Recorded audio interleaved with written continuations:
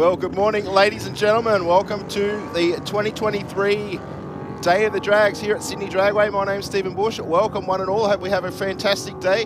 Joining me in commentary here today is Stu McCarthy. Welcome back, Stu. Bushy, sensational to be here, mate. When I got the phone call to come and do this today, I'll be first to admit, had no idea what this event was about. As soon as I drove in, I did a bit of research during the week, obviously, but as soon as I drove in, my face lit up because I just seen some of these vehicles that are down there and I'm like, this is going to be cool. Yes, I think today is one of those events that brings a lot of cars to Sydney Dragway that we don't normally see. Not only from on the actual racetrack, but also throughout the pits. There's a lot of cool cars that do turn up to race, but also to participate in the show and shine and just be part of the atmosphere that is Day of the Drags. Always a fantastic event here at Sydney Dragway. Our second pair making their way down the quarter mile. We've got Jim Raptus in the rocket lane taking on Mark Elborn.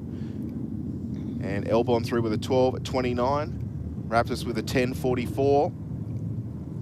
So this is all just qualifying right now. Yes. It's all just come out, put a time down, and then that'll seed you into your bracket. Into your selected bracket, that's correct. Yep. So open qualifying from 9 a.m. till around about midday, so it might be extended a little bit because a little bit late in starting. But on track now, we've got Alan Ostay and Billy Hattie in the utility. 0.23 on the tree for Bill. Nice reaction time for him to start the day. Ostie out in front in the hatchback though, and we'll run through first. 11.17 with a 116 mile an hour through the finish line, and a 13.79 for the utility in the rocket lane there, Stu. Yeah, conditions are, I would say, pretty much perfect out there right now. Obviously, the sun's starting to beam down on the racetrack, which will warm it up that ever so slightly. Yes, we got one of the Giddens brothers on the start line now in the Ford Cortina, taking on Robert Matisic. Matisic in the Camaro with a 383 on board. The Cortina away with the red light. Doesn't matter, in qualifying, red lights are free. And the Cortina takes it there, Stu. 11.28 with a 7. 119 mile an hour and an 11.1. for the rocket lane. Next up we have Peter Villaris in the XT Falcon taking on Dave Gardner. Gardner in this very, very nicely presented Holden Tirana. 360 cubes of Windsor on board in the Falcon. And 20 more cubes on board in the Tirana. 2.95 light, the better of the two for the Falcon, but I think the Tirana's going to get there. He's in front of 1,000. He's come around, Stu, and an 11.41, 123. Yeah, nice job by Gardner in that Tirana, for sure. Good lot of entries too for Day of the Drags here at Sydney Dragway. Good little crowd rolling in as well. Bushy, bit of a line-up to get in, but that can happen sometimes. Yes, unfortunately, that is a little bit of an issue, but it's a good one to have because it means you've got plenty of entries that are wanting to get down and race here today or be part of the event. So Paul Young in the big Chevy Impala taking on Tony Ruffalo. Ruffalo in that FE sedan, been here many times here at Sydney Dragway. 350 small block on board, runs through for a 10.6 with a 6. 127 mile an hour, and the big Impala there, Stu, 12.06 with a 5 at 113. Bit of smoke out of the... Oh, that's not a good thing. That's quite got worse thick. The further it got down. Yeah, it's fairly thick down in the bottom, in the braking area. I'm sure the officials down in the... I don't know.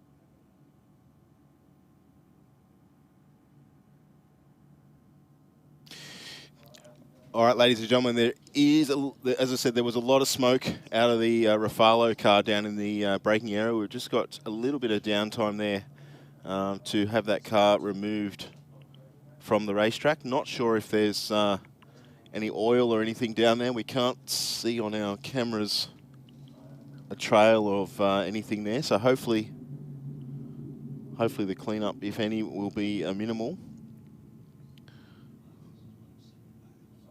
It looks like the tow truck's actually been sent back away from the car down there. So maybe that means we'll use the quad to extract that car from the racing surface in the braking area. But as Stewie and I have mentioned, there's quite a good selection of cars here to race today. And of course, I did see on Facebook we've got Josh Lay and Morris McMillan in their Outlaw Nostalgia Funny cars. So that's going to be a fantastic show for you guys, because those guys and teams put on a fantastic spectacle of what is Nitro racing. The Outlaw Nitro Funny car, and obviously the Aeroflow rocket team, Graham Cowan owned situation, and both Josh and Morris are going to go out there and put on a show for sure. And the thing, actually, I was talking to Morris yesterday. They'll get to do 3 passes at the start of each sort of round. Yep.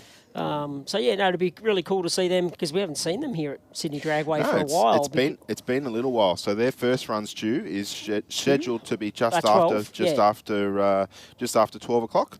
And then another one just after 2. And then about 4:30. Yeah, so should be a good spectacle. Yeah, for sure. It's and obviously they get up and move those Outlaw Nitro Funny cars for sure. They sure do, running sort of mid-5s, I think. 240, 250 mile an hour, somewhere around there. It'd be interesting to get Morris's perspective, obviously, after running the top fuel funny cars, and how quick and how demanding they are to drive.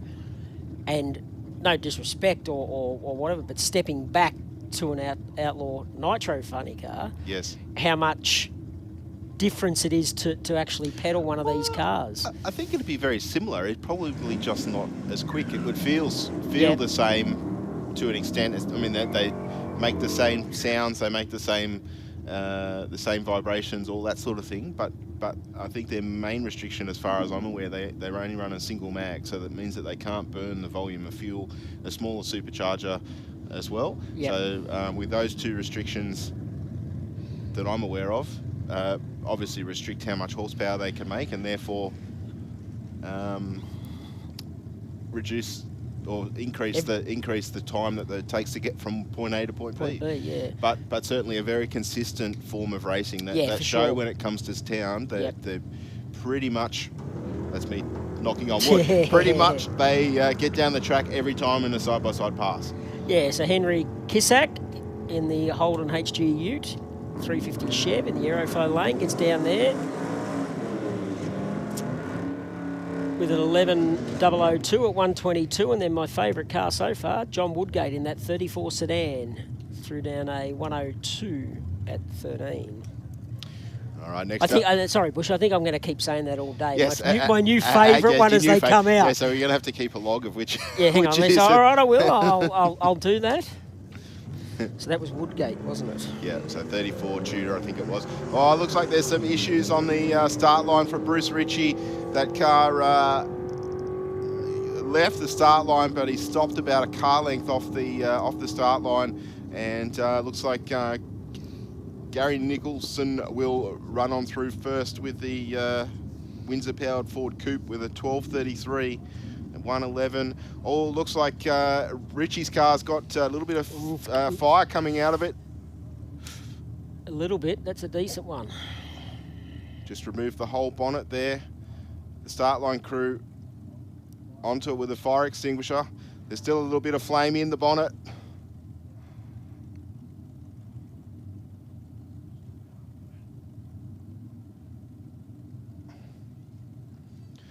And Richie, that big Chev. That's not how you want to start the day. Certainly not how you want to start the day. Unfortunately, Bruce, probably 18 months ago, broke an axle, I think it was, on the start line and did quite a bit of damage to the front of the car. He's come back and raced a couple of times now. He was here a week or so ago, and now unfortunately started his day with a small fire under the bonnet there. So that's probably a good example to obviously explain for the people that are here or people that are watching on YouTube. That's the reason why you have to wear safety equipment. 100%. Even though he was probably okay, obviously, with the size of the fire and where it was, but for whatever reason, if that had erupted, you need to make sure you've got your full suit on and helmet, gloves, all that kind of stuff to... Yeah, I think in the car that he's in, there's probably no actual requirement for safety like a fire suit, but always a good idea, I think. Yeah, my personal view, you've spent all that money on your car. A fire suit's, in reality, not that expensive, and obviously me with my disability, Stu, if I do have an incident, my personal view is if I have an incident, I want every second that I can get to get out of the car if I need it. 100%. So that's my view. And like as you know, my background is Speedway. Yes. And obviously with the safety side of things with that motorsport division, like you can't go on a track unless you've got every bit of safety that's required. Yes. But then in saying that, and this is not a negative thing, but you can, if you wanted to start your race car at home, especially a let's say a sprint car or a midget or whatever, the amount of times that I've seen it happen, and it will continue to happen, where people will start their race car with shorts and a singlet, but they'll put their helmet and their gloves on. Yes. They'll still do their belts up. There's some people that haven't done their belts up and they've got caught out. But it's, to me, if I was able to race myself, or if I wanted to do it, if anything like that, I would be making sure I've got all the... Anytime I start... And especially at home, because you're obviously testing something. Of course you are.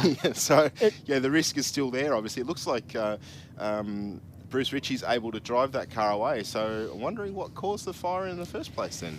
Maybe a little bit of a backfire through the carburetor or something like that, I don't know. But the car is driving away from the start line under its own power. Maybe the little collector under if it has backfired through the carburetor, maybe the collector that sits under the air cleaner there is copped or got fuel in it or something like that, and then that's where the fire was. Where the airbox on the top. It's not ideal, but no, certainly not. But I get what you're saying, Stu. I've seen a couple of posts on Facebook of people that are testing cars, and credit where credit's due. Those people were wearing their fire suit and their boots and stuff, but they weren't wearing gloves. So you kind of, I think that if you're going to do it, you go the whole hog, because you just never know. And I don't know if I told you, I did have the experience of sitting in a sprint car at the Hot Rod Nationals here at Windsor at Easter time, and not a very easy car to get in and out of. No, they're not. They're very hard to get in and out of. It's not the easiest race car to get in and out of, but that's part of the excitement, I guess. And but like going back to with that side of things, like a very good mate of mine, I'm not going to dob him in, but his name, but he did an engine start, and for whatever reason, something went wrong with the car. He couldn't slow it down. He had a helmet on, as I said, didn't have anything else on, but didn't have any belts on either. Yes. And the only way that car stopped was when it hit a tree. Oh no. Oh, there's good footage of it on YouTube. Yeah, Don't worry about that. But it's but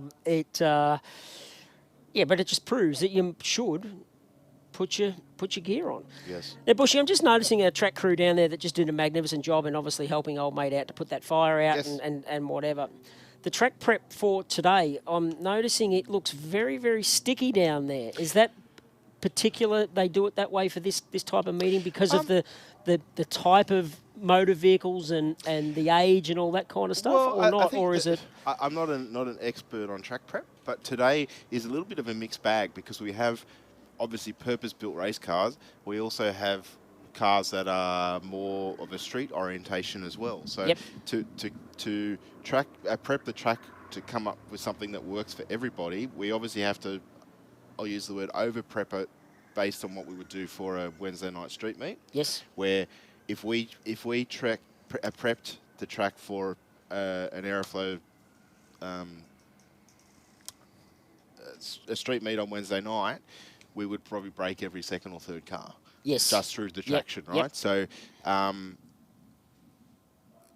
but obviously with today, we need to have a little bit more prep on for the quicker cars, and of course the Nitro cars. We were talking about them before. There's actually a scheduled track prep for 5 or 10 minutes before each round that those guys come out, just to make sure that they have that level of traction that they need for their 3,000-4,000 horsepower to get down the racetrack. But well, what surprised me was how much goo, I'm going to say, is on the track, because it obviously has a technical term, or the traction compound that we spray on out of the ute. So, but for the simple people like me, the goo. Yes.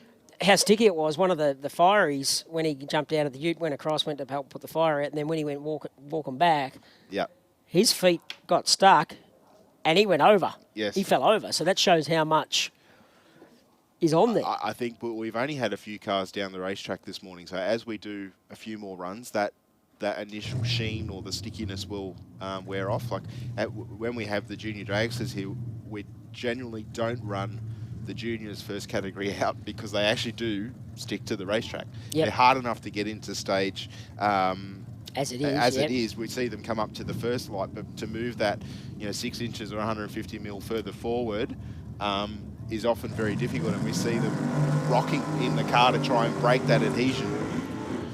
We've got a new contender. I saw you. Stephen Dawson in the Ford pickup. I saw you. 350 Chev underneath. I saw you look in there, Stu. This is a pretty cool, a pretty cool Ford pickup. 350 Chev on board for him, and he's taking on Emmanuel Candros.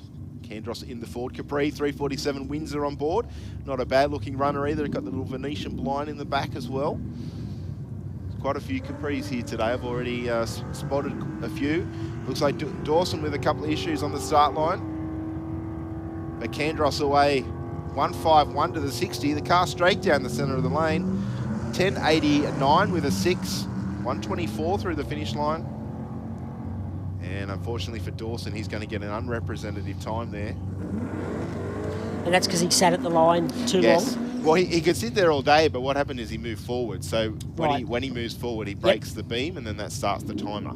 So your reaction time, Stu, does not add or subtract away from the time that you actually run. So these two cars could sit on the line. The green light comes down. If they don't move forward, they could sit there for 15 seconds and still run what the car would normally run. Right. It's not 15 seconds plus. Then. But if they move forward and start the timer, then obviously that then would impact on their elapsed time at the other end of the racetrack. Yep. Troy Ford in the VW Beetle. Yeah, wow, good run for Troy Ford. 11.28 with a 6, 120 mile an hour. And unfortunately, a no time recorded there for Damien McGinn. I think he left before the green light came down there. You see the red light was on the bottom of the tree. So how does that, if you break the red light, obviously, go like... I think he's rolled forward before the tree actually came down, so that's why he didn't get a time. The time at all. Yep. So but if he had the tree lit and then rolled forward before the green, obviously the green lights come on, he would then be able to get his time. Yeah, I think you can leave sort of, if you leave before the third amber, as long as the tree is actually counting down, you will still get a time. Right, yep. No, all good. All right, so another Capri on the start line now.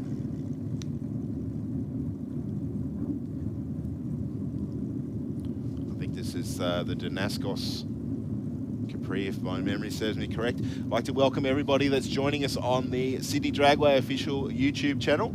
I hope you enjoy the coverage from Sydney Dragway here, the 2023 Day of the Drags. Take 2 at Sydney Dragway. Take two. So Yes, we were scheduled a little bit earlier in the year, but we had some not so favourable weather. Roger. So this is the reschedule. And which is pretty cool. Just noticing old mate Ian Barr from the USA.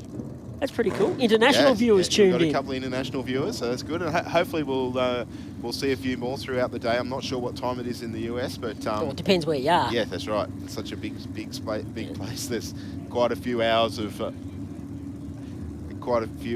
difference between, and we often see the UK viewers, much like when Ben and I watch the ones from Santapod. Yep. It's midday over there or whatever, and it's midnight here or later. So on the West Coast in America right now, it's 20 to 5 in the afternoon. Oh, okay. So they're settling in for their Friday afternoon. Yep. Dennis Matzik in the Chevy Camaro taking on Martin Stevenson in the panel van. Good side-by-side race, due 10.02 with a 6, 128 mile an hour for the Camaro, and a 10.04. So about 2 tenths across the finish line, but the reaction times is what gave us that margin. But in terms of time, there was only about a tenth per second, I think, between the two. Next up, we've got Gary Durrington from Richmond in the Holden-powered front engine dragster, taking on Steve Jones in the 400 Chevy powered T-Bucket. The T-Bucket obviously in the rocket lane.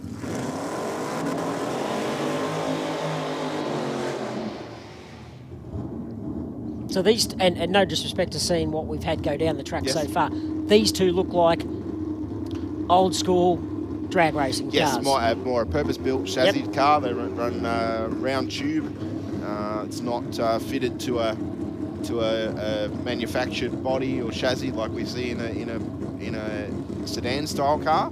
But both cars built old school. Although Durrington's car is not that old, I believe, but certainly built in the style of a front-engine dragster. Of course, this is how they used to do it back in the 60s. So the Durrington one, just like where I'm sitting, but I probably need to... The right wheel looks like it's out further, front wheel's out further than the left one. Am I seeing things or not? Well, I think the front end's wider than the back because it's only got a little tyre on it, right? Yep. The fact that it's a 202, it's not making a gazillion horsepower, so to put a big tyre on it would actually be a negative to his performance. So 001 on the tree for Stephen Jones. Looks like Durrington's keeping him honest though. Good race. 978 with a 5, 134 mile an hour to a 970. So just under 2 tenths across the finish line. I don't recall Durrington running that quick before, so maybe he's done a little bit of upgrades. Souped her up a little bit for this weekend.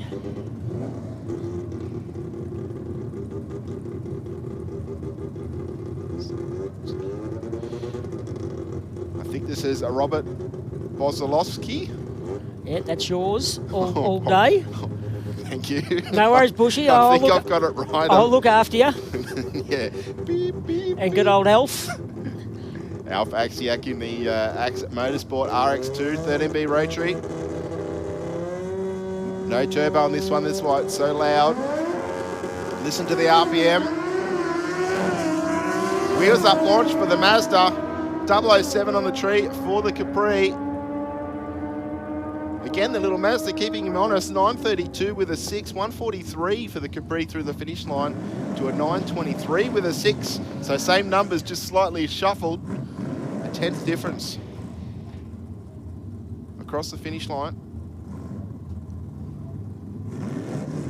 One of my favourite cars, the Anglia pickup. I'm not biased at all. 421 cubes of Chevy on board this one for Mark Ind from Helensburgh in New South Wales. Pretty quick little run of this one. He's taking on Victor Satliagianis in the Holden Tirana. That's another one for you all day. Thank you. 049 on the tree for Victor. Very strong run of this Holden Tirana. And runs on through for a 932, 142 mile an hour through the finish line to a 998 at 137 for the Anglia.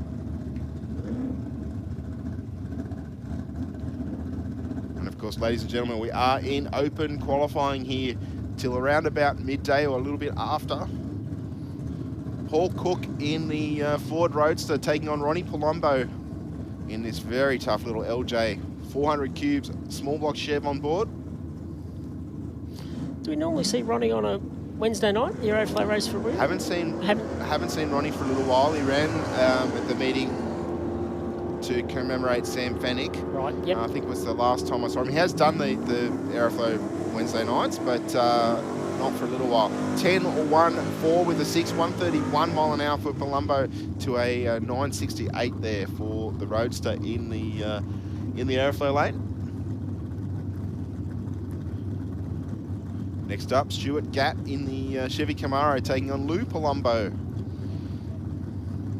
in the HX1 tonner. Palumbo running for Fairfield Mobile Auto Electrical. Very regular racer here at Sydney Dragway.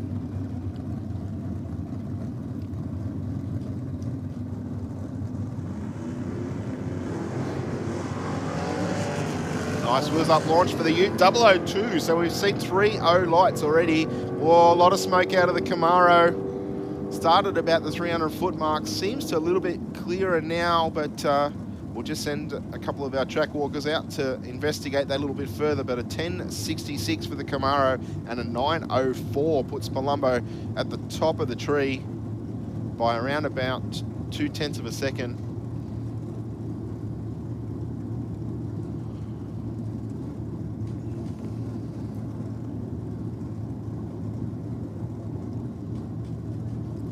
Track official straight over the wall to check that one out.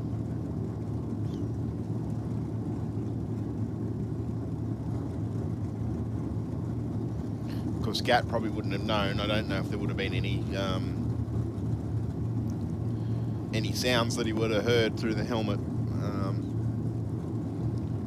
And I guess you're not going to be, if you've got one, a rear vision mirror in the car, like you're not going to be looking at it. You're not looking at the back, out the back to see what's going on. But I will say to those racers that are in the staging lanes that don't race here all the time, if you do think you have a problem, as soon as it's safe to do so, pull over to the side of the racetrack, whichever wall is closest, stop the vehicle, let our official have a look at the car. If you're not dropping anything, we'll motion you down to finish the run. Of course, you're not going to get a representative time, but the whole idea of that is if you are leaking something, we can stop you and therefore minimise the downtime and the clean-up to get back to racing. Sean Maher in the Aeroflow lane in the Holden HP Tirana up against David Stapleton in the HQ Ute. Yeah, Maher's running very well of late in the HB Tirana. This car, ultra consistent, and so is the driver. You know, very good on the Christmas tree. Took out the ADR 2200 race meeting here last weekend. 047 on the tree. 130 to the 60. Straight down the centre of the Aeroflow lane. 912 with a 147 mile an hour through the finish line. Yeah, it looked like Stapleton just spun the wheels in the Ute, in the Rocket lane. Yeah, still we're at 11.05 though, so 127 mile an hour. Yeah, but didn't hook up the same as Maher did, definitely on the hit of the throttle there. All right, next up we've got Bill Osling in the Chevy Camaro, running for Stallion Wholesale Auto Parts, and Tamworth Muffler Man. He's taking on Craig Davies in the front engine dragster. Davies usually running in modified eliminator here at Sydney Dragway. Running for Revolution Race Gear in Brisbane. Shane's Race Engines. Victory Transmissions. Osling just over towards the wall on the hit of the throttle. 067 to an 025 light. And the dragster will get there first. 820, 162 mile an hour to an 858. At 159 there for Osling in the Camaro.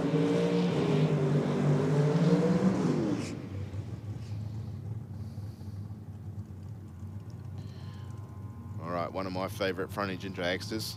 I just love the stance of this car. It's very old school for Peter Colton. Runs the injected small block Chevy in it. Almost like exactly what you would find back in the late 70s, I reckon, in a front engine dragster. Taking on Stephanie Heisman's in the T-Bucket from Spring Hill out near Orange Way.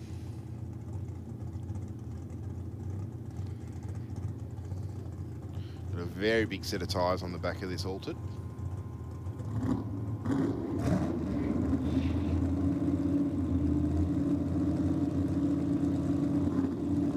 Just had a bit of drama reversing that car up there, yes. like to back into a burnout. Yeah, Stephanie not following the instruction, and the backup lady was getting a little bit frustrated, I think, but all good now.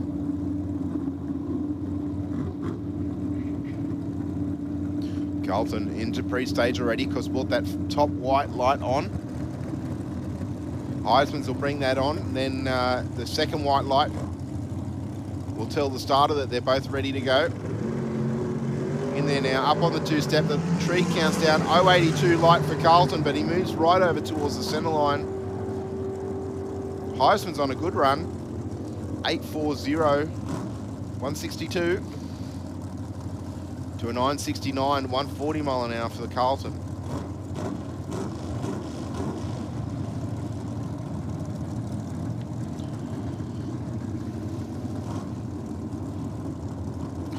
A couple of sedans about to face the quarter mile. The Chevy Camaro in the Aeroflow lane.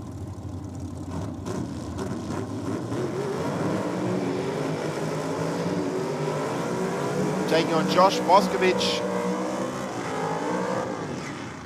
in the XA Coupe. Now Josh's car was the image of the Day of the Drags event this year. So does that add pressure to perform, do you think, Stu? I'll say no. No? Well, I mean, Josh is a pretty cool customer anyway. He's been around racing for a long time. The family for a number of decades now. So Jeff Alston in the Chevy Camaro, 632 cubes, a big block Chev on board for him. Boscovich is running a Fontana 410 in the Falcon, manually shifted. Running for Die-Cast Mania. It's a dangerous sponsor to have, I reckon.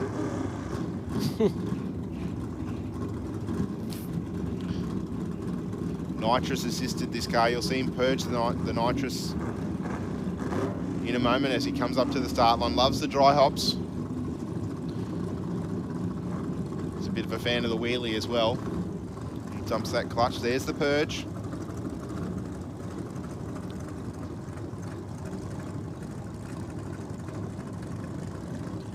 Both races into pre-stage. Boscovich, one final purge of the nitrous. RPM comes up. Oh, tyre shake there for Boscovich on the head of the throttle. I wouldn't have expected that this morning, but unfortunately for him, that's not going to give him a representative time. But Alston, an 805, 172 mile an hour. So good pass for him.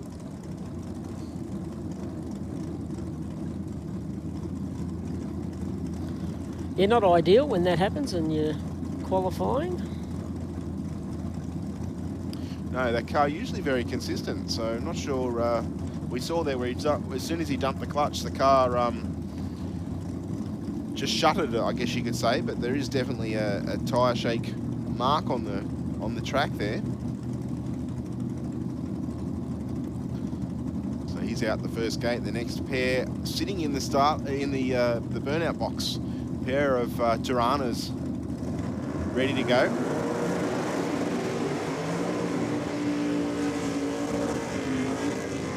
It's a name we haven't seen at Sydney Dragway for a little while is Adam Addard. And I think that's Charlie Addard in the Rocket Lane. I'm not sure if there's a relation there. But Charlie was out here last weekend. Running some pretty good numbers. It's getting quicker and quicker with each pass. I'm happy to be wrong, Stu, if I'm wrong. No, hey, I believe you, It won't be the first time today, I can tell you. Charlie Addard, Yep. 2686, that's him. All over it, Bushy. That's why you're the professional. Thank you. Helps when you're here every weekend and every Wednesday night and sitting much. and you're doing timing as well or whatever Pretty like much. that. You get to know who they are. I'm not so good with people knowing the numbers. I'm more recognising the car. Yeah. But there's plenty of people around the place that go, oh, that's racer X, Y, Z. I'm like, okay. 170 on the tree for Adam Addard in the Aeroflow lane. The 600 cubes stretching the legs at the bottom end of the racetrack. 824 with an 8.162.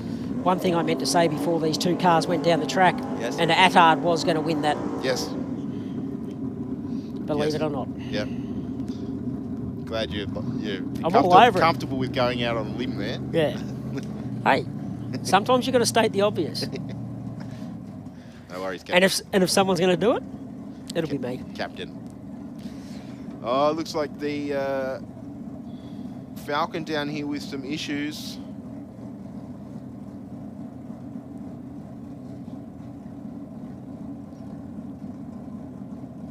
Perhaps. Not quite sure. Alan White in the T bucket.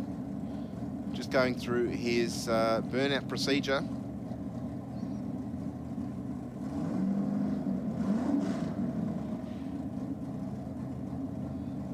Sounds like it's still running down there, so I'm not sure. Yeah, I'd agree with that, Stephen, unless it's going to be a... He's running in a different class, so I don't know if that's the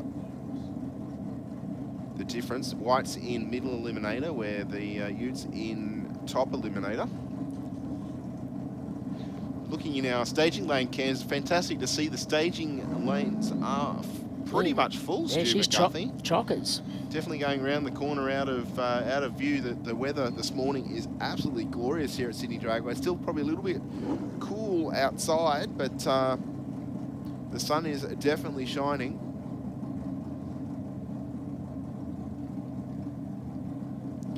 It has been a little bit cool out here in Sydney's west the last week each morning. Yeah, it has been in Western Sydney for sure, but it's been a lot colder a couple of hours west as well. Yes, correct. Oberon and the likes. It's generally pretty cold in Oberon. All right, White just about to make his run into pre-stage, running for Arnox Enterprises. Former Australian champion in modified eliminator. And spun the wheels on the end of the throttle. And 9:38, 143 mile an hour through the finish line.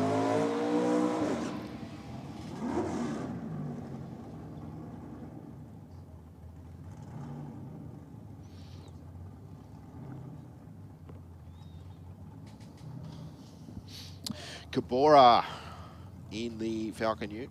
Now going to go on a solo. This car known for wheel stands, Stu McCarthy. We can see the wheelie bars, they're there. They're there for a reason. They're there for a reason, but they are pretty high still. They're not. They're definitely not set on the ground. So let's see if he can. There we go. It's not disappointing. Not disappointing. Sometimes I give the commentator's curse and it goes out flat and not much happens. But Cabora on a good run here. 8.95 with a 149 through the finish line. Shoots out right on the finish line and around the bottom end safely.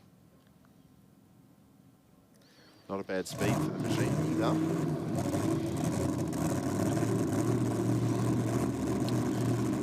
Oh, sounds like a supercharged Alta down below us, Stu.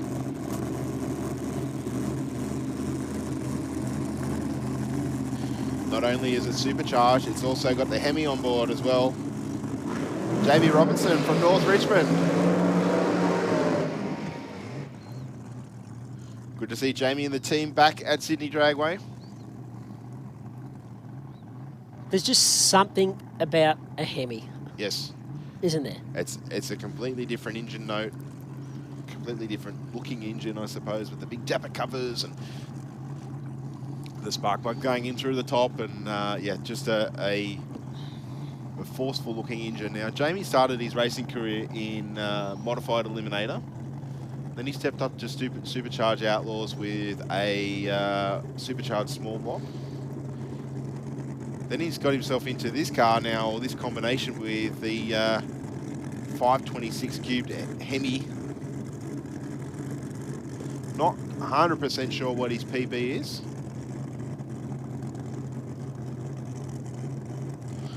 Let's see what he can do here at Sydney Dragway this morning.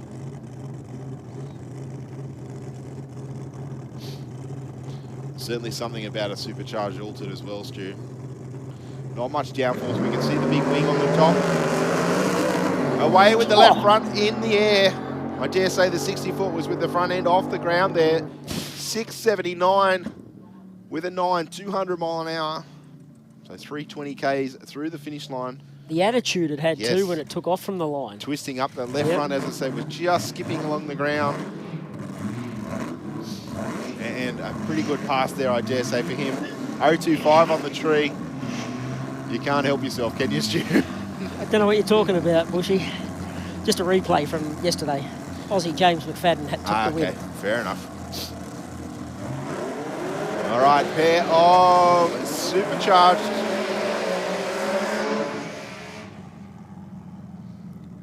front engine dragsters.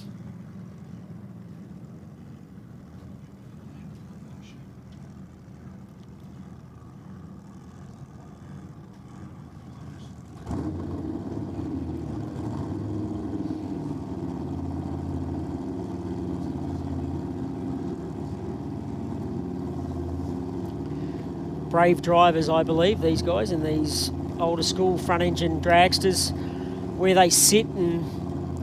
Yeah, very much so, Stu. They're anything that happens, they're the first to know about it. Yep, because there ain't nothing behind you, bar your chutes. No. And your wheelie bar.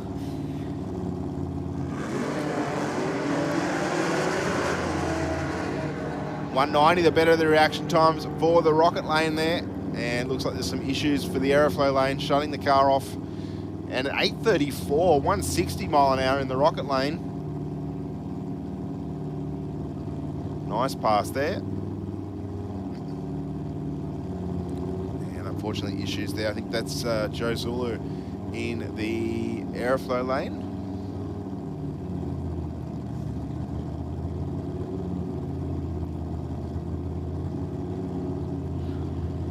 Pretty sure I've seen on the Sydney Dragway Facebook page that there is event merchandise for today. Day of the Drags up in the merchandise shop. Not sure if it's open just yet or anything like that, but it certainly, if it's not, it won't be too far away from being open, and go and get your merch up there. Yeah, and that's located at the top of the stairs on the northern end of the grandstand, behind the marquee there, opposite the start line. Yep.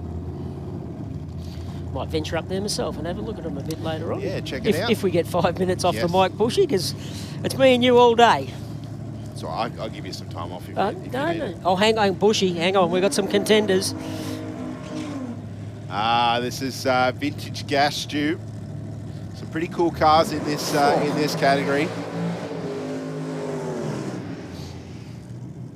Now, we talked about old school racing. These cars built like the old gases of the day. Straight axle. The whole idea to get the weight transfer of the car back onto the rear axle.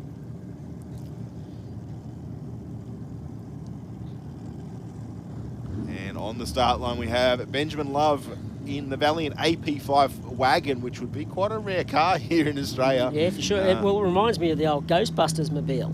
Yes, well, that was a Cadillac, but yeah, but still, just they're two different types, obviously. But looking at it from here, yeah, both pretty big cars, but the Cadillac's probably another 3 foot longer. Then you got Ant Midson in the Austin A40. Yeah, a little 6-cylinder on the Austin. Now, we talked about the width of the front end. I can't even see the front wheels on the Austin. They're tucked in that far under the front guards, but nice launch there for Love in the Valiant. 930 with a 4, 145 mile an hour. Out of the Mopar-powered wagon. And Midson, a 1780, 77 miles an hour in the Austin.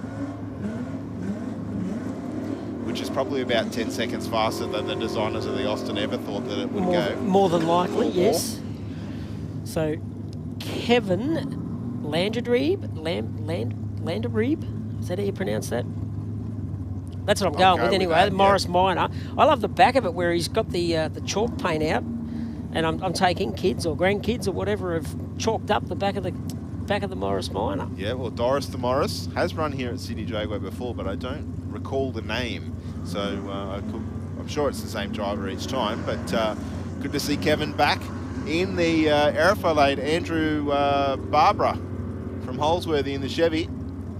Doris the Morris out in front at the moment and should take the win. He didn't get there. I wonder what happened. 14:33, 83 mile an hour to a 13:89 at 101 for Barbara in the Chevy.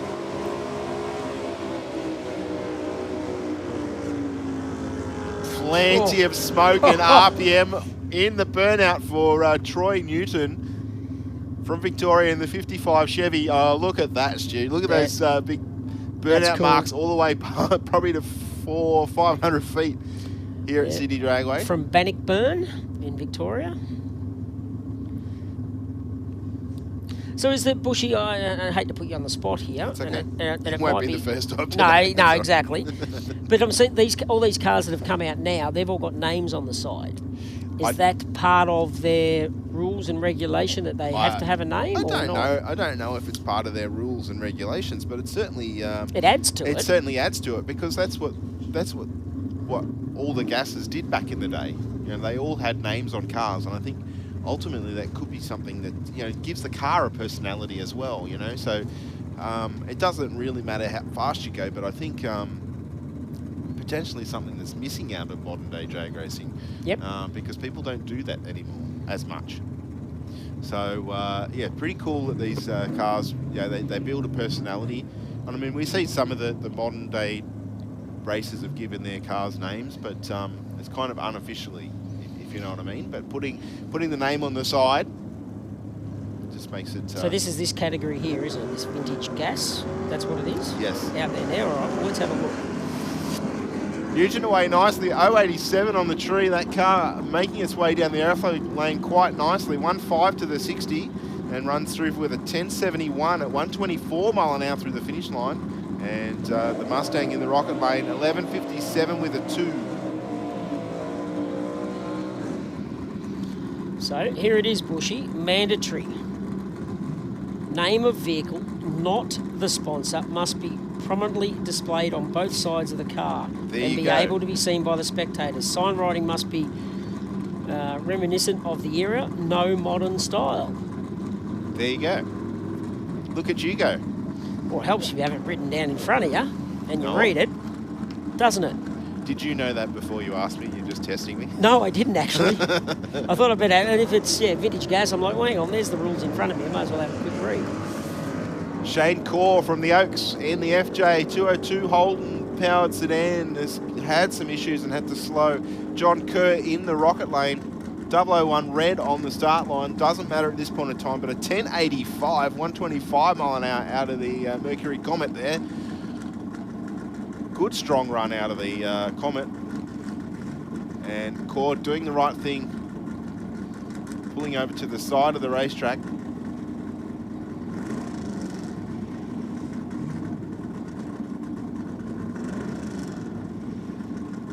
Another pair of vintage gas cars about to commence their burnout procedure. So good field of those guys and girls here this weekend. Matthew Moore from Robin Hill in the Chevy.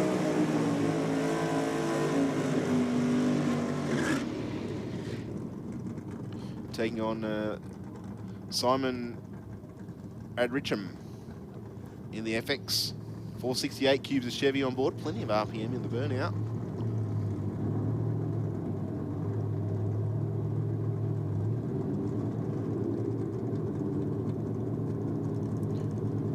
The FJ with a big parachute on the boot.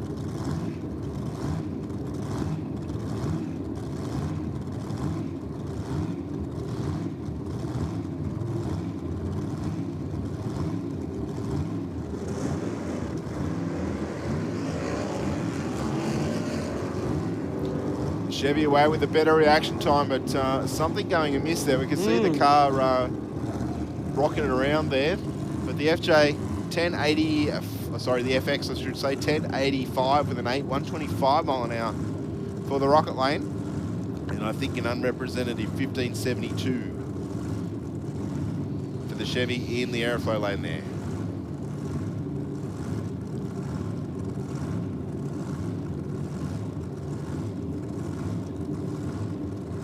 Track walker's just coming out, just making sure the Aeroflow lane is A-OK.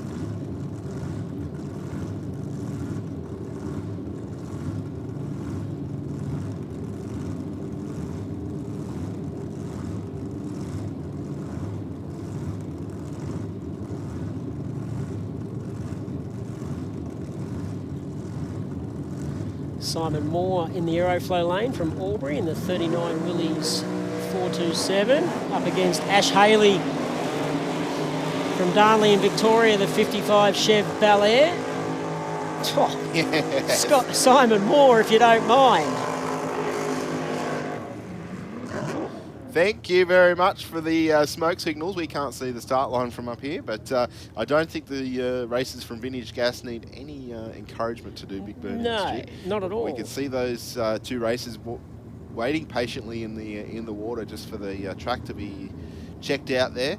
Plenty of RPM initially on board for Simon Moore in the Willys, and then the next thing, the blown small block of Haley takes off and completes his burnout 350 feet out. We can see a very prominent set of tyre marks all the way from the water to the 330 mark, or just past it.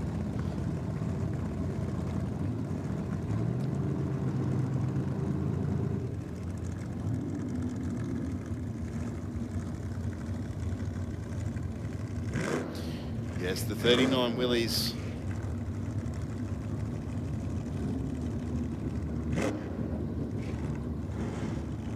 Looking pretty tough in the flat black.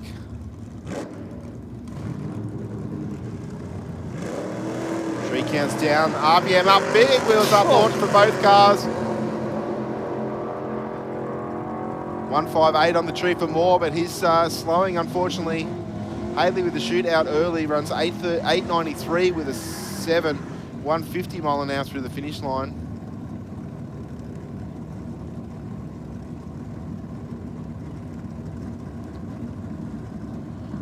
I'm hoping these gas cars that are slowing are able to find their issue and come back for another couple of rounds of qualifying, and of course some racing a little bit later on. It'd be a shame to have them out early.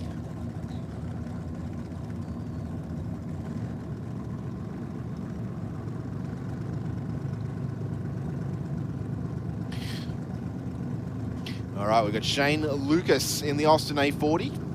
This one with the Chevy 355 on board, taking on Dale Ruffley.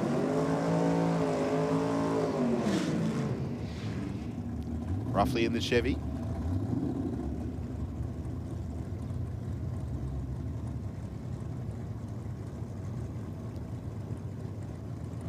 Yeah, they just don't look stable, do they, Stu? No, they don't when they creep up to the line and sitting there, and they just look all twisted up before they even go.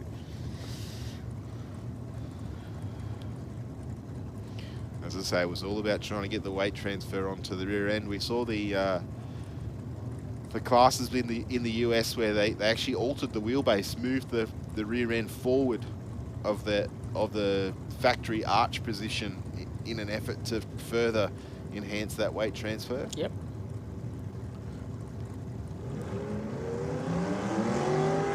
And the Austin away first with a 261 reaction time.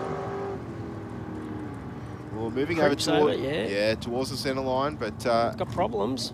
Was a little bit of smoke there, so done the right thing, moved over to the wall.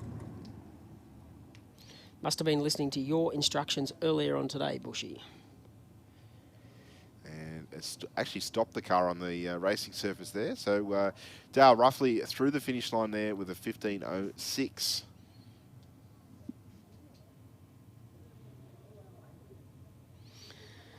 and roughly stopped down there like as well. He's, yes, I was going to say, I was just checking our cameras to see. It looks like he's stopped as well down there.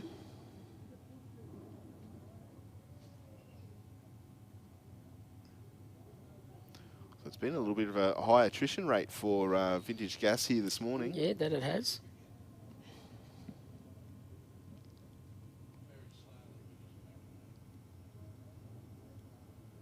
Yeah, it looks like roughly is under his own power. And we've got the quad, I think, on his way to the Austin.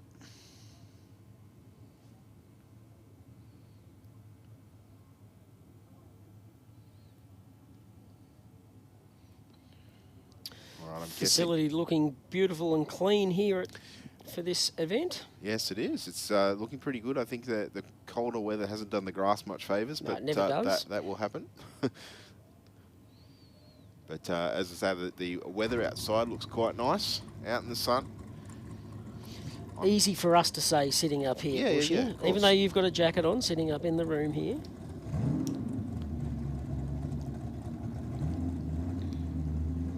Because old Benji will get the aircon cranked up later on, and when it's getting too warm, he'll make it too cold. Won't you, Benji? All right, our friend in the Austin off the racing surface under his own power, but I think there might be something on the racing surface. We can see that rag sitting in the middle of the lane there, which is not normally a good sign, speaking from experience. So we might just be down for a few moments. We might throw to our big screen for a couple of ads from some of our sponsors, and we'll be back with you very shortly. Don't forget, ladies and gentlemen, the track merchandise stand is available up at the top of the stairs on the northern end of the western viewing mound. We have plenty of action coming your way for the 2023 Day of the Drags here at Sydney Dragway. We'll be back with you very shortly.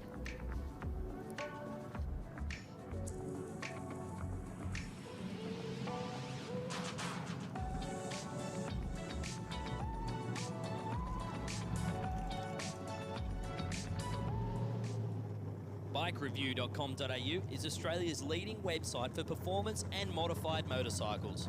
BikeReview.com.au is the only motorcycle-focused website to feature motorcycle drag racing on a regular basis. And in the words of editor Jeff Ware, our involvement with Sydney Dragway is our way of putting back into one of our favourite sports. BikeReview.com.au. Aeroflow Performance provides a wide range of high-quality performance products for racers, street machines and hot rodders.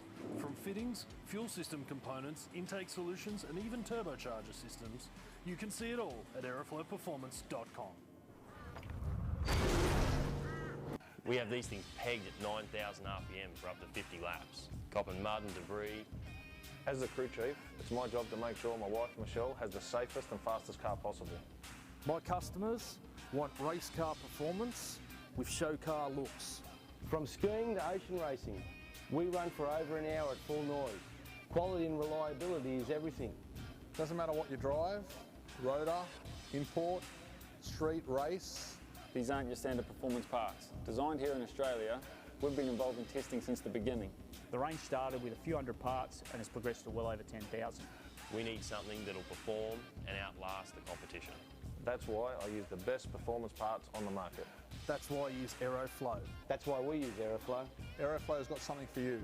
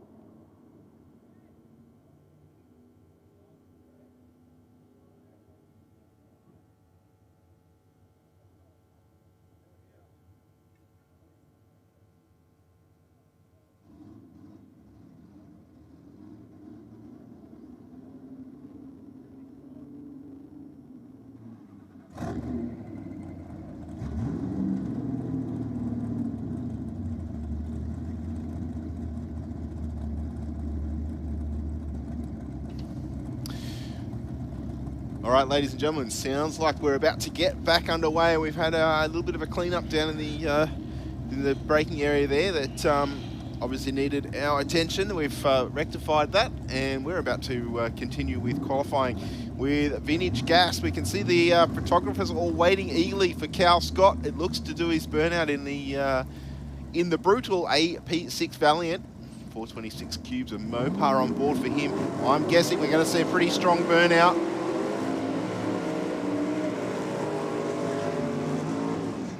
Taking on Casey Johnson in the XR Falcon.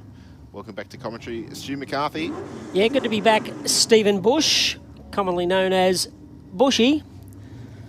For two generations so far that I'm aware of. But thank you very much. We've had a little bit of downtime this morning, but you know, Vintage Gas putting on a reasonably good show so far. Some good burnouts. But as much as it's disappointing, but that's part of drag racing. It is. It can happen. It's or motorsport in general. Yep.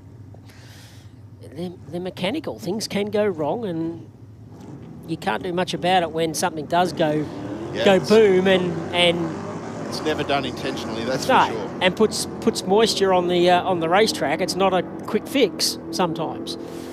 Good race here, side by side between Johnson and Scott. Give it to Scott at 11.58 at 117 compared to Johnson with a 12.22 at 110. Yeah, they were pretty close up to probably about half track, and then the big Valiant just started to stretch away. Very nice EH down there on the start line. Yeah, that it is for sure. Mitch Gregory from Pendle Hill, just down the road here from Sydney Dragway. Joe Madday. Joe's one of our photographers here at Sydney Dragway. Oh, very good. Well, he should be good on the lights then with his. He is usually pretty good on the lights. From Hinchinbrook in the 64 Ford Fairlane, and what a movie that is, Ford Fairlane. Can't say I've seen it. Oh, please. I'll have to maybe check it out on Netflix tonight. 2:35, the reaction time for Madday. The car built by his brother. 347 cubes of wins of the Big Falcon gets their Big Fairlane, I beg your pardon. 13.20 at 104. And an 18.34 there for The Adventures of Ford Fairlane. Okay. Yes. I'll check it out. Andrew Harvey in the EK wagon. Small block Chev on board this one. Pretty rare car, the old EK, I dare say. I can't say I've seen that many of them. Taking on Michael T from Point Claire in the LX Tirana.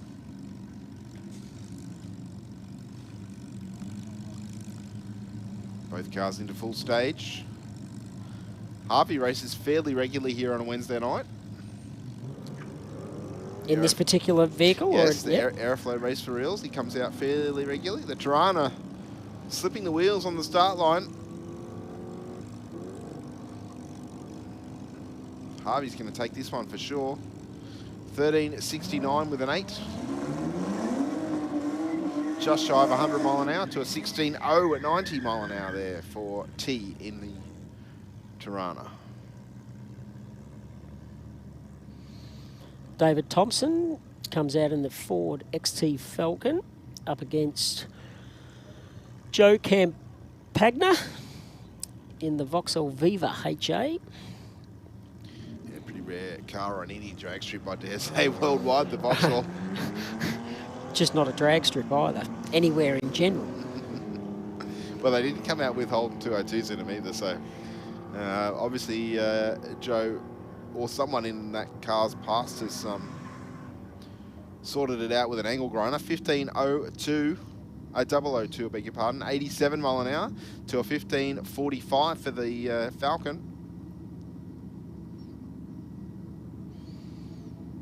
Tony Corr from Georges Hall in the 39 Ford Coupe up against Alan Pepper from Georges Hall in the 37 Ford Roadster. Yeah, nice colour green on the big that coupe. It is. Stands out very nicely in the sun here at Sydney Dragway. Even the rear bumper, a bit of bling coming off with the sun. Yep, good old 39 Ford Coupe. And the 37 Roadster looking pretty sharp down there on the start line as well. Cleveland on board in the Roadster. Shashev on board in the coupe.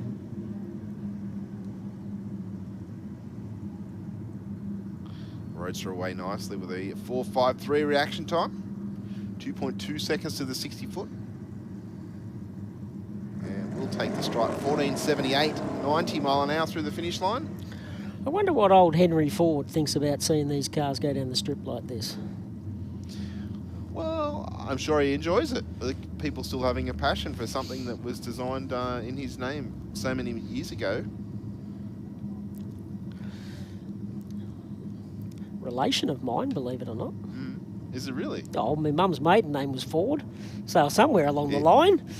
I don't know how far, but somewhere. That's fair.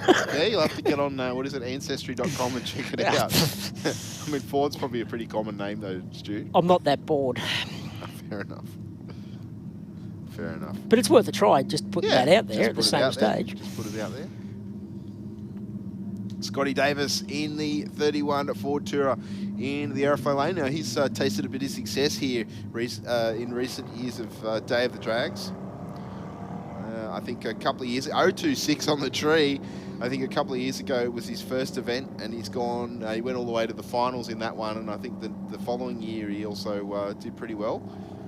Taking on Terry Bug in the HK. Davis will get there first. 14.14, 92 mile an hour, and a 17.6 with a 6 for Terry Bug in the Holden.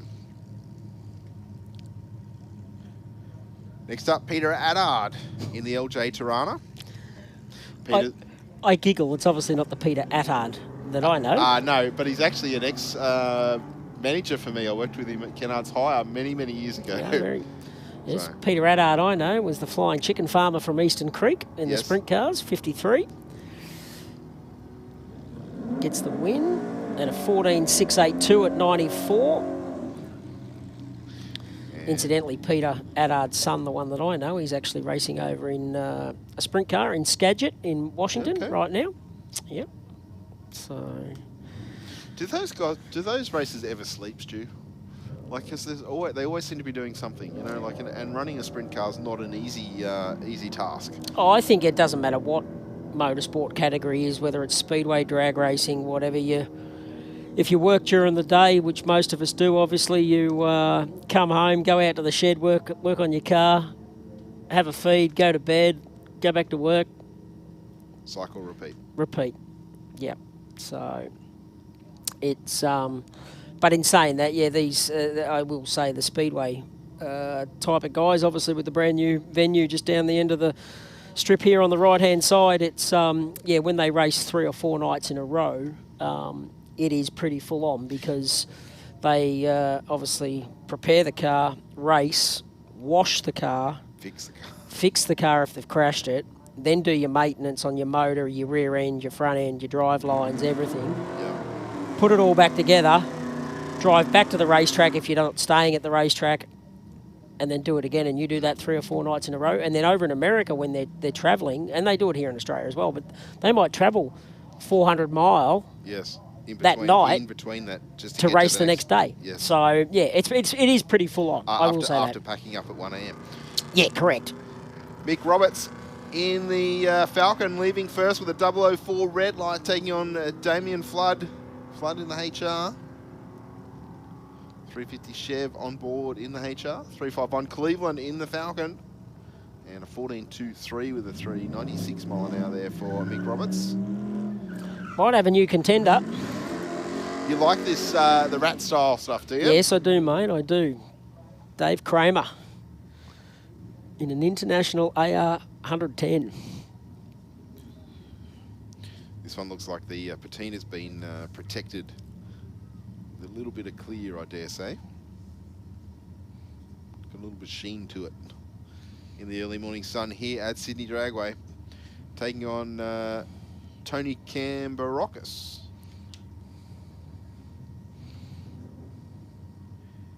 In the Ford Roadster. I know I keep referring to movies and that, but I'm pretty sure old mate over there just in the burnout pad looks like Doc Hudson from Cars. Yes. For the kids that are sitting there, that might be Doc Hudson. Go and get a photo with him later on. Even the colours of it, actually. What a great movie that is, Yes. too. Yeah, good for the kids and also their parents as well. I was going to say, what are you just saying kids for? There's a I think there's an art in producing something like that that works for all ages. Yeah, for sure.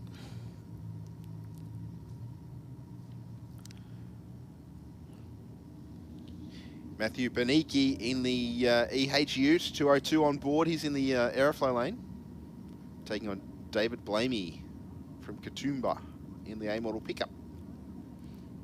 Cool looking pickup there for the A model. 351. I'm guessing Cleveland on board for him. Blaney looks like he's got a few issues. Officials just checking with him.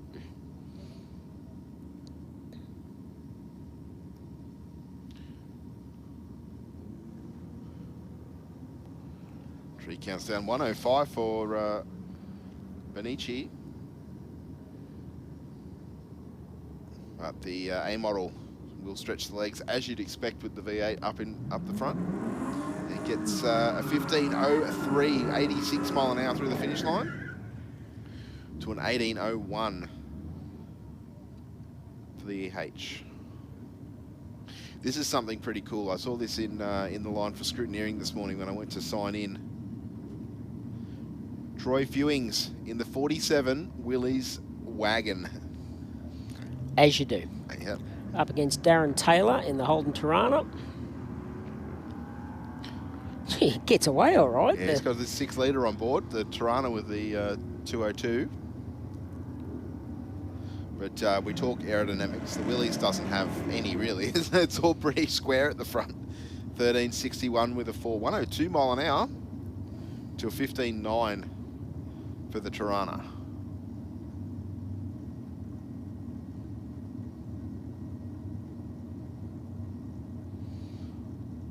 So Dennis Plessas from Milpera in the Nissan Duke up against Alan Odgers from Minto Heights in the 32 Ford pickup.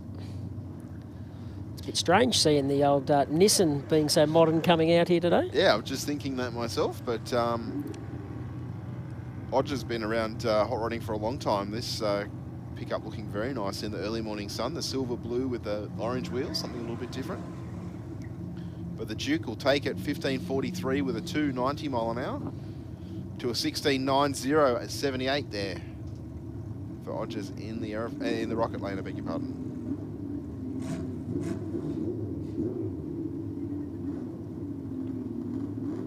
Franco Cottardo in the Ford Mustang from Carryong. Little 302 Windsor on board in this one.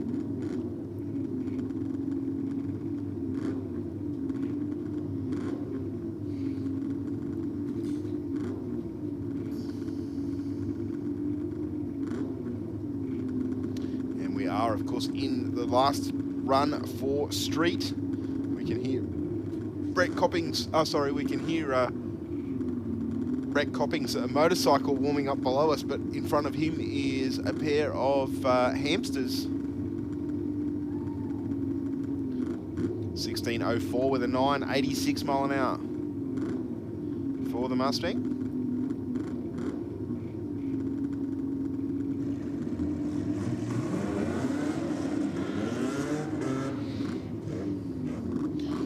They remind me, like, as silly as this sounds, but an open wheel race car. Well, they are actually, of course, they are open wheel, but based on on the first, what they used to call rails, the first dragsters, I guess, back in the day, that were basically a chassis and an engine, somewhere to sit. You know, typically a 32 Ford Roadster or something like that, where they've pulled the body off it, and obviously to reduce the weight of the vehicle. But these hamsters that we see, Charlie Boscovich driving here, the 239 cubed side valve, and Peter Grant in the 138 cubed Holden motor. 036 for Grant in the rocket lane.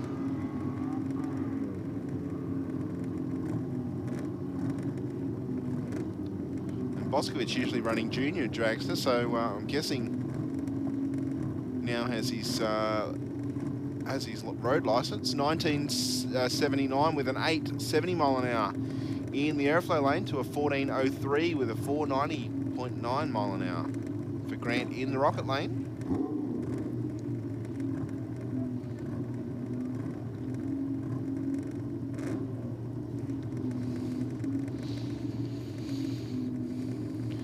And next up we'll move into classic bike. And we've got Brett Copping on the Suzuki 750. In the Aeroflow lane, and Brett was out here testing on Wednesday night. Of course, this bike, the two-stroke 750, taking on Mark Akers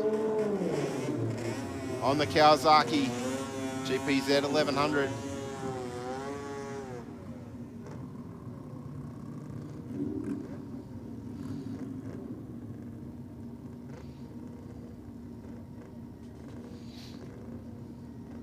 Akers with the wheelie bar out the back. He can be a little bit more aggressive on the letting go the clutch, where Brett Copping in the Aeroflow lane, he's got to be somewhat careful. Keep your eyes on his right wrist, because it's very prominent, and the elbow movement with the throttle on the gear change.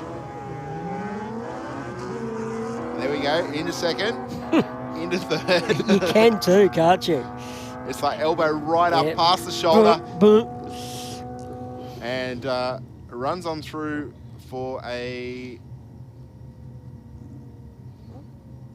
that's interesting, 6:56 with an 8.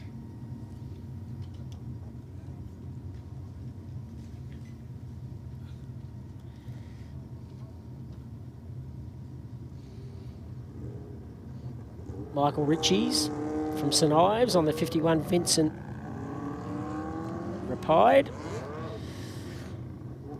Sound like someone missed a gear there.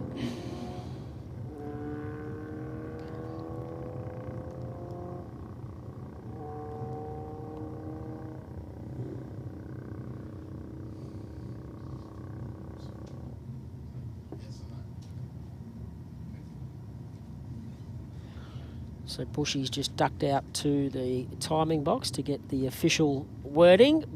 Stephen Bush, what did you find out?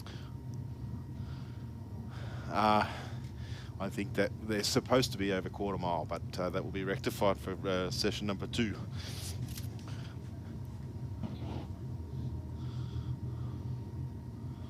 All right, so it looks like we've got another pair of cars. Top Gas out for their second qualifying session. These races already done.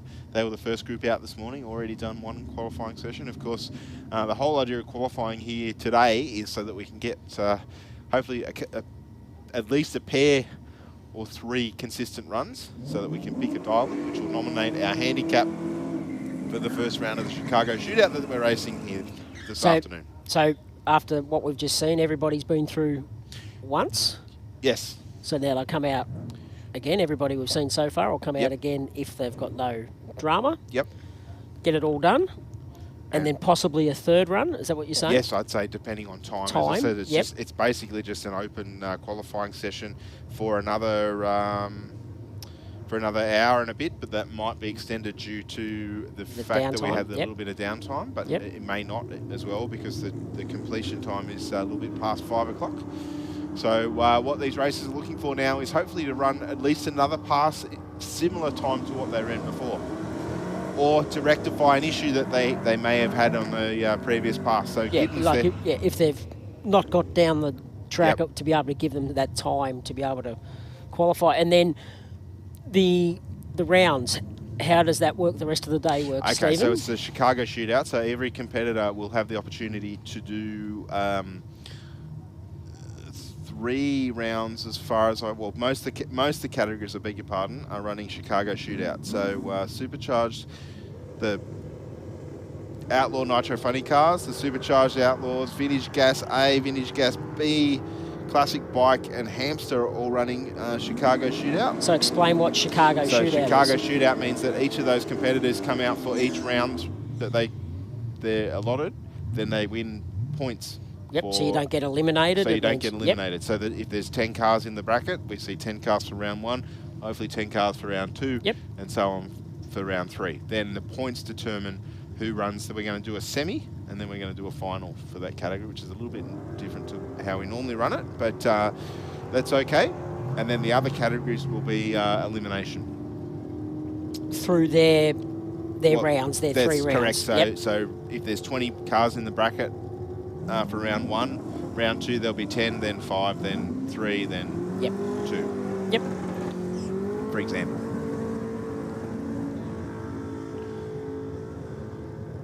Wow, that's Nathan McAuliffe in the Hillman Hunter.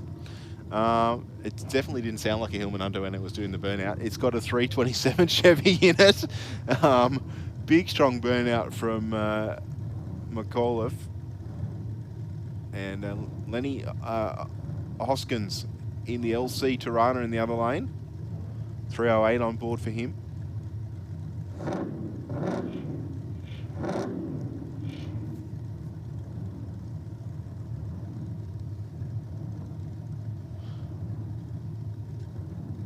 As I say, into top gas, the second round of qualifying for these races. Hoskins, car kicked right on him. Got it back though. Looks like the comes back at him. Yeah, looks like the Hillman's out in front though. Yeah. 11.361 at 119 for McAuliffe compared to Hoskins at 11.770 at 111. Okay, I've just received a message. Apparently the track shop will be open at 12 noon. So about an hour. So the event shirts are available at the track shop next to the bar and will be open at 12 noon. Next to what? Sorry? There's a bar up here. Oh, see you, Stephen. Bye-bye. No, I'm joking. It's 12 o'clock somewhere in the world, isn't it? Yeah, that's exactly right. So Rolls up against Nicholson. Rolls in the Aeroflow Ford Coupe up against the 34 Ford Coupe of Nicholson. Give it to Rolls at 10.361 at 132 compared to the 12.24 at 112. Is one of your favourite cars in Woodgate back on the start line from Glossodia. Yes. The flat black 34 sedan. Oh, that it is. And I don't mind the old HT sitting there either. Yeah, Paul Tom's in the Rocket Lane. He's a fairly regular racer here at Sydney Dragway. I believe this car has been in the family since new. Wow, that's cool. 350 Chevy on board. We'll run on through first. 11.23 with a 119 mile an hour. To a 12.93 with a 5 at 106 for Woodgate. Hang on, we've got another contender. I'm picking up a theme here. You like rat-style cars, but pickups more, preferably. Yes. Belinda Pike. Have a look at this thing. 76 Chev.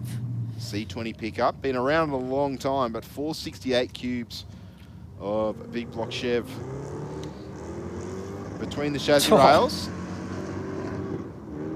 That is a big car to get moving. You're not 177 to the 60. Pretty sure it's supercharged from the last time I saw it. 11.42 with a 5. 115, thank you very much. That's ridiculous.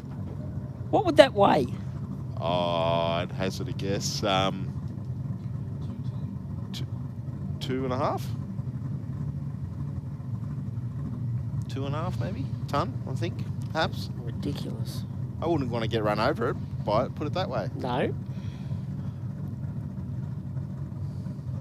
Andrew McClellan from Emu Heights in the 34 Coupe. 351 Windsor on board for him. 090 on the tree for the Falcon of Ilis Casazeres from Beverly Hills. Forgive me if I get any of these names wrong. Why are you saying that to me? Because you got no chance of me getting it right. Well, you've got to have a crack at saying it, I guess. 11.41 with a 5. Only 67 mile an hour for the Falcon. And a 14.25. Caceres? One of those A's has got to be silent, doesn't it? Anyway. Yeah, I like yours better. Again, apologies from Bushy and myself if we do stuff your name up today. Certainly not intentional. No.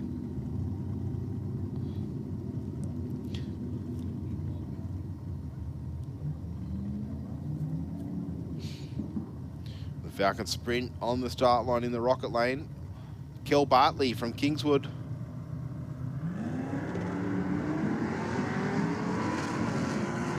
Taking on, I believe, Anthony Gadolari. 0-1-4 on the tree for Gadolari. Good side-by-side race there, Stu. Yeah, Ford versus Holden. And the Ford will take it by 83 thousandths of a second across the finish line.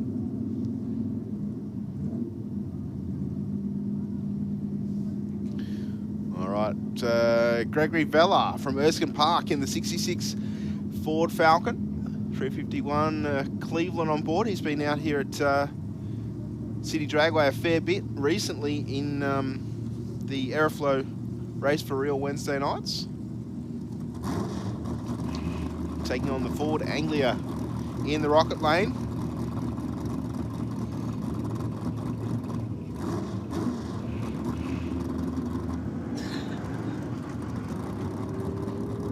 Well, the Anglia running fairly rich. It's a supercharged small block. And is slowing, but Gregory Vella will take the win. 10.72 with a 9, 129 mile an hour. And little Anglia doing the right thing, moving over towards the wall and completing the run.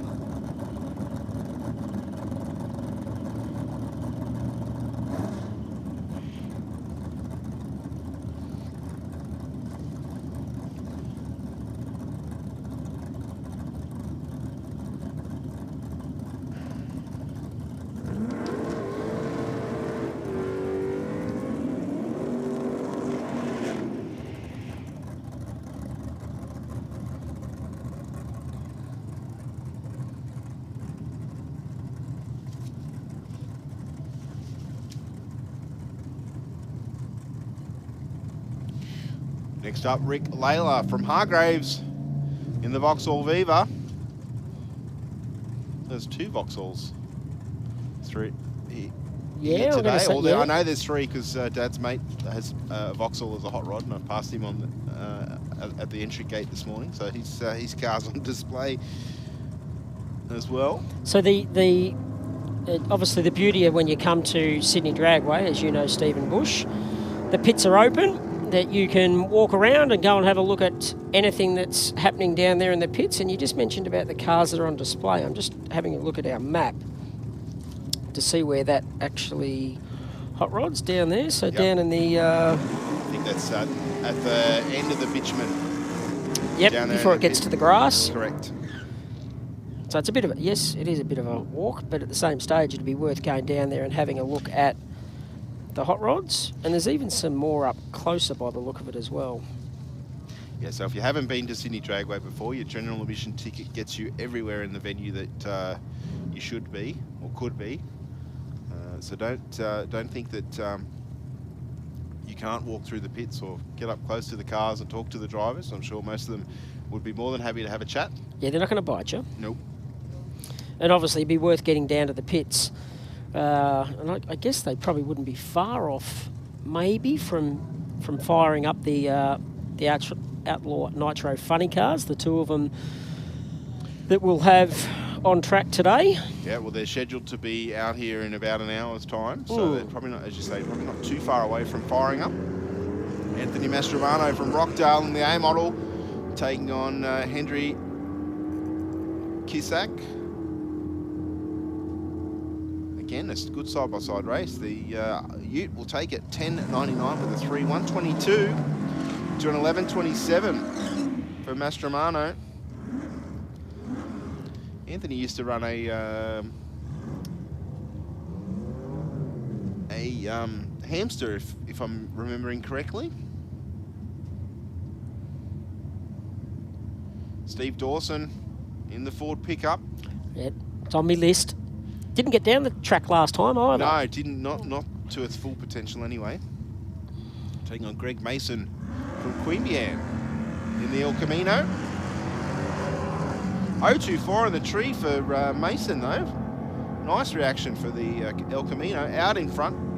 Going to take the stripe here, Stu. 11.23 with a 7. 120 mile an hour.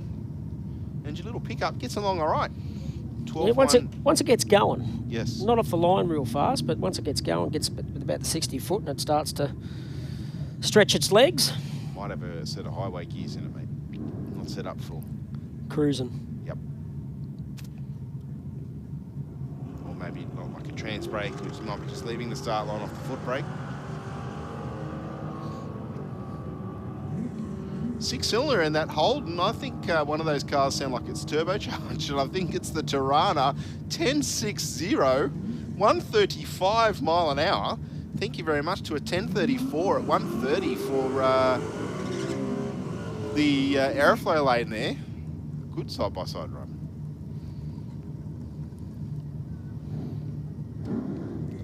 Salvador Dimara from Harrington Park in the LJ. Salvador in the Aeroflow lane, taking on Paul Hubbard. Hubbard from St. George's Basin in the Tirana.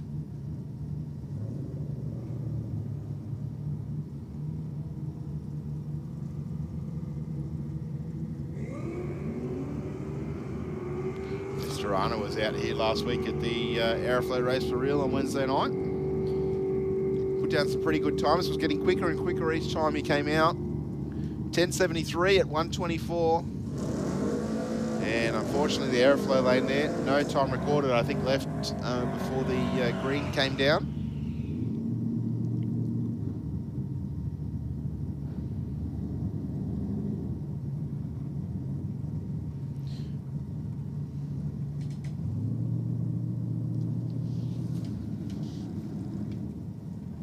On track now, a very nice Stingray Corvette. Taking on, I think it's Shane McGregor in the Rocket lane.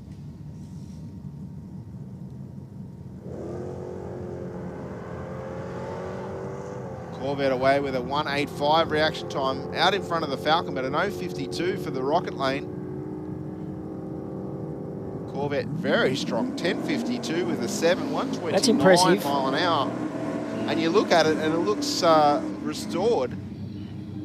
12.14 with a 5 there for the Falcon wagon.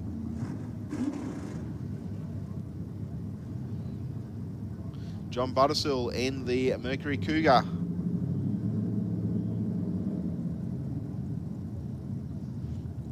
In the Rocket lane.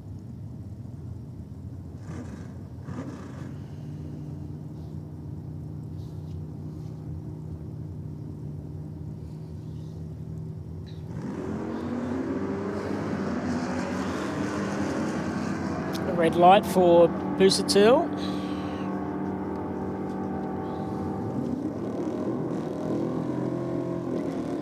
Aeroflow lane at 10.995 at 122 gets the win.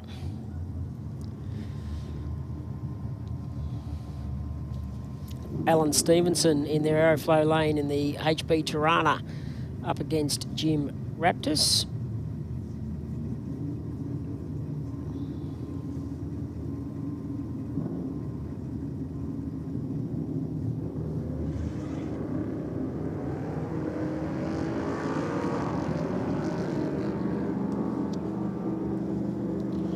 Big field of top gas here today.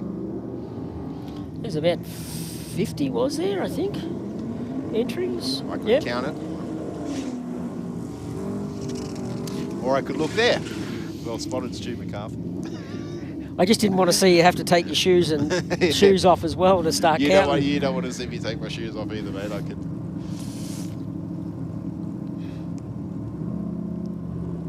Salvador Sabato taking on Carmelo Dimara. Dimara from Catherine Field in the EJ. 202 Holden on board. Salvador with the manually shifted Monaro.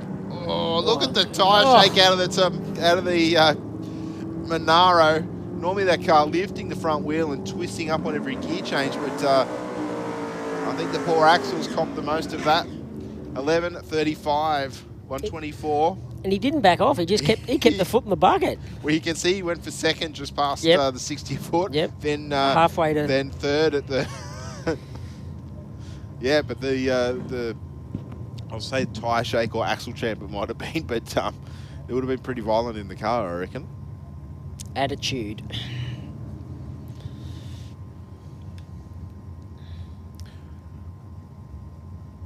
Alan Ostay in the Tirana taking on Mark Elborn. Elborn in the utility. 253 Holden on board for him.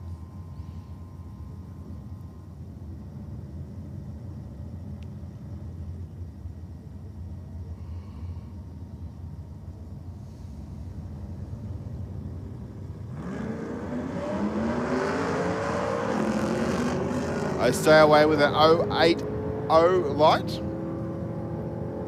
Pretty happy, I reckon, if he could do that every time he comes to the start line.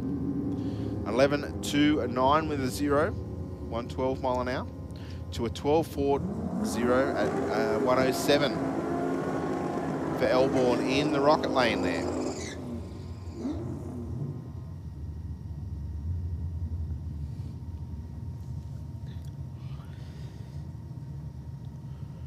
Philip Pratt from Summersby in the Ford Fairmont in the Aeroflow lane.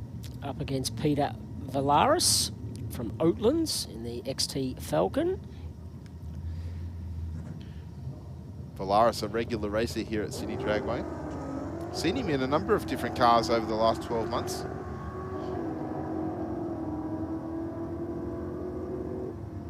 Cars pretty close together here. One of them off the throttle.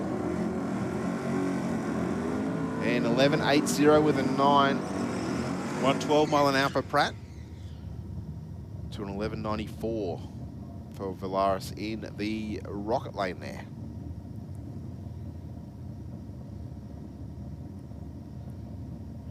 Mitchell Hatch in the Holden Premier. There's a big block Chev in this one according to the entry. Very nice looking car from up here. Away with a 2.35 reaction time. Dave Gardner in the rocket lane, meanwhile, he's out in front. Runs on through for an 11.35 at 122 and an 11.62 at 120 there for Mitchell Hatch.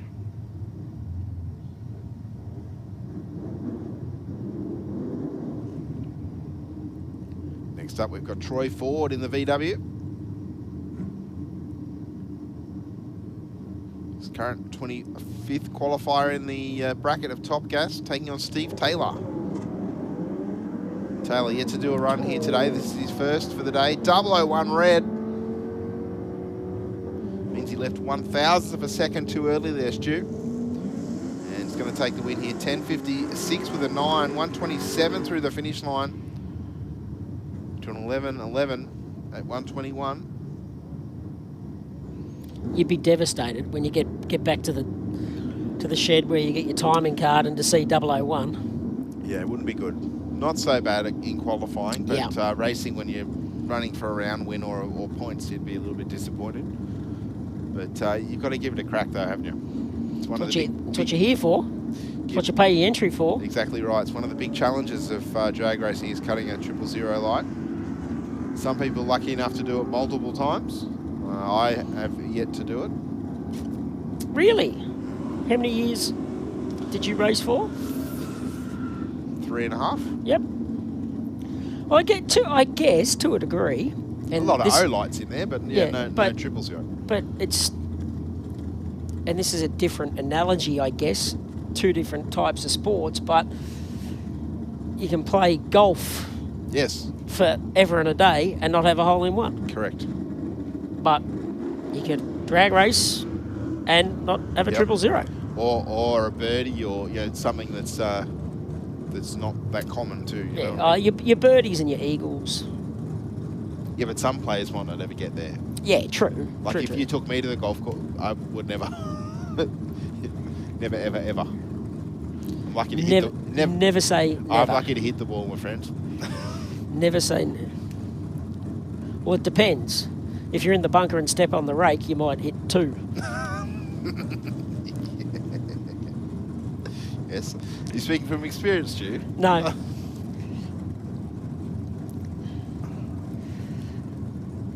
Very decent set of tyres under the Tirana for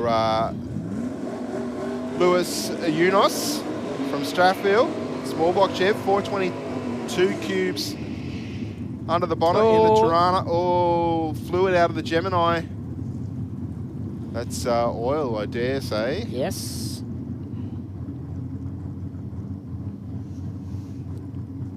Well, it's a shame for Jaden Mellum. Mellum from Granville. 308 in the Gem.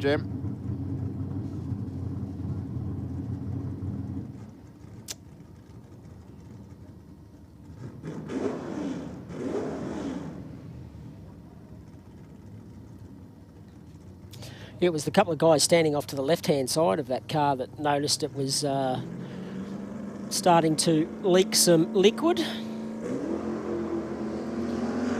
Unos away with a 117 light. Making his way down the rocket lane. Well past the finish line on the throttle. 996 with a 5. 136 mile an hour through the finish line though.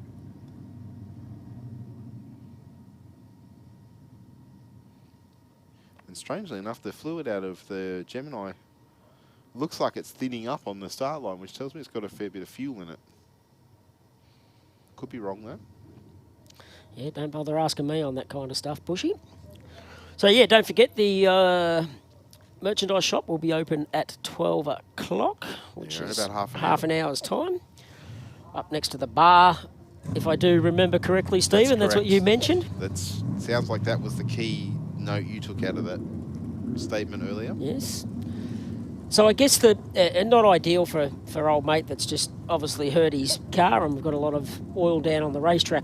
We've still got the right-hand lane, so we can still do single passes. So we'll probably just do singles for a little while to keep the cars running down the racetrack. The oil down is in a position where we can continue safely.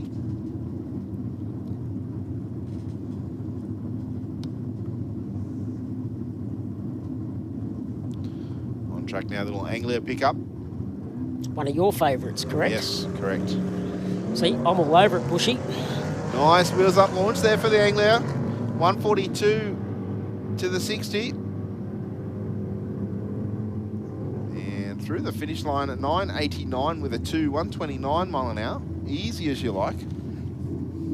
You mentioned it earlier, Bushy, how good it is when you look at our screen we've got here of the staging lanes. They're still right up around the corner out of the camera, which is fantastic to see. Yeah, all different shapes and sizes in the staging lanes behind us.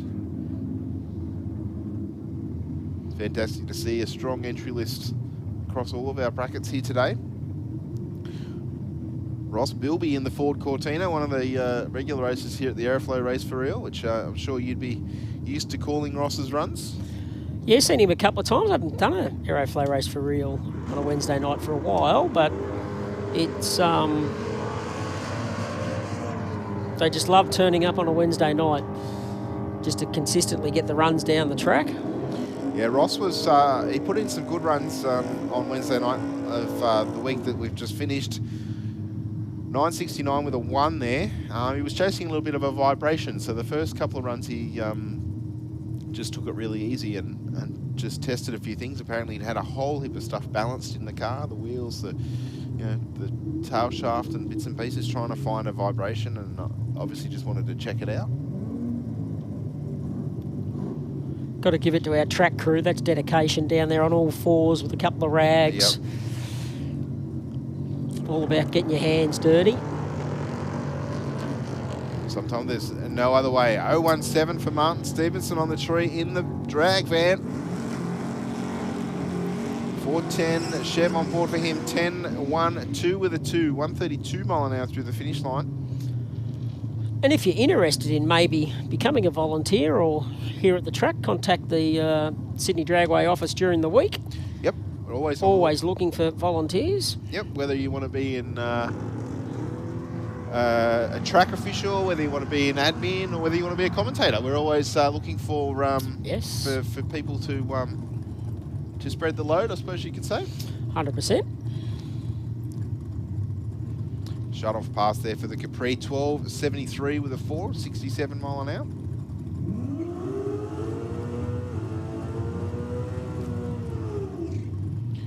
Mitch Aldrin in the Ford Capri. 363 cubes of Windsor in the Capri from Raymond Terrace.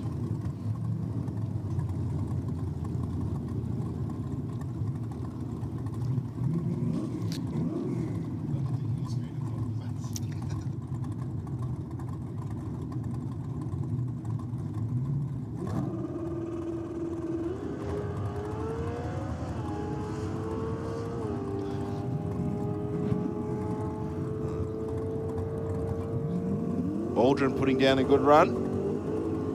9.88 with a 5. 134 mile an hour through the finish line. Next up, San Danaskos in another Capri. 368 cubes of Windsor on board this one too.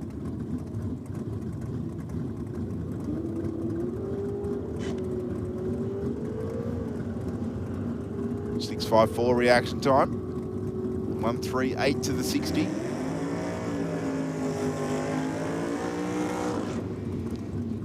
And runs on through for a 9.66 with a 6. 139.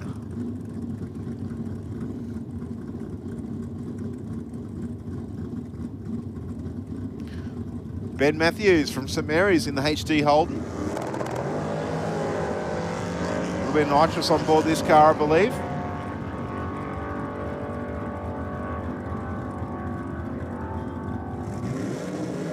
.914 with a 144. Good strong run for Ben. Puts him in number 3 in the qualifying list. Looks like the Ford Escort of Paul Watts has dropped something in the burnout as well.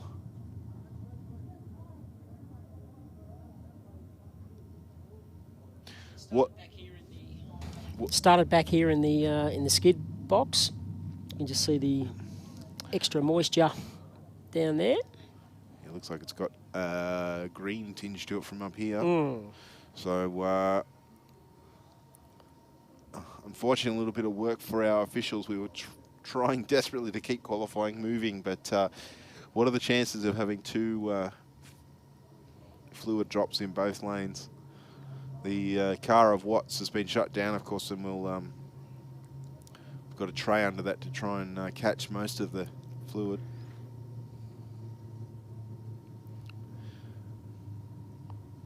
But if you're in the grandstand, I dare say the Nitro funny car, Outlaw funny car is probably not too far away from wanting to fire up those cars to do their pre-run checks. They were scheduled to come out onto track at 12:10. But I dare say that will be moved back. The staging lanes are definitely still full.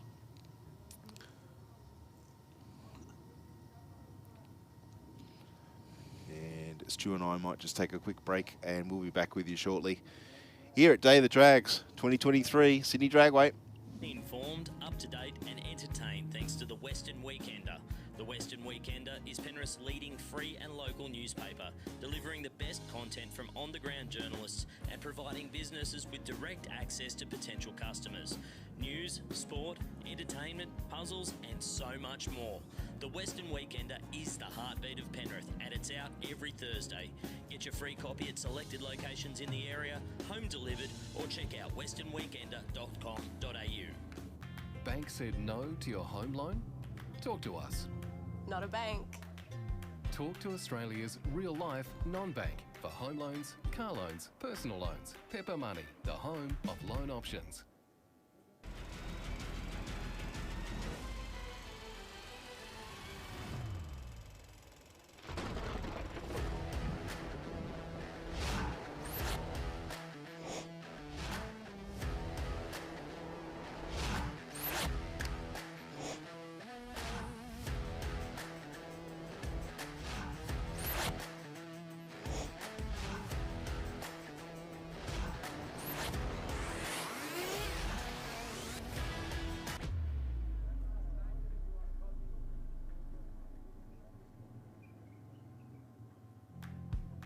not slow. Not difficult. Not just ticking boxes. Not a bank. Talk to Australia's real-life non-bank for home loans, car loans, personal loans. Pepper Money, the home of loan options. Stay informed, up to date and entertained thanks to Para News. Para News is Parramatta and the Cumberland area's leading free and local newspaper, delivering the best content from on-the-ground journalists and providing businesses with direct access to potential customers. News, sport, entertainment, puzzles and so much more. Para News really is the heartbeat of Parramatta and Cumberland, and it's out every Tuesday. Get your free copy at selected locations in the area or check out paranews.com.au. Aeroflow Performance provides a wide range of high-quality performance products for racers, street machines and hot rodders. From fittings, fuel system components, intake solutions and even turbocharger systems, you can see it all at aeroflowperformance.com. Speed Addict Clothing Co. Fast clothes for fast people. Shop now at speedaddictco.com.au. How would it be if we funded a pilot program for you to run that enabled you to bring some vision-impaired kids onto the Saints Play program? Oh wow, that would mean the world. My reward is the smile on the kids' faces. And since you've given so much to others, we'd also like to do something for you personally. How would it feel if Pepper sent you, your partner, and your daughter Molly to the Gold Coast for a few days? Awesome. I don't know what to say. It amazes me. Thank you very much.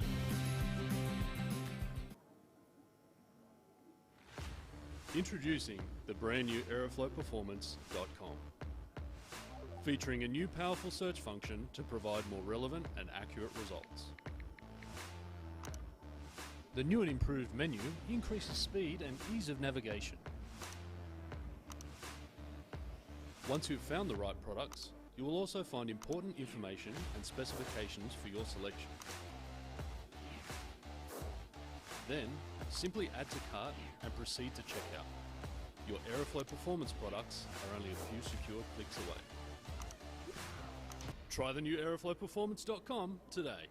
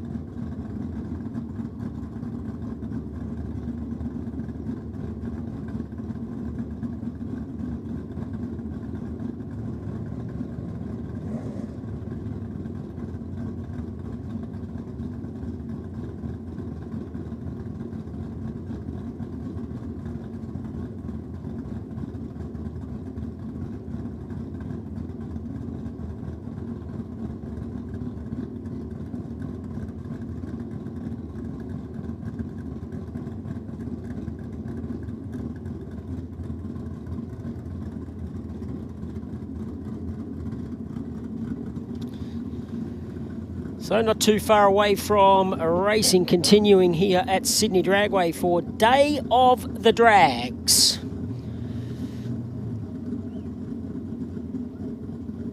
Open qualifying will continue on after a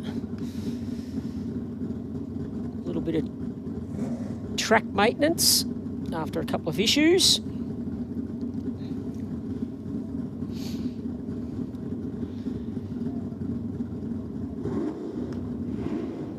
Great field of cars out there in the pits. Obviously your general admission ticket gets you to be able to walk around and say good day to the competitors and have a look at the hot rods that are on display. All of the likes down there in our pit area here at Sydney Dragway. 2 more cars ready to have a go.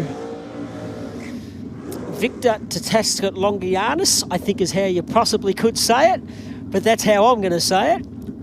Let's just call him Victor the Alphabet.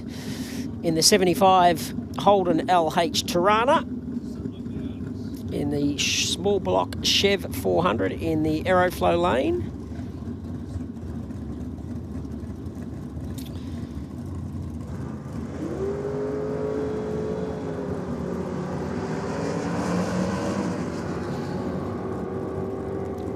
Good side-by-side drag race between these two.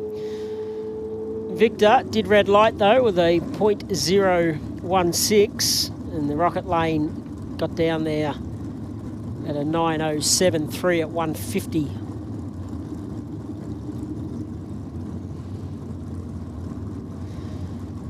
Stephen Bush just off on coffee duties. So David Gruber comes out in the Holden LJ Tirana. 383 Chev up against Nathan Cowie from Kellyville. And yep, you guessed it, a Suzuki Mighty Boy. Small block Chev in the little Suzuki Mighty Boy.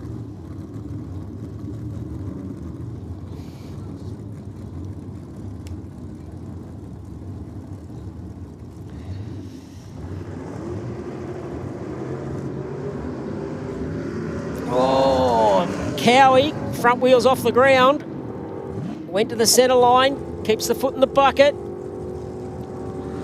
Gruber got him 9.219 at 144 compared to Cowie to 9.411 at 142.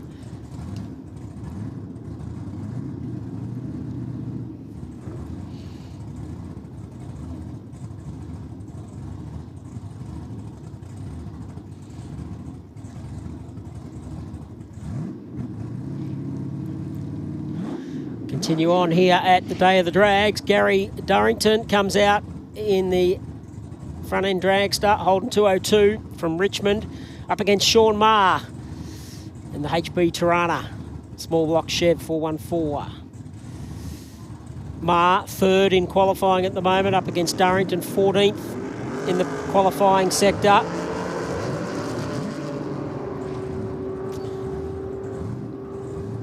Marr gonna get the job done. 2 good reaction times. Marr 9.128 at 147.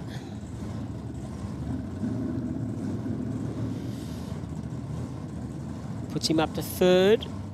Durrington stays 14th.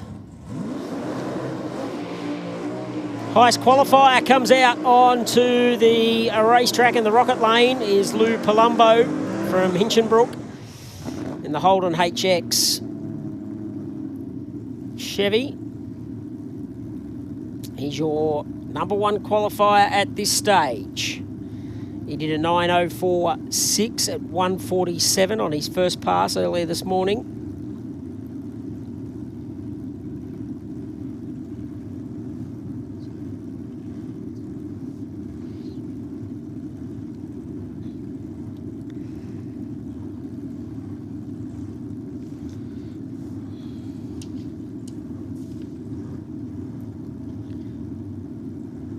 Up against Dom Lucy in the 1957 Chev, 57 Chev.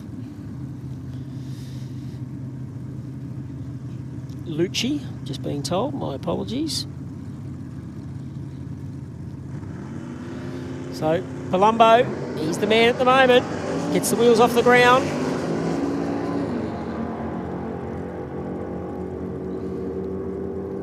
Can he improve? He does. He jumps down into the 8s. An 8.98 at 147. So he stays the #1 qualifier at this stage as the next pairing make their way out onto the racetrack in the Aeroflow and Rocket lanes. Stephen Jones in the Aeroflow lane in the Ford T-Bucket Chev, currently 14th in qualifying up against Dan Reitmeister. In the Ford T-Bucket, he sits 24th.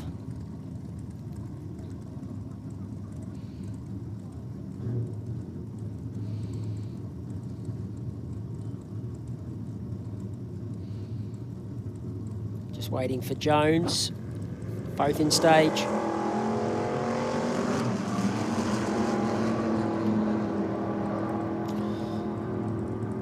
Good reaction time from Jones, an 0.28. A 9.94 at 128, up against an 11.3, 129. Both stay in their respective positions. Dennis Matesic comes out in the Chevrolet Camaro.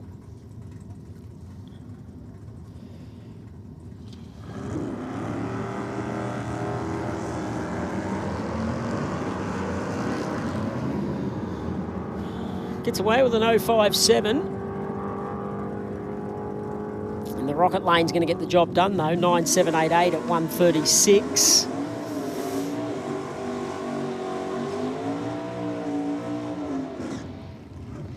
As we continue on,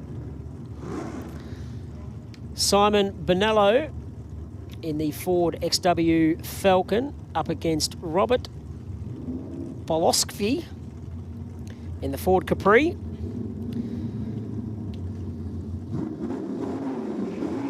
Bolosilovsky, I hope I'm saying that right. I apologize if I'm not. Currently sits 8th in the qualifying at this stage. He went down with a 9.326 at 143 last time.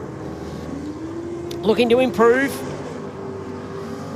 Pinello did not get off the line, and Robert, red light at a 006. Pinello looks like he's added a parachute to the back of that car in recent past.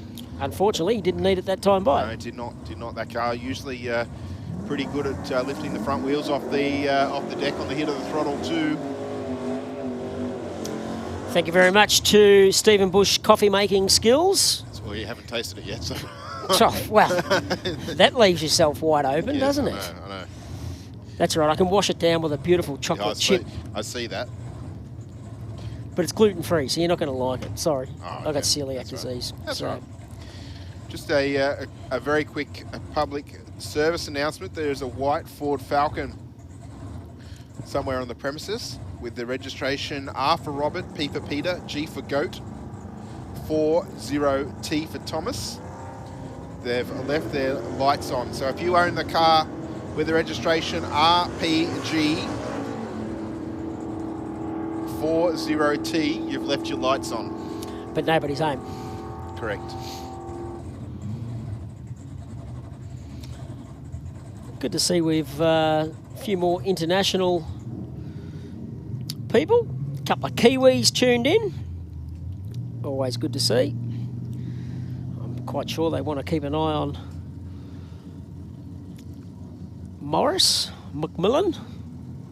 He'll be out here a little bit later on in one of the Outlaw Nitro funny cars. Yeah, we'll try and give as much warning when those cars are about to hit the racetrack. We haven't seen them tow around yet, but they were scheduled for around about 10 minutes time. But obviously we've had a few delays on the racetrack, so they may have been pushed back a little bit.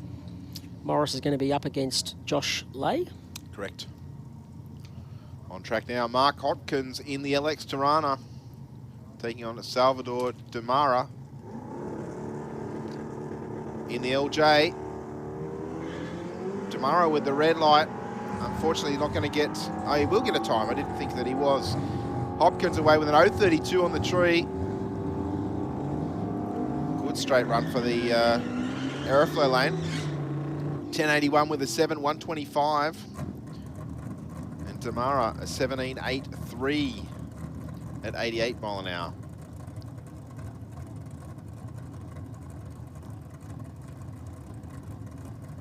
Next up, Casey Leonard from Cranebrook in the FC Holden. 350 cubes of Chevy on board, taking on Stuart Howell, also with 350 cubes of Chevy on board. Oh, the FC sounds like it's got a hairdryer hanging off the side of it. Definitely sat on the start line trying to build boost, and I could hear it on the track marks there. But the car's moved about a metre or so forward and then stopped. Howell, meanwhile, an 11.56 with an 118 mile an hour. Wow, Leonard, 131 miles an hour. He's just run through the finish line there. I wasn't interested in the time at all because obviously he rolled through the beam and that started the timers off. But 131 mile an hour tells me that car's good for a mid 10-second pass there.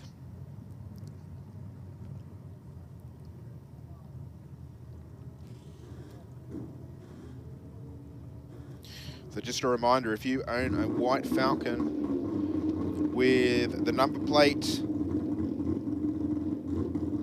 R for Robert, P for Peter, G for Goat, 40T for Thomas, you've left your lights on. Anthony Mastromano in the A model Roadster. About to do yet another run in Top Gas here this morning.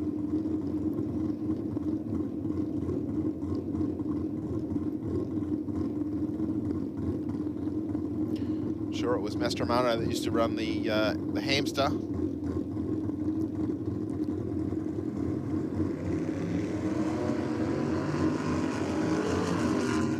Way nicely with a 133.60, but he's out of the throttle by the 330. Just going to roll on through now.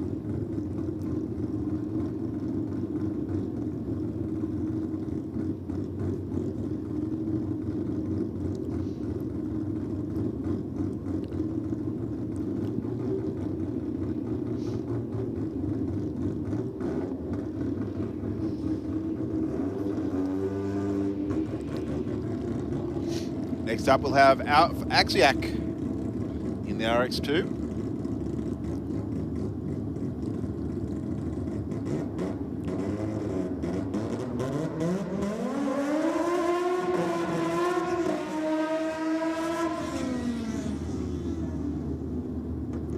So no turbos, no superchargers. Okay, we can see the Outlaw Nitro Funny cars in the lanes. So they're not too far away. They've done all their pre-race warm-ups and bits and pieces. They're currently sitting in the staging lanes. I dare say we're going to try and keep those races on their schedule because they obviously have a fair bit of work to do between rounds to get the cars back. So it looks like we're sending Axiak on a solo here for middle eliminator.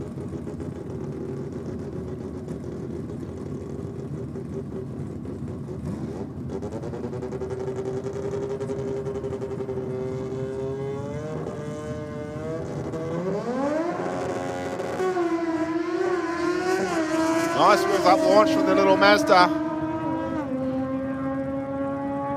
That 13B screaming its way down the rocket lane. 926 with a 5. Backs up his 923.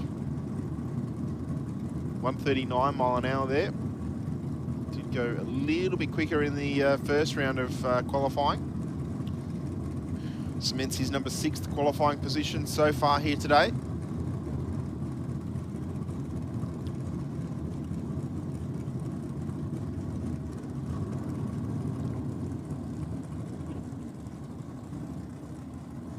Next up, we're going to have Alan Vella in the Ford Capri. Very tough car, this one. 440 cubes at Windsor on board for him. Taking on the Ford Escort van of Leo Georges from Long Beach in New South Wales.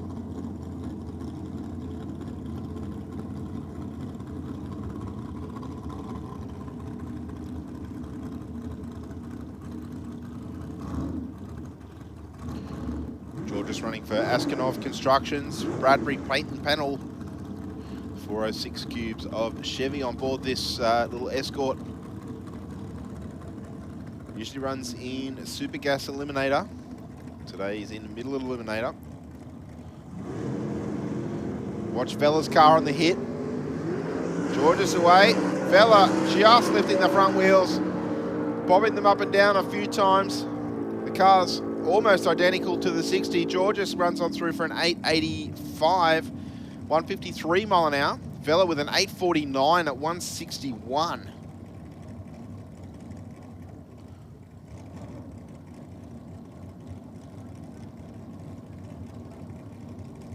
Both cars safely around the bottom end.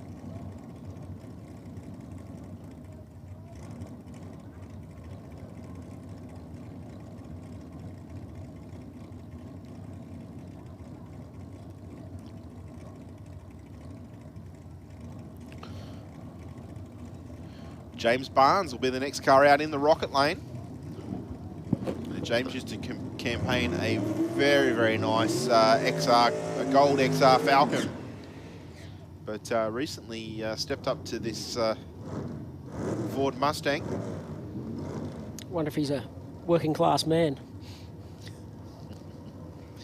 Potentially. Sorry, I couldn't help myself. It's fair. It's fair. Very nice Mustang, this one.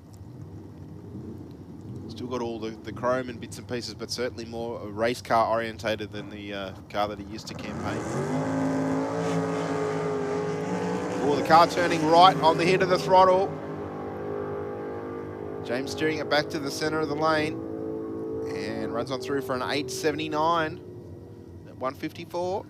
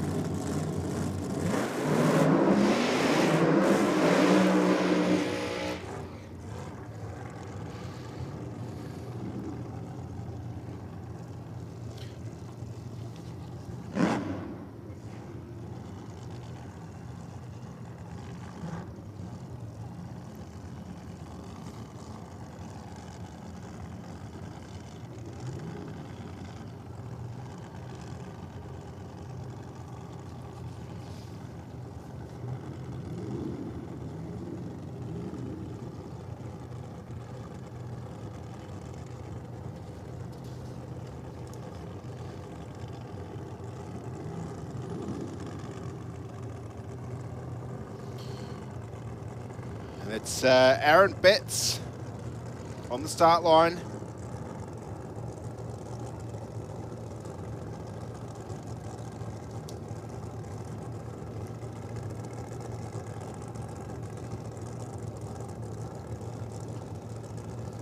Moved into Supercharged Outlaws.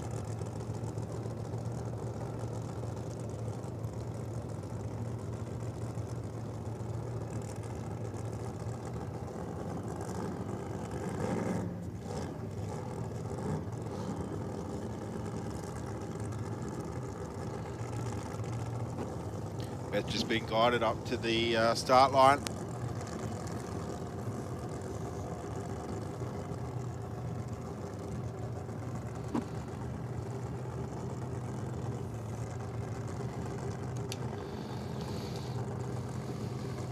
Not a bad coffee, Bushy. Not a bad coffee. Thanks, mate. Try my best. Bet sitting in at pre-stage. Let's see what he can do. Tree will count down. 393 on the tree. There's a lot of RPM there. 1, 2, 3 with a 3 to the 60. And he was out of the throttle not too long after that. Now, I'm no, obviously, drag racing expert or crew chief or anything like that, but to me, that looked like that car was just sitting on the racetrack and didn't look like it was going anywhere. Clutch settings, perhaps, or not 100% sure what drive lines in that car, other than it being a Hemi power plant, according to our entry data here. So potentially, if it's through the clutch, obviously you need the clutch. Is the link between the engine and the transmission. If the clutch is not set right, it will slip, and then you'll get that RPM, but you won't actually get the drive forward.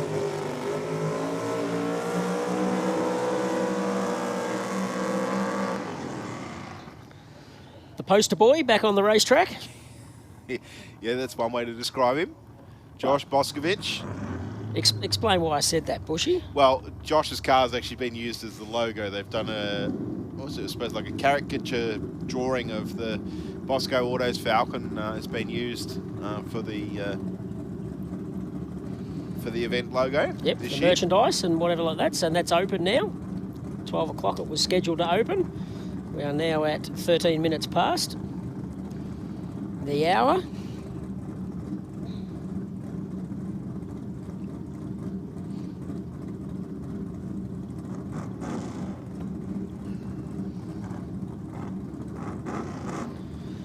So Boscovich currently sits 14th in qualifying.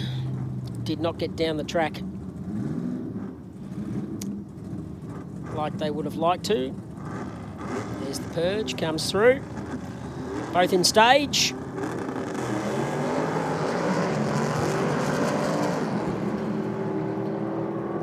.117 to the 60 for Boscovich in the rocket lane. And runs on through for an 8.26 with a 7.161 mile an hour. Much closer to what he would have expected. A 9.52 with a 1 at 130 mile an hour for the RX-4 that was in the Aeroflow lane. And he, obviously in the rocket lane, jumped up to 4th in the qualifying now. So first time we've seen Joe Sorbello come out in the Datsun Skyline. Done more laps at this venue than probably anybody else. Is that correct? Oh, by far, without a shadow of a doubt.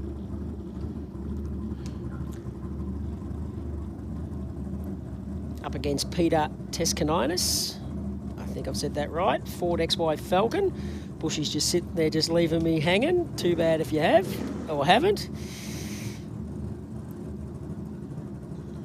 I have a feeling the T might be silent, but I don't quote me on that. It's a Greek name. From Yaguna.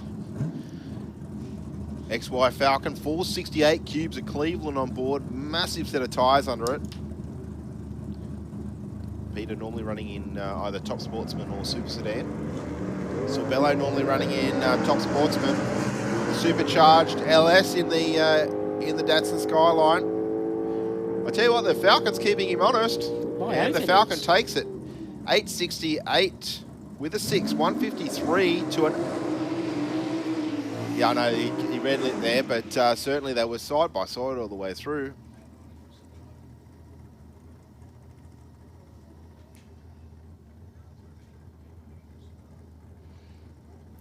And Sorbello there ran through with an 890, which is pretty much what we're used to seeing that car run. Chris Vasilis from Lilyfield in this absolutely beautiful Holden Tirana on the start line. 434 cubes of Chevy on board for him. Nice, carrying the front wheels on the head of the throttle. 125 to the 60. Straight down the center of the lane. Runs through with a 906 at 147 miles an hour to open his account in qualifying for middle eliminator here. Puts him 14th quick. And I believe our Nitro funny cars are about to hit the racetrack. So if you can't see the racetrack, I suggest you get to a position where you can.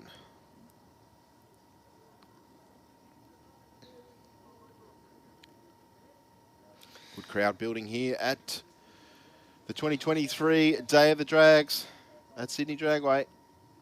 Hope you're all enjoying today's festivities on the racetrack and, of course, through the pits. So driving the Bandit today, which is a Trans Am, is Josh Lay.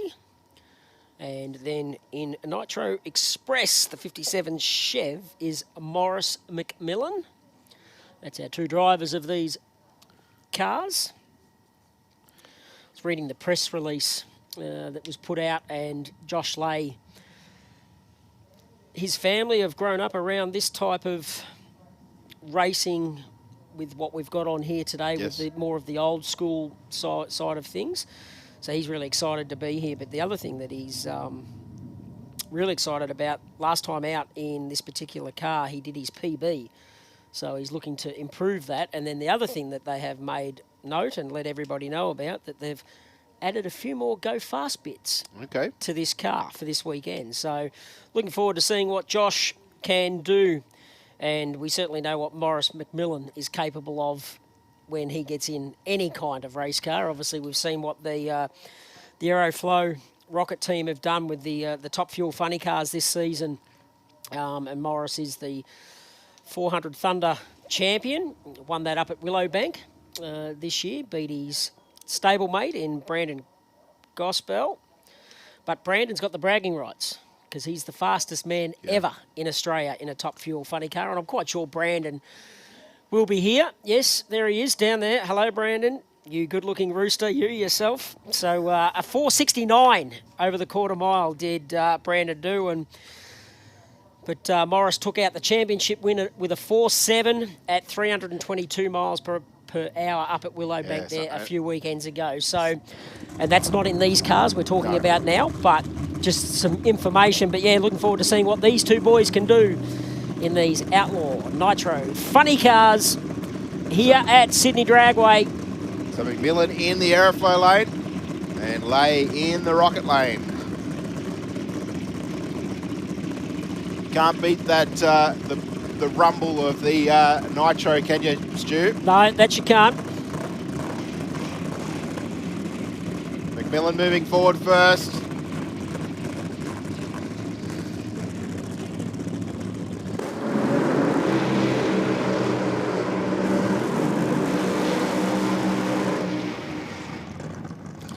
Well, if you weren't awake, you are now. Well, you should be.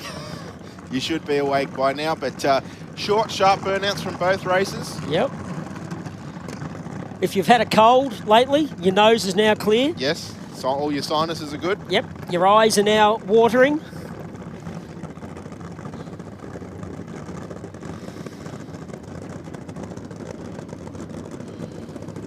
Come on, Bushy, who you taking? A little bit rich out of both cars on the reverse. I think I will have to say I'm going to go with the flagship, the 57. The 57, all right, so you're going with the main man, Morris McMillan.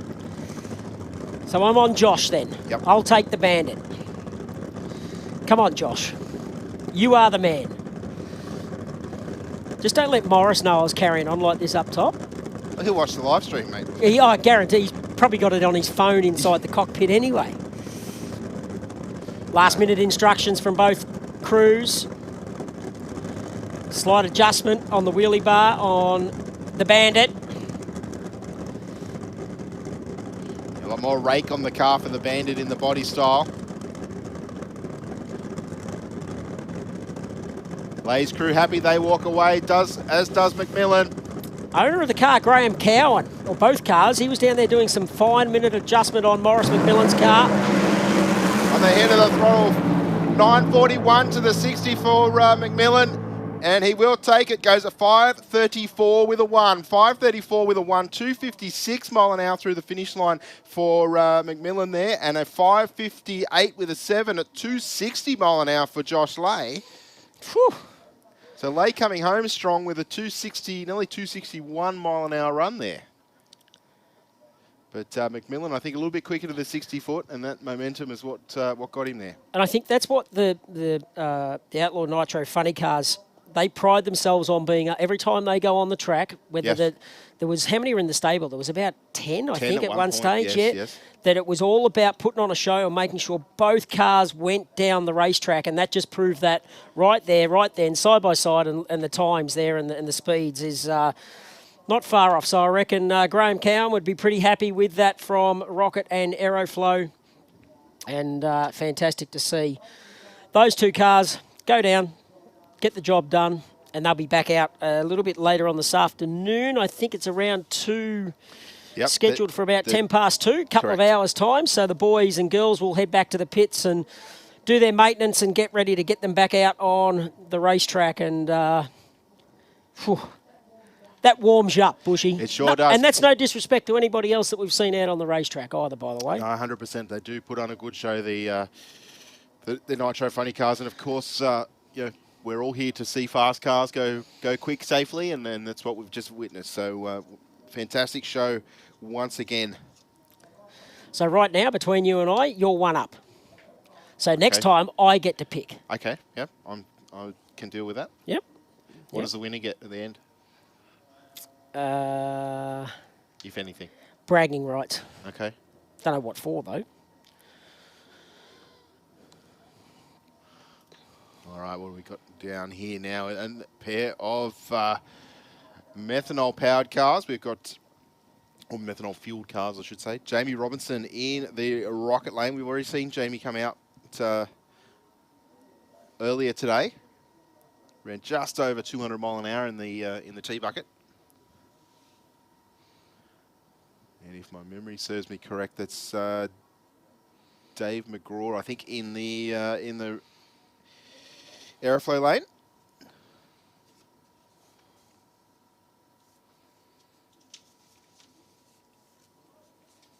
So you can see two very different styles of, although underneath the bodies, the chassis are very, very similar, but the funny car obviously with a lot more downforce across the whole body, where Jamie a lot more exposed to the elements out there.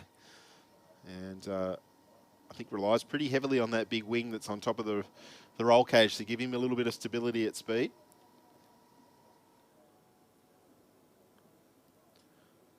Both crews just waiting on the startup signal. Starter motors are connected. And there's the signal. Thank you, Lee.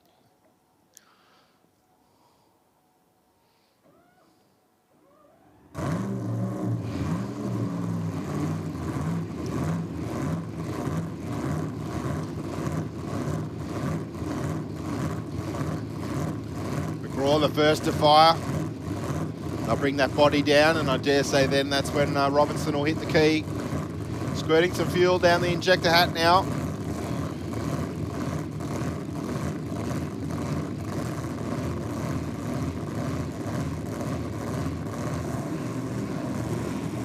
Robinson's car fires into life.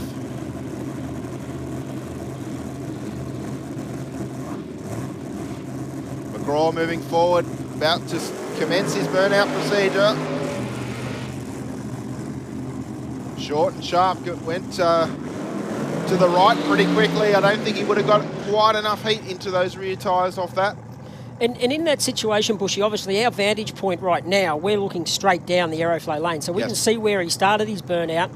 He got, what, 5-8 metres, I reckon. And then, as you said, it went hard right. So that doesn't allow him really now to be able to get that where he wants to put that car on the line, where he wants to be able to have that traction to take off. 100%. I think that it's probably done enough just to clean the tyres. That's probably all it's done. I dare say I didn't see much smoke at all. So there's probably next to no heat at all in those rear tyres. So I wouldn't be surprised if McGraw gets a little bit of tyre shake or spins the wheels on the head of the throttle. Can certainly attempt to do the run. So knowing that they haven't got that, you'd assume, like I'm assuming that he knows he hasn't got the temperature in those tyres. Yes. So do you still go out there and still like try and lay the smack down to get that required run that you want to do, or do you go, hey, hang on, I need to back off a little bit because I don't have the temperature in those rear tyres? Well, I think a semi-representative run is better than a non-representative run. So you might just not go full throttle on the hit, but not ever driven a blown methanol car. Not 100% sure if they work like that. And both cars with did Robinson hit the wall there? Nah, if he didn't, he got super close. We could hear one of those cars was pedaling away. I think it was Robinson. On the hit, McGraw spun the wheels, and Robinson there, he's had several stabs at that throttle, and the last one definitely got his attention because he was less than a metre away from the wall.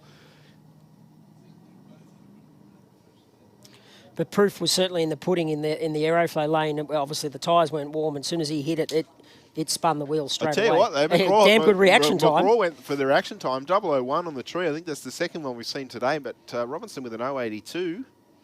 And in golfing terms, that's lipping out for a hole-in-one. You were that close. That close, yeah. All right, so at least both cars down the racetrack safely, and they'll be back for another round a little bit later on this afternoon. But, yeah, McGraw, as I said, on the hit of the throttle, he was spinning those wheels. So would you say we're into our... I would have it a guess that we're now into our... We're done for qualifying. Done for We're qualifying, now into... So that was the first round for, as you said, the supercharged Outlaws. Yeah. And they're in the Chicago shootout style. Just remind everybody how that Chicago shootout style format works. Okay, in some of our categories, we'll call it yes, a not Chicago all shootout. of them. Yep. We will have Chicago shootout, which means if there's 10 cars in the bracket, every round they come out, there's 10 cars. Then we do 3 rounds of Chicago shootout, and then there's a semi and then a final. So the contenders for the semi are based on points, and then I'm guessing that the semi is elimination. So then we have 3 or 4 cars in the semi-final for those categories, and then the final is run by those 2 winners. So it's a bit of a mix. We don't normally run a semi and a final, but we can do that here because that's what the promoter wants to do. And what the promoter wants, the promoter gets. Pretty much, yes.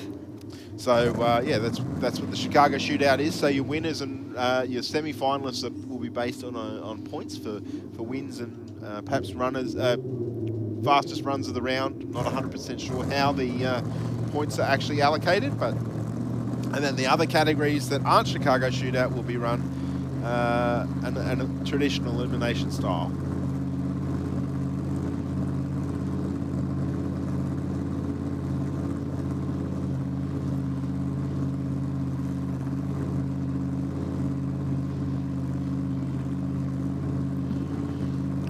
Brad Sullivan firing his Hemi-powered Tirana into life from Gordon in the ACT. 526 cubes on board.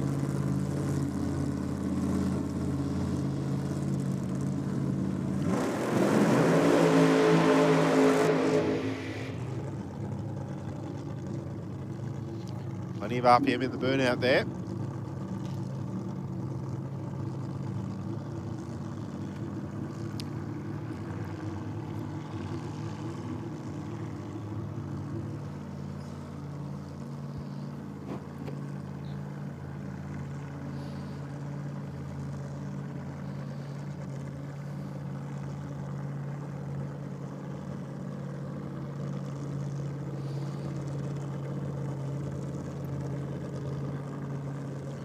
Waiting on Brad to back. I've seen this car here at Sydney Dragway a few times, but it seems a little while since his last visit. Although the year is just disappearing.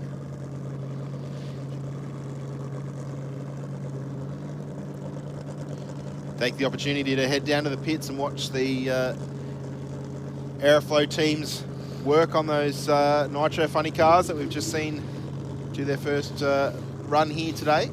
And not only the Nitro funny car teams, obviously the other guys there, they're not obviously probably doing as much maintenance as what... Yeah, exactly. They're probably hoping that they're not doing as much maintenance anyway, Good reaction time from Brad Sullivan, 0.13 on the tree. Shoots out right on the finish line, 7.48 with a 173 mile an hour. Not a bad run from the Tirana. So have we gone back to qualifying? It appears so. Yeah. Looking at that list, yes. And he's gone to the top. Yep, by around 0.6 of a second, so it's a fair jump. That's a lot. I was thinking he might have been in Supercharged Outlaws, but no, he was in Middle Eliminator. All right, next we're moving into Classic Bike. And we've got Mark Akers and Scott Marshall this time around. Both races on the same motorcycle, but the one in the rocket lane is much more street appearing. It doesn't have the wheelie bar on the back. Yeah, Marshall waiting for Akers. Akers wants to do the burnout. They've both been told to make their way forward.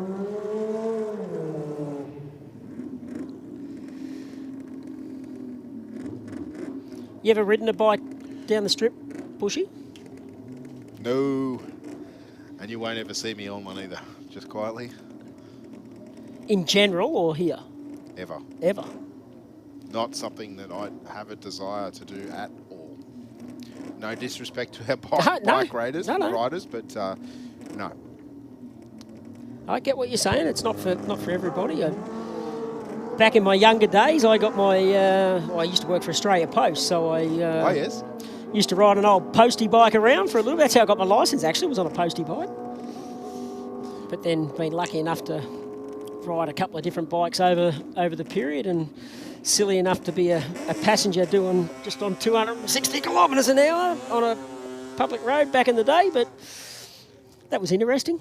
Were you in your thongs and your shorts? No. I had I did have jeans and. Not that it'd make any difference. No, coming off wasn't going to make any difference. But yeah, no, certainly that got my attention doing that kind of speed, and I've got no control. Yes. Apart from hang on. And obviously I couldn't move anywhere because it was, could have brought us undone. But all right, Brett Copping about to do another run on his two-stroke 750. Again, watch that wrist and arm. Very quick on the gear changes. And runs on through for a 10.36 with a 3, 127 miles an hour. Jumps to the top.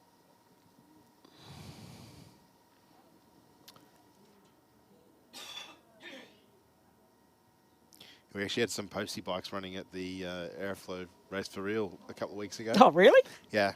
And I think they were running like 24s, I think. And Mark Thomas, one of our fellow commentators, said, what do you reckon they'll run? I think I said 24.0, and I was out by thousandths. They went 001. Yeah, very good. But they had a good time. There was 3 of them, I think. They were all mates. There was a bit of shenanigans on trying to get them to go faster after that run, but... you're not going to be able to do much to them, I don't think. They were more like scooters off the start line. take the mail bags off the side and take a few extra letters out and happy days. These didn't have the... I realise that. Bit of tongue-in-cheek. Bit of tongue-in-cheek. But it's interesting, like back when I did get my licence to ride a motorbike, obviously on the postie bike, I always remember it, the instructor said, you're the smartest one here. Like I was borrowed from Australia Post to go and do it, but he goes... It's the easiest bike to get your licence on. Yes. Like all these other people turn up on 250cc bikes or whatever like that, or road bike, or they're heavier and all that. He goes, it's easy to control, get your licence, happy days. Then go jump on a Ducati or something. No? Sorry? Then go jump on a Ducati or something. No, I jumped on a Suzuki GSXR 750. Yeah, nice. Not that you could get on that straight away because you're on your L's, obviously, but once you're done there, you could get on that. So, wasn't mine, but doesn't. I always said to my late mother that, "Oh, Mum, I'll be right out on a motorbike." She goes, "It's not you. You got to worry about it. It's the other road users." Isn't that right, Benji? Benji sitting over the back here with his open face helmet still on, and all his riding gear. Yep. So beautiful day here at Sydney Dragway for the Day of the Drags. Don't forget your general admission ticket does allow you to walk around the pits, get up nice and close and personal with everybody down there. There's plenty of hot rod cars that aren't going down the racetrack on display out there as well. And I must admit, Bushy, I'd love to be able to head down there and just go and have a quick walk around, but I'm not going to leave you here on your Pat Malone. You can if you like. No, that's not fair. I'll Yeah, return the favour. that's what I'm saying, is that's the problem where it in lies. You disappear for half an hour, me on my own up here. You'll be right. That is disastrous. Actually, no, I got method in my madness. If we do that, I'm actually going to get Morris McMillan up here. Well, yeah, okay, you could do that if you like. I'm sure he'd like it. No, I've already spoken to him about it. I spoke to him, have you? I spoke to him yesterday about it. I said it'd be worth coming up and having a chat and whatever. So maybe we will do that. So Morris, I know you're probably busy down there looking at data and right now you're probably pretty busy. Pretty busy, but that's what you got the crew down there for. No, I shouldn't say that. So the crew of all teams do an amazing job, Bushy. Doesn't matter. That they do. Doesn't matter what you run. Generally, you need at least one crew person to assist in racing. And then you look at the Aeroflow rocket teams of what they put together and when they go travel away and do stuff. And it's no different to the Top Fuel teams, obviously. Jim Reed's and Lamartinas and all our competitors. Yeah, well, I mean, everybody. It's just it's huge, the commitment that everybody, and that's top end we're talking about. Yes. But then you can't forget about the guys that turn up on a Aeroflow race for wheel on a Wednesday night or a Sunday session that happens every now and again as well. You've still got that commitment to prepare your race car, to get to the racetrack, then race it, get everything sorted. Then maintain it while you're there. Yeah, and it's pack it up huge. and bring it home. Hopefully it's still in one piece. Yeah, no, it certainly is. So just a slight delay down here. I'm maybe going to suggest we're done with qualifying now, Bushy, and we're getting ready to start everything.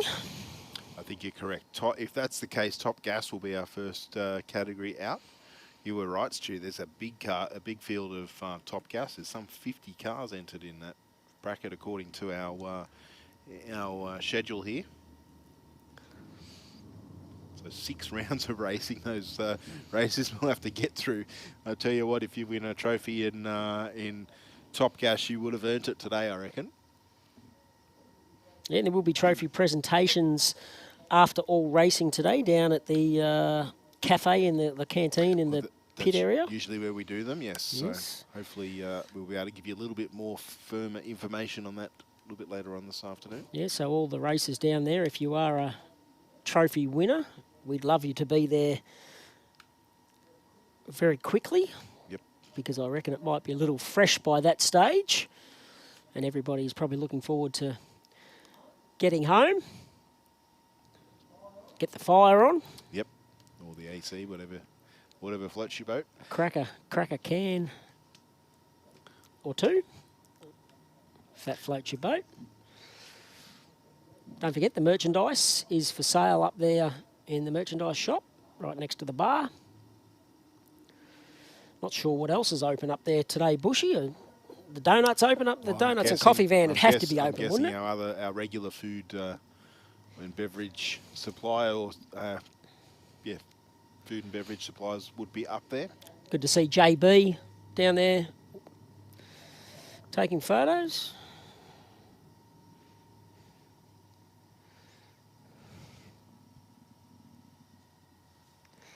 All right, as I said, we're not quite sure what the hold-up is here at the moment. We do have a number of cars in the staging lane still. While we're waiting for that, we might go to a couple of ads over there, and we'll be back with you very, very shortly when things continue here at Sydney Dragway for Day of the Drags. We've always had a few cars. They're all special. The T-Bird. Oh, that's mine. The Combi for when we want to get away. The XR8. It's going to be a classic.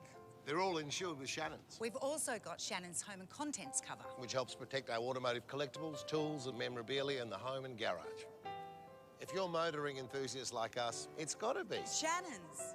Shannon's, insurance for motoring enthusiasts. Call 13 46 46 for a quote.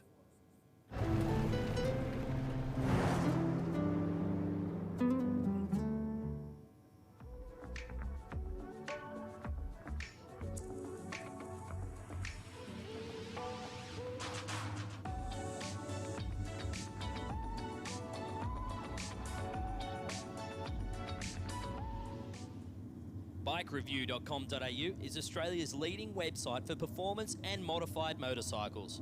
BikeReview.com.au is the only motorcycle-focused website to feature motorcycle drag racing on a regular basis. And in the words of editor Jeff Ware, our involvement with Sydney Dragway is our way of putting back into one of our favourite sports. BikeReview.com.au.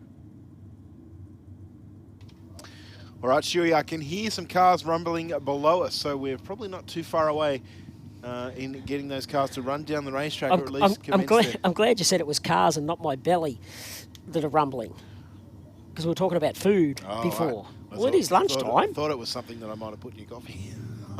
Well, no, that'll take effect a little bit later, won't it? Oh, dear me. Bushy, please. I would never do that. No, you're a good bloke, Bushy. Alrighty, so it looks like we've got some dial-ins on the board, Stu. So first round of racing for Top Gas. So when you say dial-ins, to the average Joe Blow that's sitting up there on the hill, you're saying dial-ins. Well, what does dial-ins mean, Bushy? Okay, well, dial-in is a self-nominated handicap. So the car in the Aeroflow lanes nominated a 1078 dial-in.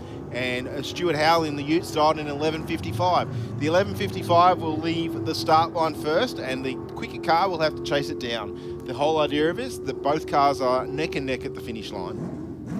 And in this case, the car in the Aeroflow lane got there first, crossed the finish line first, and won the race with a 10.81. So that's their qualifying time they did? No, so they can nominate any dial-in that they like. But what how that works, to be fair, is that you can't go under that dial-in. So if I'm racing you, and to keep it simple, I dial in 10-0 and you dial in 12-0. Yep. Right? I leave the start line 2 seconds after you. Yes. But if I go past you and my car can run a 6, for example, exaggerated, I can't do that because I'll lose. So I need to run, ideally, slower than a 10-0 and still beat you across the finish line. Yeah, so you need to run, let's say you run a 10.5. Yes. And beat me across the line. I would win. You would win. Yep. I can go under the dial-in and still win, but you would have to go under it by more. Right. So that's when you see a delay when the lights come up on the end, because the computer's got to go work out which car has gone under by more or less. Yep. So this is where reaction times become critical, because if you sit on the start line for a second, you're giving your competitor a second.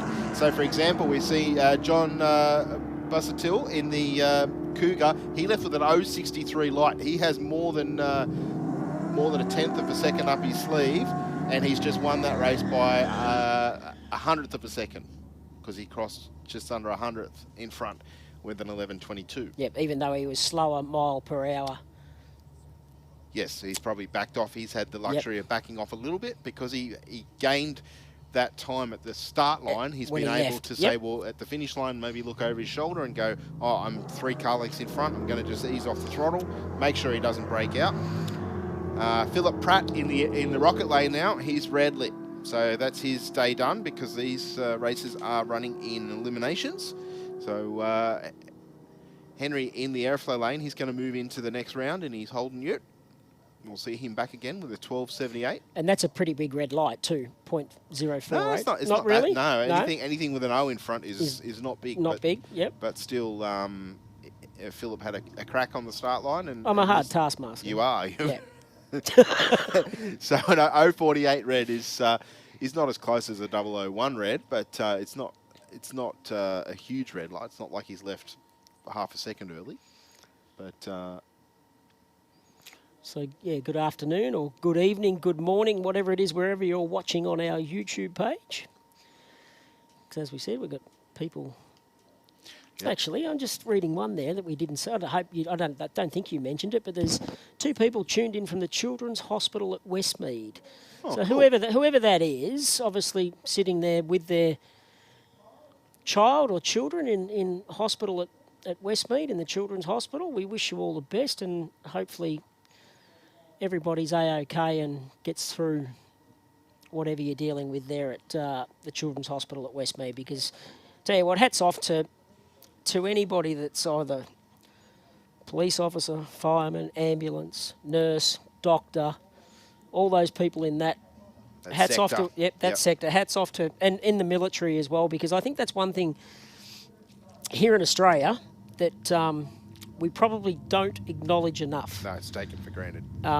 Because I've been lucky enough just to come back from America over there for some commentary back last month, and that's one thing Americans do. They make sure their return servicemen, they're anybody in that sector, they get acknowledged at everything and anything. Yes. And I think that's something that we could possibly learn from America. That way is to certainly show their patriotism is oh, it's amazing. Second to none, I think. Yeah, it is. And yeah, so that family that is sitting at the Children's Hospital in Westmead, we're sending our love and support to you, but obviously the doctors, nurses and fireys, police officers, AMBOs, SES, all those type of people that have to do the tough jobs when things get real. Yeah, I guess correct. You could say. Yep. Yeah. Paul Hubbard taking on the HQ in the rocket lane. Coming back at him too. He is. Looks like he's in front. The HQ slowing at the finish line. And Hubbard will take the win. A little bit of smoke at the finish line though. 10.68 with a 125 mile an hour to take the win.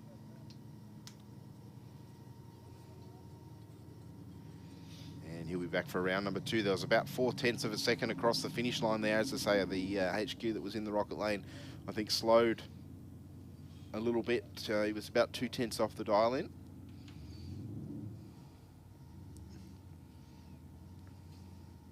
Just waiting on our next car to move on through.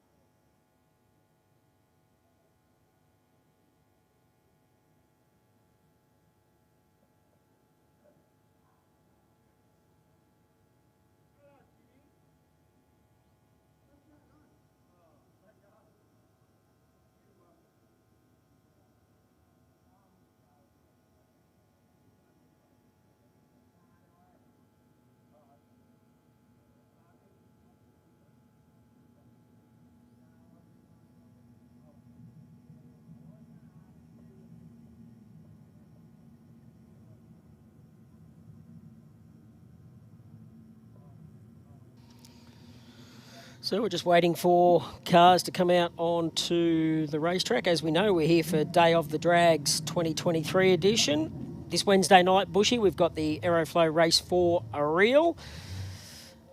On the mic Wednesday night, Stewie White. Yep, hopefully. The Pocket Rocket. Doesn't he love it?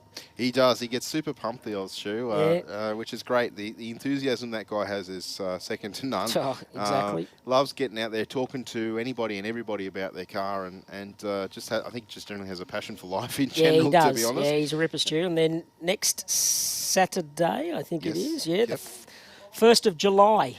God, where's the year going when you think 100%. About it? Grudge Kings for 2023 is happening. Now, it's been an event that's growing in stature every year, of course, put on by Po Tung and the team. The Grudge Kings event caters for everybody and anybody that's into drag racing, all types of cars, through to tough street cars, all the way through to 6 and even in some cases 5-second cars get out here for Grudge Kings. Yep. And it's another event that is pretty well run here at Sydney Dragway, very well promoted and very well supported by racers. Yep. Then of course we will have another Aeroflow race for real, which we do every Wednesday night here. Then I believe on the 8th is scheduled to be the junior titles. It's been postponed. But it's been postponed. Yeah, I thought I did see that. That's why I was a bit hesitant. Yeah, no. So just a reminder for everybody that was going to be here for the junior titles. Just maybe get on the website or contact the Dragway to suss out the information of when it will be rescheduled, but it has been postponed, the junior titles.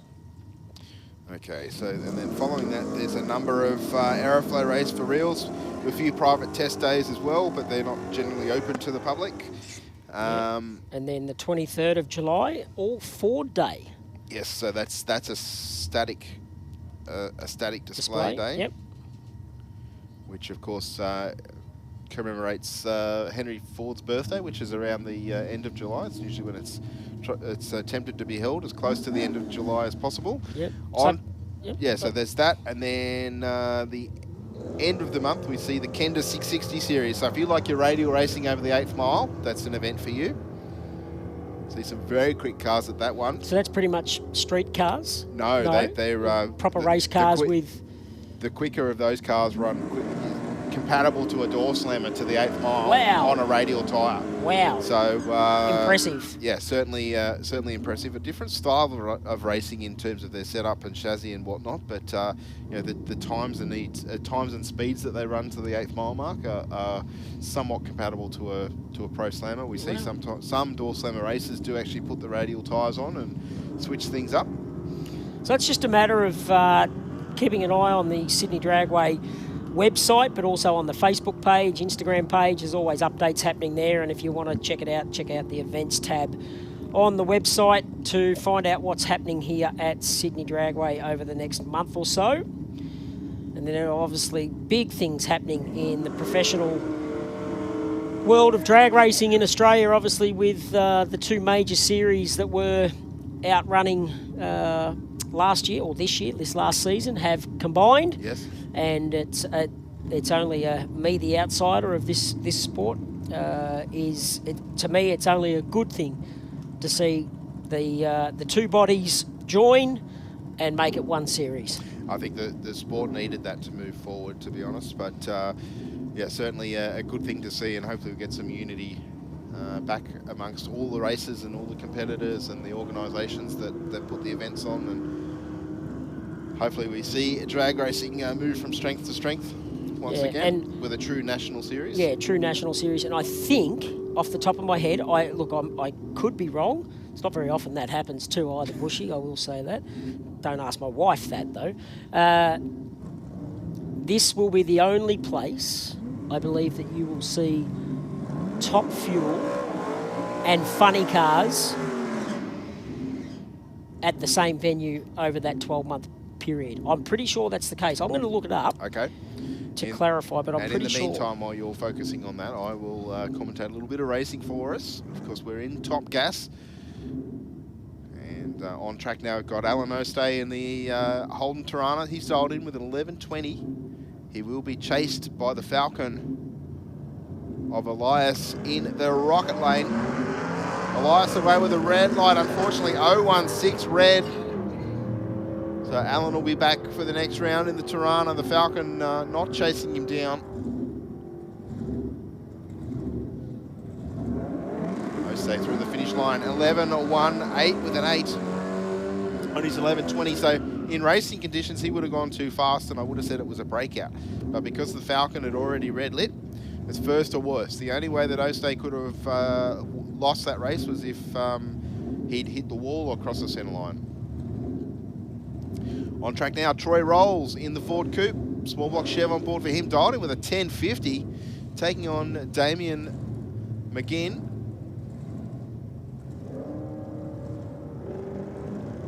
McGinn away with a 5.78. The Coupe with a big advantage over 0.3 of a second. Draws up next to him at 1,000 foot and gets there first. 10.61 with a 7. 130 mile an hour through the finish line. We'll see Troy Rolls back for the next round. Next up, Mark Playfair in the Holden of WB 1-tonner, taking on Belinda Pike. Pike dialed in with an 11.20 in the C20 pickup. Playfair dialed in with a 10.57.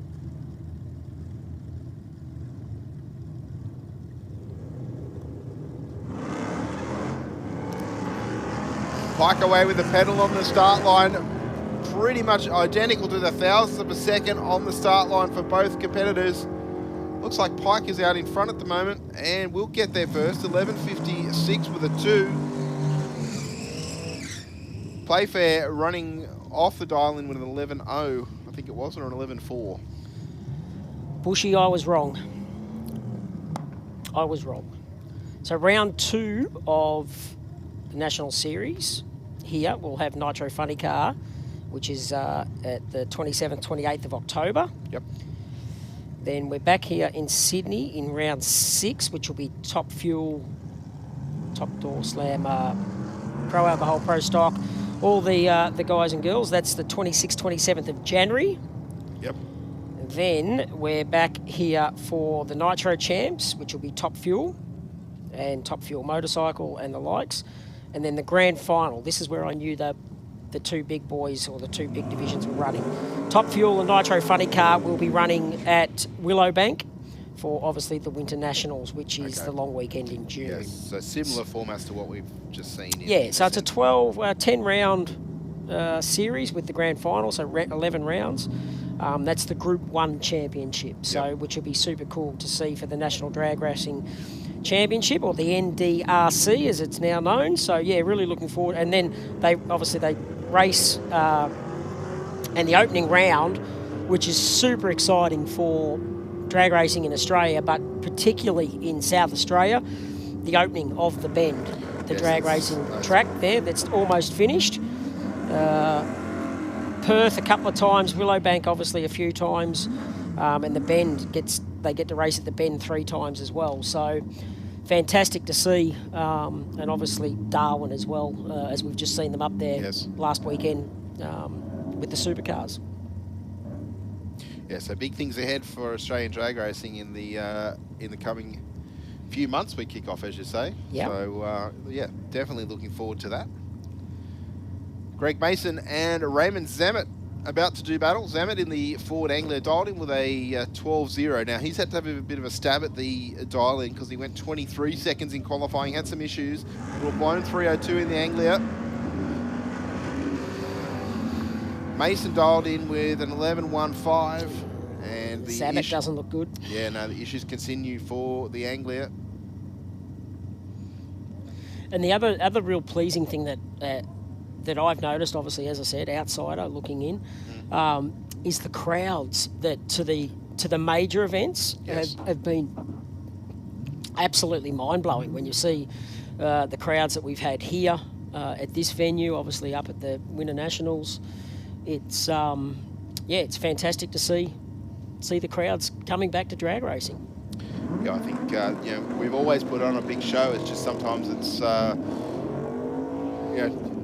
people have a lot of things on, and maybe the dates that they're picking work a little bit better, I suppose. I'm not sure, or the advertising is reaching the people that we need it to reach, perhaps. But it's always fantastic to see a good house, get the house full of people, and build that atmosphere as well. Yeah, and there's nothing better seeing a full house, and especially for and this is like a personal side of things for myself. Like, if you're down there on the start line and you've got the microphone and you've got a decent crowd and you start geeing the crowd up and you get that response, it's a damn good feeling that when that happens. So it's super cool just to see that the crowds are certainly coming back and enjoying their drag racing at any venue across the country, just not Sydney Dragway, because as we know, this precinct here in Western Sydney right now with what we have, like we've got the dome for the motocross, we've got the go-kart track, we've got the circuit racing for obviously cars and bikes, drag strip, speedway. It's all here in a 10-kilometre radius, which is fantastic. And obviously you look at what Queensland have with Willowbank, with obviously having the Queensland racetrack and then the drag racing strip, and there's a go-kart track there. Perth obviously have Kwinana Beach with the drag strip and the speedway. Yep. But so similarly, they're all similar, but nowhere in this country is there a motorsport precinct that has speedway, drag racing, circuit racing, motocross, and go-karts. in that 1 to 10. We could never see it. We certainly can see each other. Oh, exactly. It's it's the home of Sydney Motorsport, Australian Motorsport now, I believe, with what is to offer in this precinct. So it's super cool. And over the years, obviously, the different governments that have been in power obviously helped build this venue, helped build the Speedway. Yep. Obviously, no doubt to the circuit behind us. Yeah, so it's, without obviously governments helping chip in to keep our sport going, it's it's very, very cool, because as we know, motorsport people are very, very loyal to their whatever motorsport they follow, but you look at the sponsors down each side of the racetrack here. If you see that particular sponsor and you go, hey, look, I need to go to Rocket, or I need to go to Aeroflow, or I need to go to Pepper Money, make sure you let them know. Yes. Hey, I seen your signage at Sydney Dragway, or at give them that feedback. Give them the feedback, and they go, hey, that's cool. My money that I'm spending to be involved, to sponsor a venue or to sponsor a race car or whatever it is, it all helps, and it helps grow our motorsport categories. 100%, Stu. I couldn't say that any better myself. So very well said there, and it's fantastic that we are in the position that we're in, and definitely moving forward in a positive direction. On the racetrack now, Stu, we have Anthony Mastromano in the A model, dialed in with a 1050. He will be chasing Mitchell Hatch in the HG Holden. Locked together at the finish line. I was going to say, sounded like both those cars were out of the throttle, and Mastromano goes too fast. It was a double breakout. He didn't get there. Hatch was under it by the least, but he also crossed the finish line first, which means he gets the win. Next up, we have little Ford Capri taking on Salvador Sabato. Now, Sabato dialed in with a 1090, as is the Capri, so this will be a heads-up race.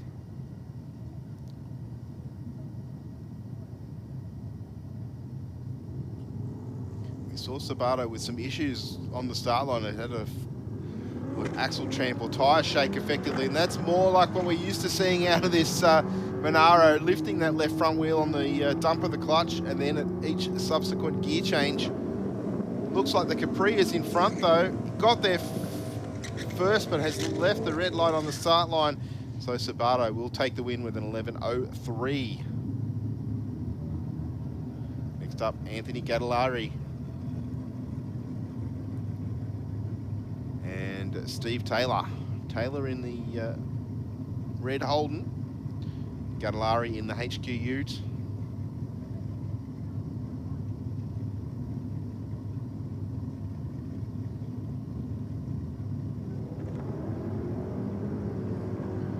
Not too much in the reaction times for this one.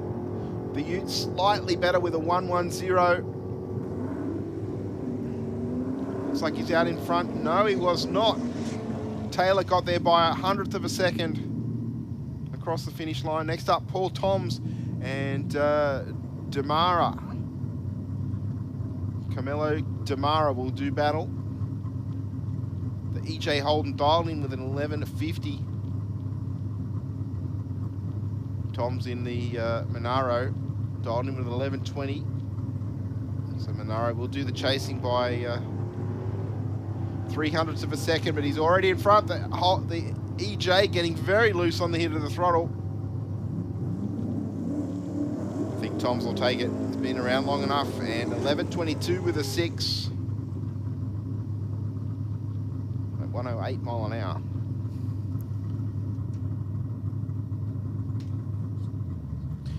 Robert Matisek in the Chevy Camaro. 1099, his dial in. Taking on Mark Marlin in the Ford Fairmont. The Fairmont dialed in with an 11.50.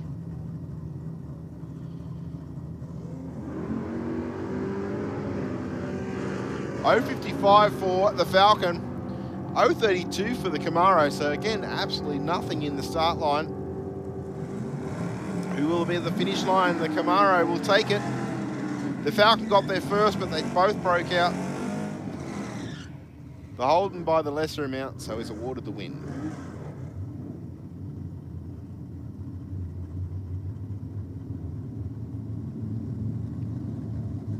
Next up, Kel Bartley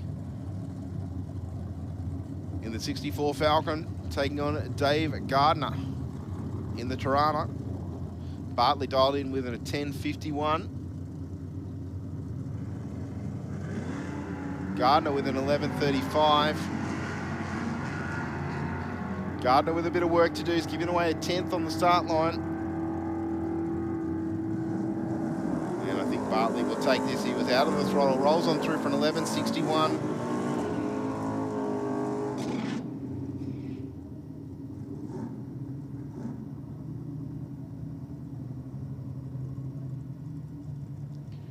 Next up, we've got Mr. Hopkins in his Tirana in the Aeroflow lane, dialed in with a 10.83. Taking on Shane McGregor in the Rocket lane. McGregor dialed in with a 12.0.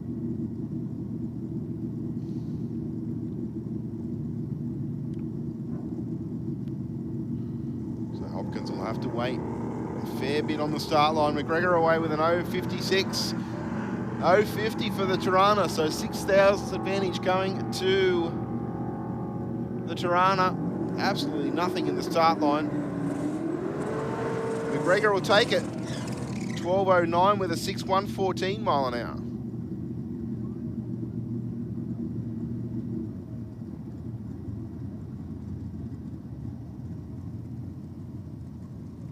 Next up, Jim Raptis in the Tirana, this time in the Aeroflow lane. Dialed in with a 10.98. Taking on Casey Leonard from Cranebrook in the turbocharged FC Holden. 10.50 the dial in there. Unfortunately, he's given away a lot on the start line. I don't think chasing the win here. 12.21 at only 77 mile an hour there for Raptis. And a 10.98 with a 0 at 1.31.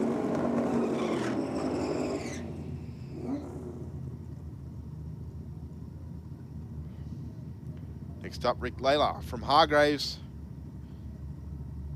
in the 64 Vauxhall. Dialed in with a 10.70. Peter Villaris in the XT Falcon. Dialed in with an 11.70. So near enough a second difference. The head start going to the Falcon that's in the Rocket lane.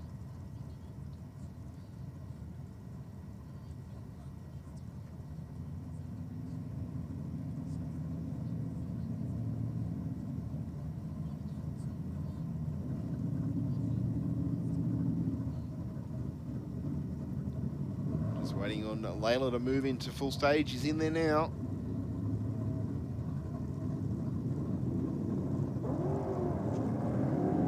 Villaris away with a 2.42. Red on the tree for Layla.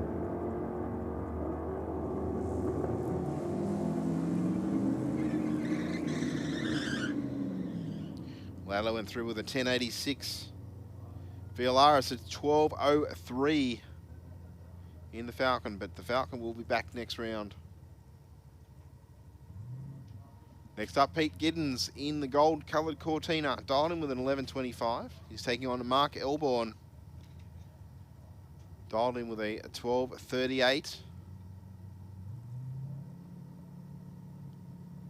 In the HQ Ute. Oh, Elborn thrown it away with an 0.22 red.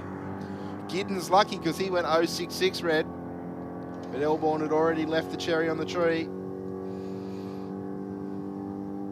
Giddens with a freebie, 11.28 with a 4 on his 11.25. He'll be moving on to the next round.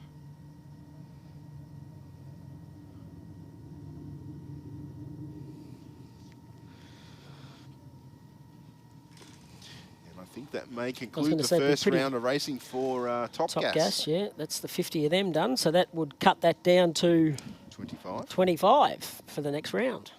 So there'll be a solo in there somewhere. Not 100% sure how it will be awarded. Lucky I was able to take my shoes off to work that out. You did that pretty quick. I did, didn't I?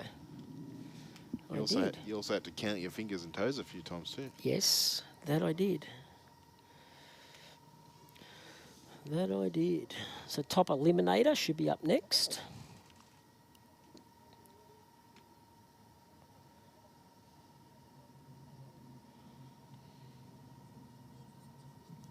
Hope everybody out there is enjoying the sunshine and enjoying the action on the racetrack here today. And a very tough supercharged Holden's run are about to come under the tunnel.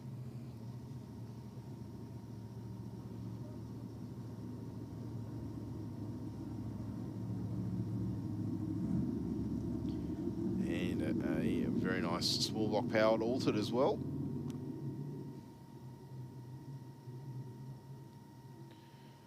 Don't forget, ladies and gentlemen, you can go through the pits with your general admission here into the venue this afternoon.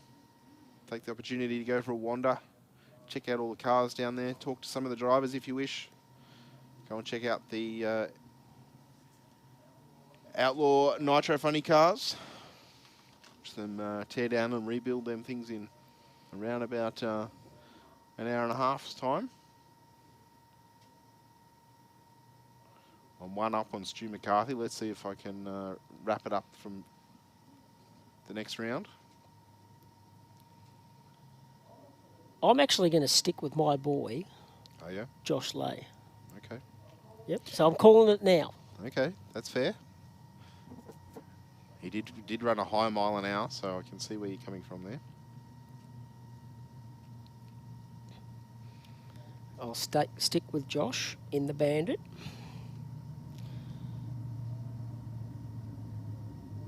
I might go down and give him a pep talk. Okay. Pump him up. Maybe I shouldn't. Take your leather glove with you. No? Take my what? Leather glove. Oh, slap him? Yep. Yep. No. No? No. Because then I reckon I'd have the rest of the crew on top of me. That's fair. It's a little bit of track prep. While that track prep's going on, we might just play a couple of ads and we'll be back with you as soon as cars come back on the racetrack here at Day of the Drags here at Sydney Dragway, and I reckon Stephen Bush is probably going to go and have some lunch. Aeroflow Performance provides a wide range of high-quality performance products for racers, street machines and hot rodders.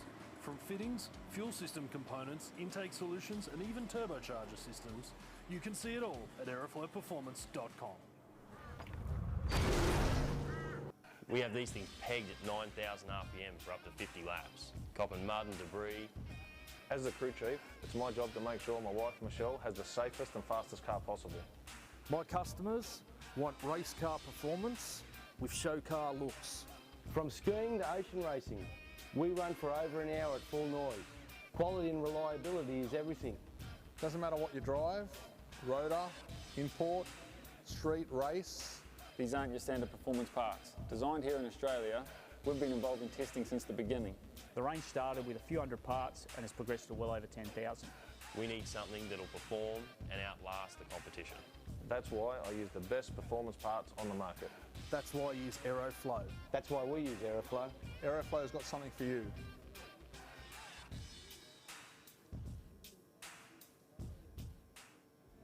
Stay informed, up to date and entertained thanks to the Western Weekender.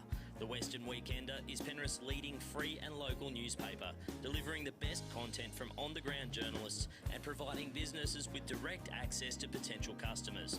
News, sport, entertainment, puzzles and so much more. The Western Weekender is the heartbeat of Penrith and it's out every Thursday.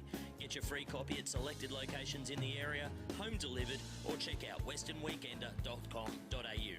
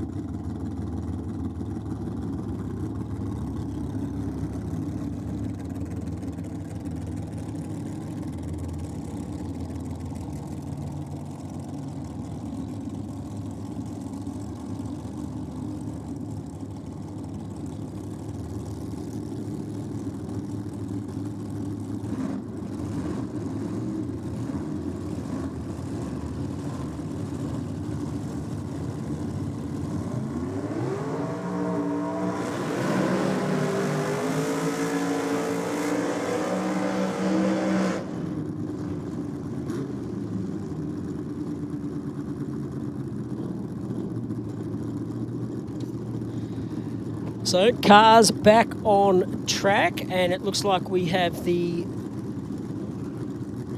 middle eliminator on the track. 21 cars, 32 cars in this section. Matt Smith in the LJ Tirana in the Aeroflow lane up against Daniel Moore in the Rocket lane in the 32 Austin Bantam.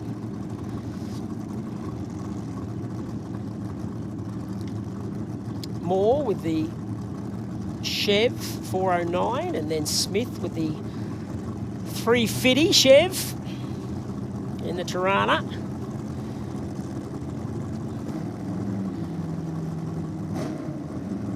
Both backed up, getting signals from crew and from officials down there to make their way into pre-stage. Yeah, Smith pretty new to this car. He's come out and done a number of test days and the like, but proven that he's pretty confident behind the wheel. Legs pretty soft. Oh, a lot of wheel spin there for Daniel Moore. He's stayed in the throttle, basically done another burnout there on off the start line, but Matt Smith will take the win in the blown Tirana. Dialed in an 8:30, went 8:46. So Bushy, with Daniel Moore, what causes that situation where he had so much tyre spin after doing a decent burnout and getting the car coming back, and then for that to just to drop and do that big burnout again? Could be potentially how the converter's set up in the car. If it's locking up too soon, or I'm not necessarily an expert in that, or maybe even the suspension settings. If it's got shocks or anything like that on the back, maybe they're not set correctly, and then just tries to drive all of that power through the rear wheel rather than having it softened. Or potentially trying to leave the start line with too much RPM. So in this division, in the middle eliminator, he's done now, isn't he? Because that's... I believe so, but there was the Tirana was middle eliminator and the Altered had a different designation, so I'm not quite sure how that works. But on track now we have two top eliminator cars, and that's Adam Addard in the Holden Tirana. He's dialed in with an 825 in the Aeroflow lane, of course. And in the Rocket lane, we see Peter Carlton in the front engine dragster. Small box Chev on board for him. Dialed in with an 885, so the dragster will leave first, and the Tirana will have to chase him down. Go back to your dog's eye with a bit of dead horse, Bushy. To translate that, he's hooking in to a pie with tomato sauce.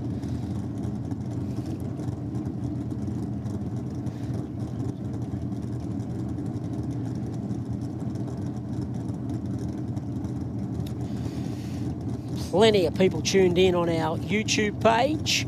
Good afternoon, good morning, good evening, wherever you are located. Addard and Carlton. Addard in the Aeroflow, Carlton in the Rocket lane. Waiting for Addard into final, both in final now. Would feel like an eternity for Addard sitting there waiting to hit the fun pedal. Great race between these two. Give it to Carlton with an 8.96 at 147. Look at the difference, .0034 for the win. Great drag race between those two competitors here at Sydney Dragway for a day of the drags.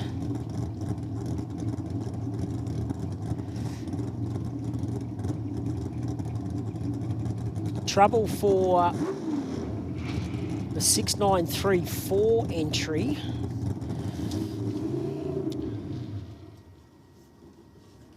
All cars have been shut off. There's one's...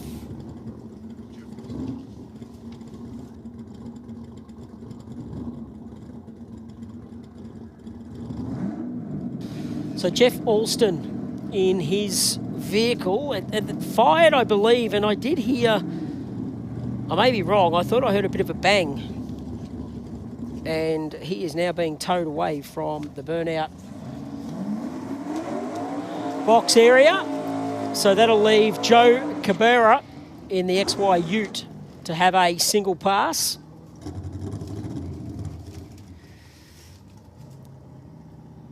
Wheel stands in this Ute. I think we've seen a decent one earlier on today. Crew step back away from the Ute. Nearly bought one of these XY Utes back in the day, some 25 years ago myself. It was a purple coloured one, but I didn't.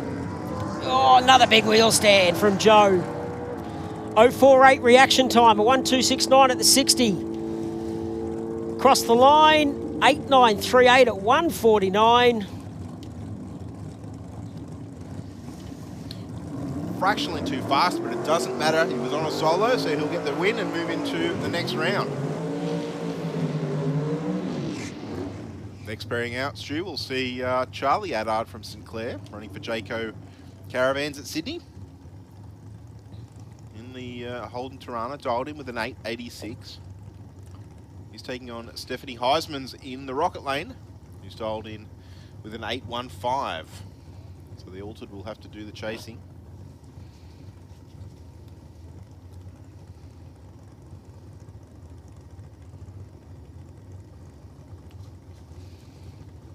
Heismans running for Cool Shirts Systems Australia, Canoblis Auto One, and Great Western Auto Wreckers. Team make the trek to Sydney Dragway quite regularly from the Orange region. I love watching the crews when they've got the car back, and then just before they come into pre-stage, obviously they can't talk to the driver, but they've got all these different hand signals. They point 3 fingers, 2 fingers. Sometimes they get followed. And a 0.86 on the tree for Heisman's the better of the reaction time, but I tell you what, she's got some work to do. She's not going to catch Addard across the finish line. 8.88 with a 3 on an 8.86 to take the win. How was the dog's eye, Bushy? Yeah, it was good. It's all right. It was good. Benji demolished his. I think he took 2 bites and it was gone. Oh, I took a little bit more than that. Oh, one of those cars down there just firing to life in the next pair. On track now, we've got Joe Sorbello running for Jenkins Performance Engines in the Datsun Skyline. 8.90 the dial in. He's doing battle with Craig Davies this time around. Davies dialed in with an 8.23. We'll be chasing the Skyline.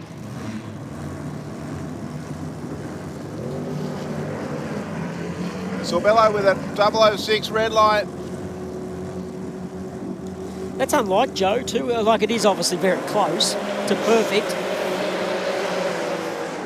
Yeah, Joe normally very, very consistent on the tree, but maybe Davies just spooked him a little bit, because Davies is pretty sharp too.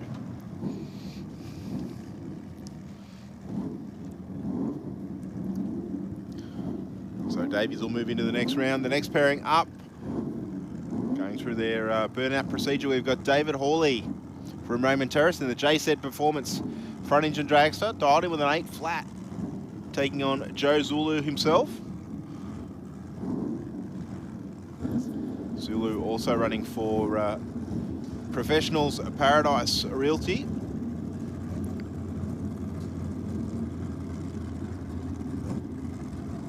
Dialed in with a 770.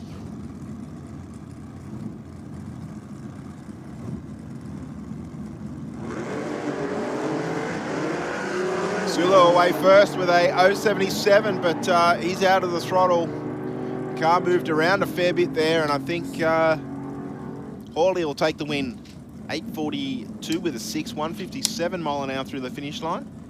And Zulu there, unfortunately out of competition for the afternoon.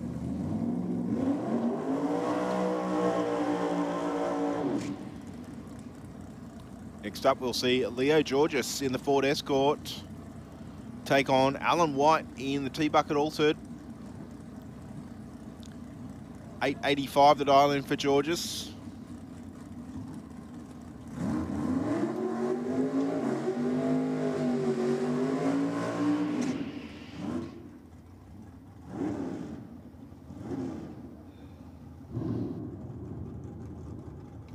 862 the dial in for Alan White.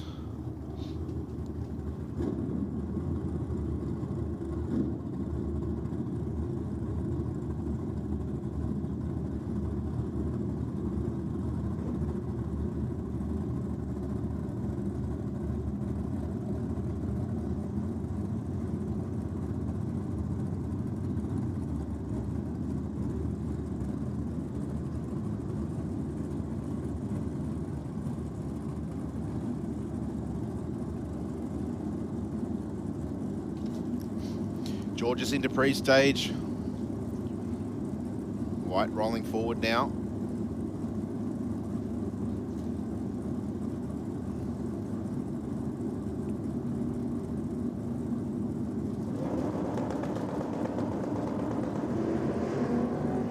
George is with the red light and not going to get the time recorded either. 0.38 on the tree for White, and he'll take the win. 8.52 with a 7.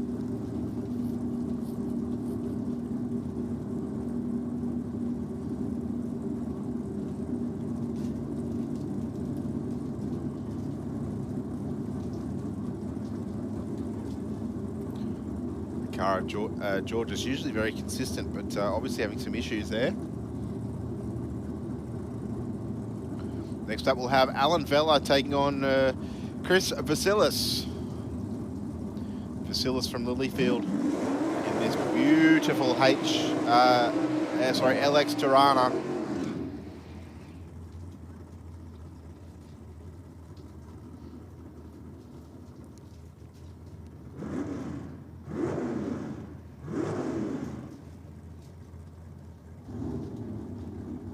The Tirana dialed in with an 8.99. The Capri dialed in with an 8.42, so we'll have to do the chasing by around about half a second.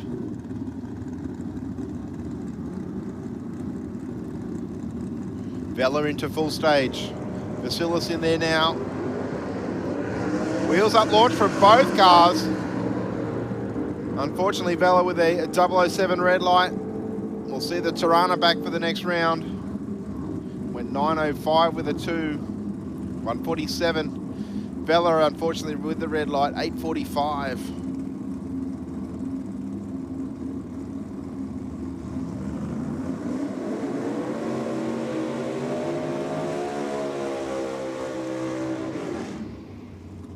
Next pairing out, we'll see Bill Osling in the Stallion Wholesale Auto Parts Chevy Camaro. He's dialed in with an 8.57.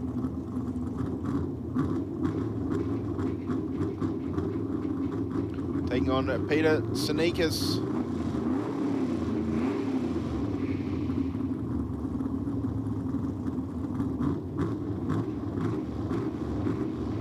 Sakina dialed in with an 8.64.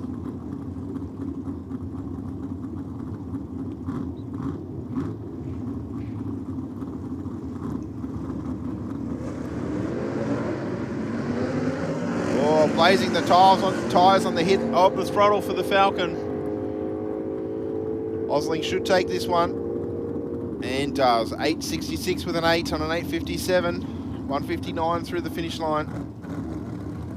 Unfortunately, the Falcon there breaking traction on the hit of the throttle.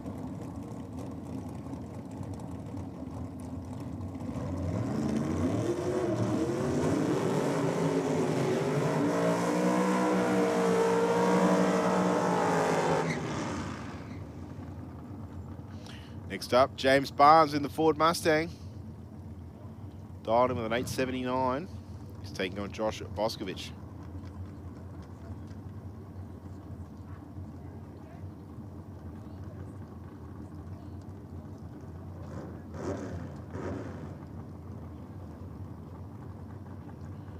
See James's son there on the start line. Jesse, a force to be reckoned with in our street bike category at the the Speed Addict Clothing Co. Track Championship Series. Started racing probably 12 months ago and has found himself in quite a few finals. Boscovich in the Rocket Lane, a very tough competitor in the XA Coupe. Dialed in with an 8:24. Also a regular racer here at the Speed Addict Clothing Co. Championship Series. This Falcon, the poster car for the event. Purge of the nitrous. The Falcon will be chasing by around half a second. Tree counts out for Barnes first, and he's left the red light hanging. 3:41 red. Boscovich with the freebie. 8:24 with a 5 on an 8:24. He's gone 5 thousandths over the dial in with an 0:35 light.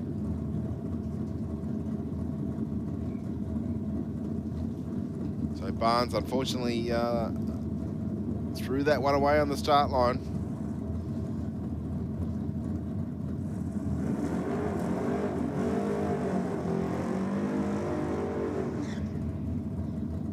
It's very nice. RX4 burning out in front of us.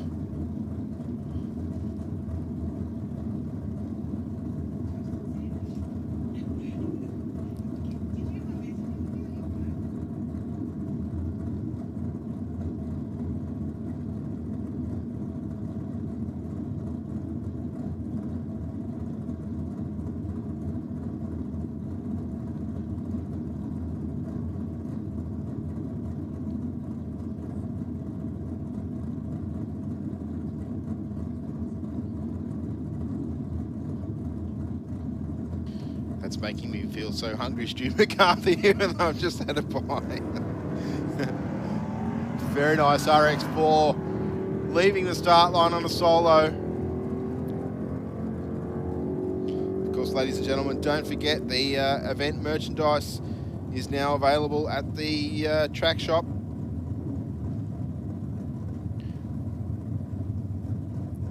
The track shop located at the top of the stairs on the northern end of the western mound.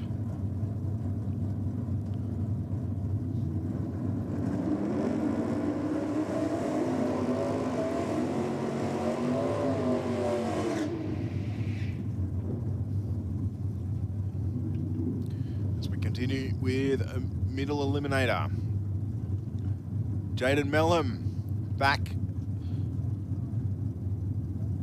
in racing. We saw him drop some oil at his burnout attempt this morning. So he's, I'll use the word guesstimated a dial in, 9:25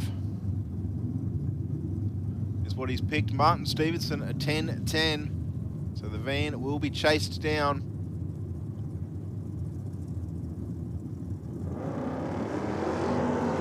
Stevenson away with an 0:69. Melham with a little bit of work to do. Stevenson pretty experienced and will take the win. 10-1, 4 with a 4. 131 mile an hour in the drag van. Going to take the W and move on to the next round.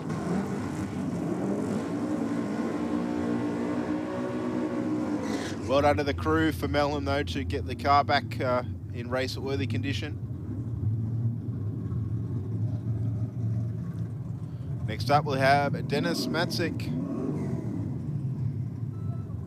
taking on Adam Tizone.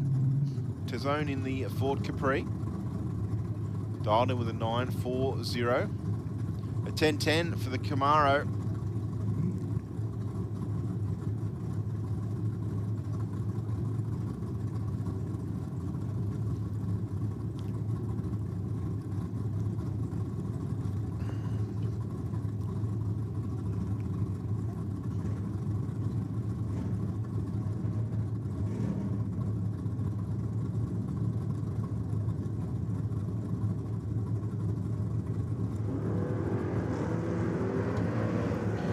Camaro away with an 027 light.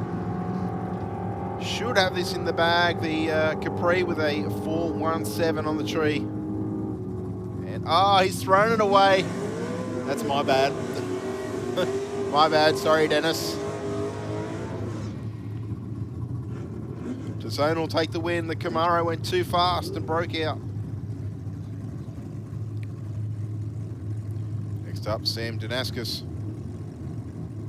Dialed in with a 965 in the lime green Capri in the Aeroflow lane, taking on Simon Bonello in the XW Falcon.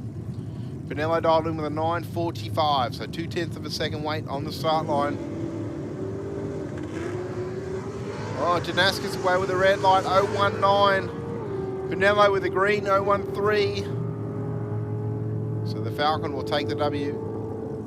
9.46 with an 8, 1.43.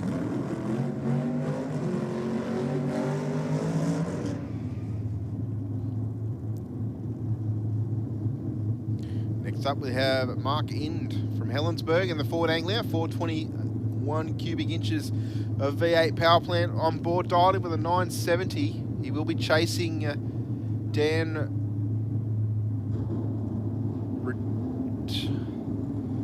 Rutibska in the 202 Holden powered Altered, dialed in with a 1085. The Altered away with an 028. The Anglia with a 555 reaction time, but I think some issues for the Altered on the start line. The Anglia nearly at him at 1,000, and the Altered takes the win, goes in 11th, 37 with a 6 on a 1085. Got there by 0.2.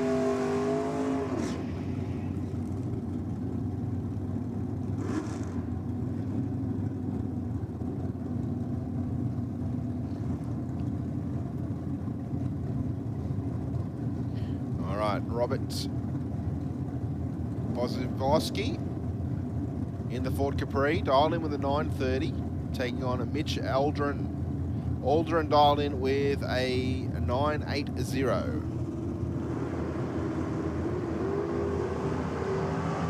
Aldrin away first, and he'll take the win.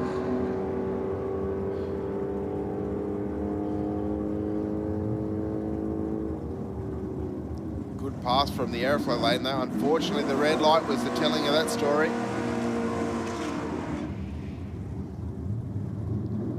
Next up, Ross Bilby and David Stapleton.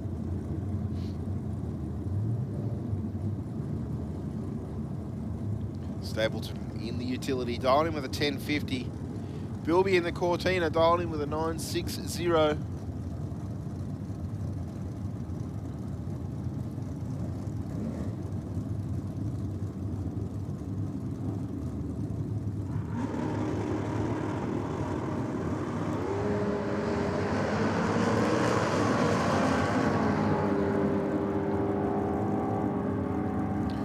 Be out in front here, should take the win, and does. Goes 967 with an 8 on his 960.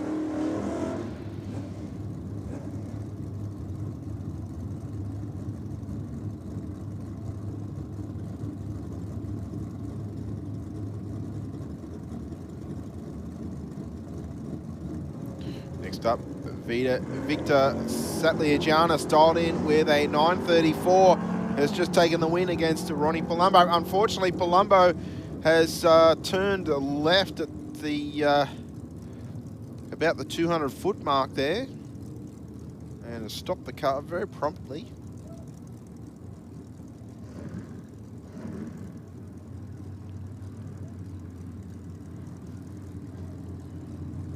Unfortunately, the 013 red light there is the finish of his run in any case.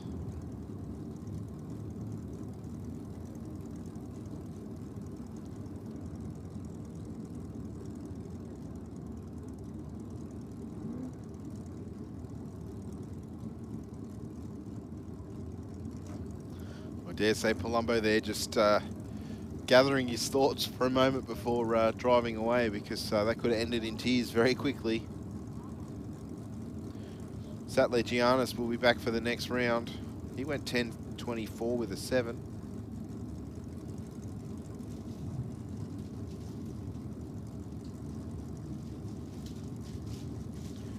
Our next pairing out will be Gary Durrington in the front engine dragster, dialed in with a 982. He's in the Aeroflow lane, of course. Taking on Stuart Gatt. Gatt, who's in the Chevy Camaro, dialed in with a 1063.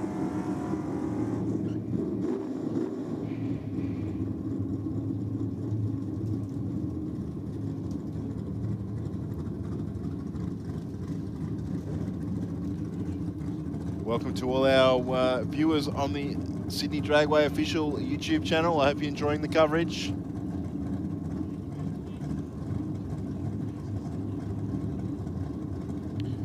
As I said, Darrington in the front engine dragster. He's dialed in with a 982.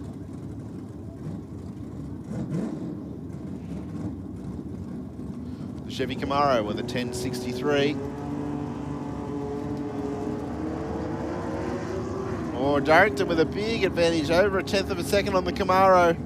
He'll be drawing up beside him, if not already in front, then connect at 1,000.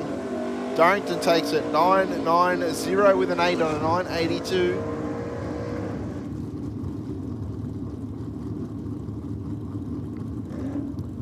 Big burnout from Lewis Unos.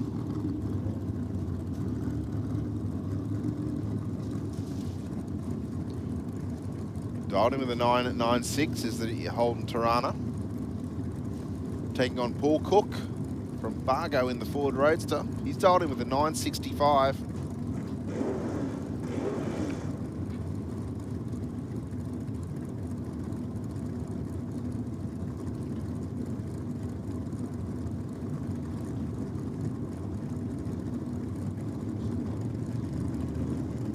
All right, both races into pre-stage now. The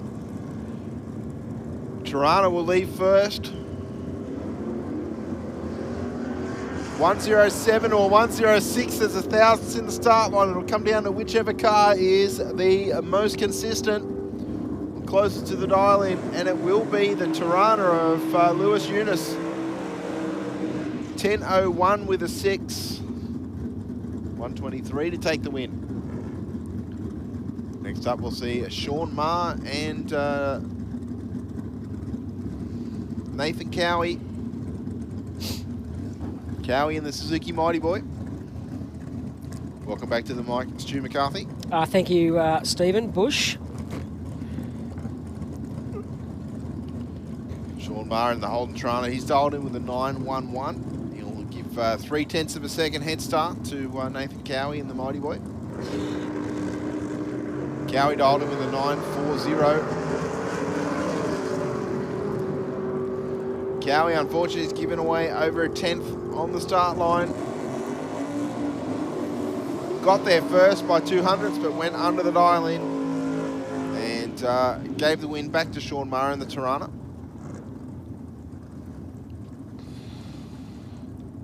Next up, we're going to see Dave Gruber in the Strip Rat taking on Michael Upton.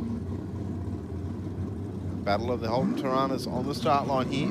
Queanbeyan Engine Services backing Dave Gruber.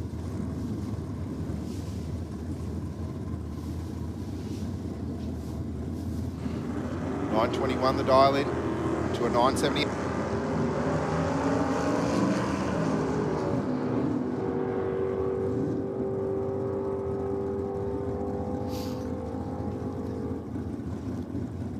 So Gruber with the left before the third amber, which is not usual for him. He's usually very, very good on the tree.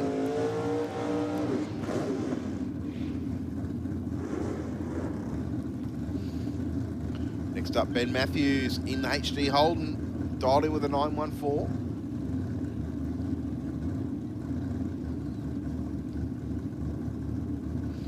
Taking on Harry Plassis.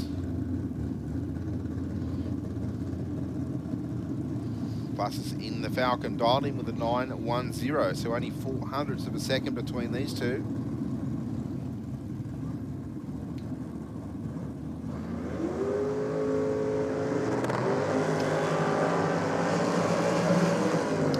.002 on the tree for Plassis. 1.5 up his sleeve. Gets there first by 10, takes the win. 914 with a 6. So does he get that win because of that good reaction time?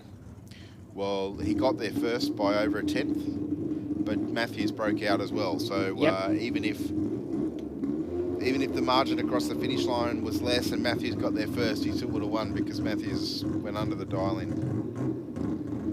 Certainly made it a lot closer at the other end, though. Next up, we'll have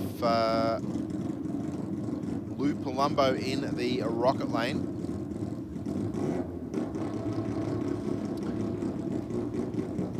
take on the altered in the Aeroflow lane. The altered dialed in with a 970.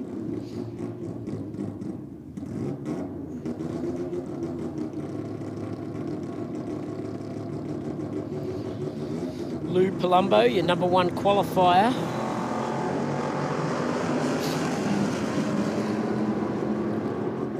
.011 reaction time. The altered with a bit of work to do at the bottom end of the racetrack. I don't think he's going to get there. 918 with a 4. 133 for Palumbo to take the win on his 9-0 dial-in.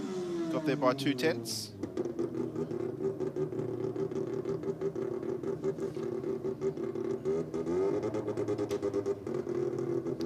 Faxiak in the RX2. Gets the solo. I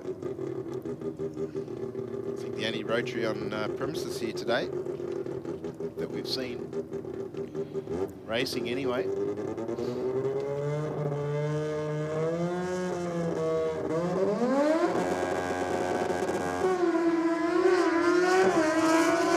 .038 on the tree. Like a kangaroo. Yeah. 927 with a 9. 139 mile an hour. That car is ultra consistent considering it's manually shifted. He went 923 with a 6 and a 926 with a 5 in qualifying and just run 927 with the 9. Consistent. So it's very consistent considering, as I say, it's manually shifted. And the thing is screaming, absolutely screaming at the gear change. I'd love to know what the launch RPM is.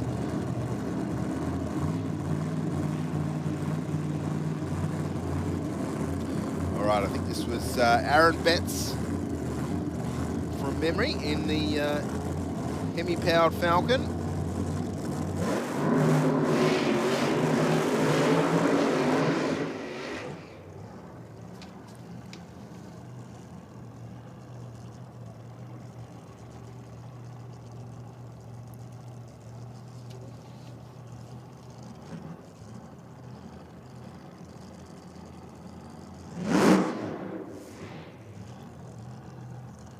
Okay.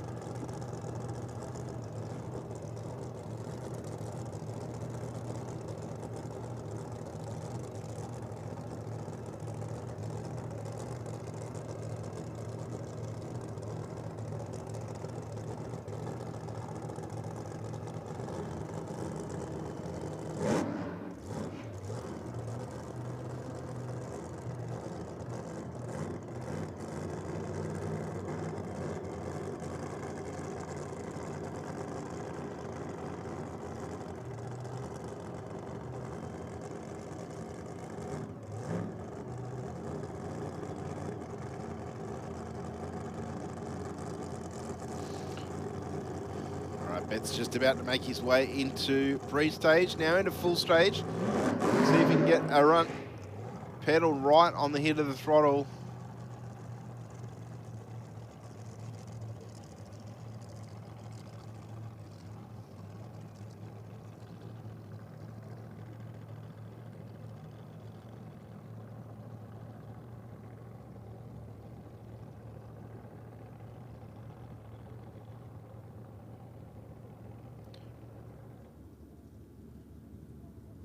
Quite sure why Aaron's stopping there, but I'm sure we'll send the quad down to come get him.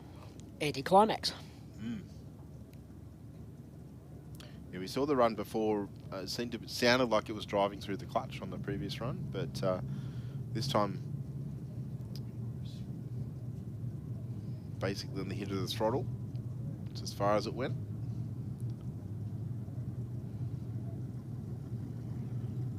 be down for a few moments just while we get the quad out to come get him.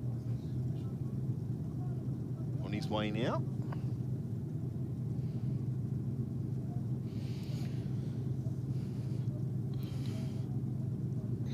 And it sounds like we've got our next round of Chicago shootout coming under the tunnel now. So those races, oh sorry, they're actually eliminations. I think if there was 6 rounds of eliminations, it was the top gas class.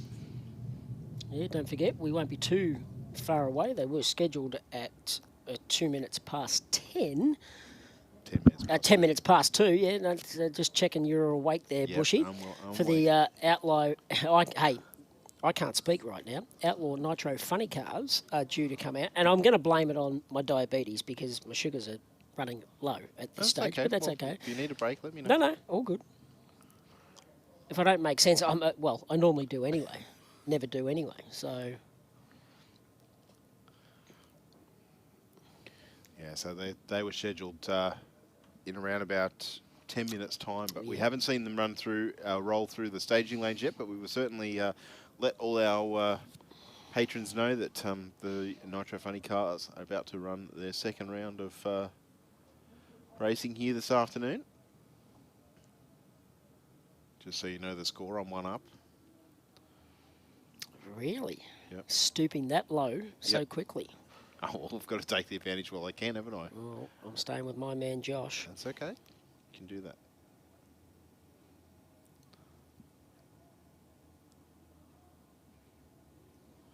So, of course, as we've mentioned, the track shop is open and trading. Get your events T-shirts or any other merchandise that might take your fancy when you're up there.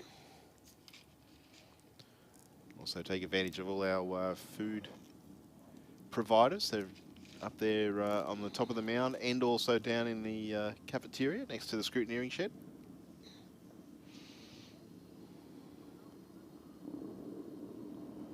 Keep you well fed and watered.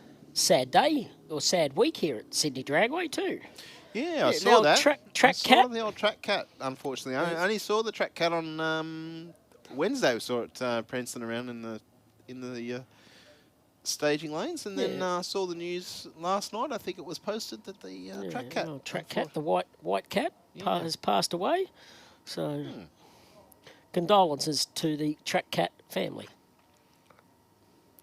I don't know if the track cat had a family, except for the workers here at Sydney Dragway was a bit of a... that's the track cat's family. That's exactly right. So I know that track cat was well looked after for, well catered for. Well I guess fed. you get well fed. Yeah. But yeah, unfortunately, track cat, don't know the circumstances in which, but unfortunately has gone to kiddie heaven. Races heaven. Yep.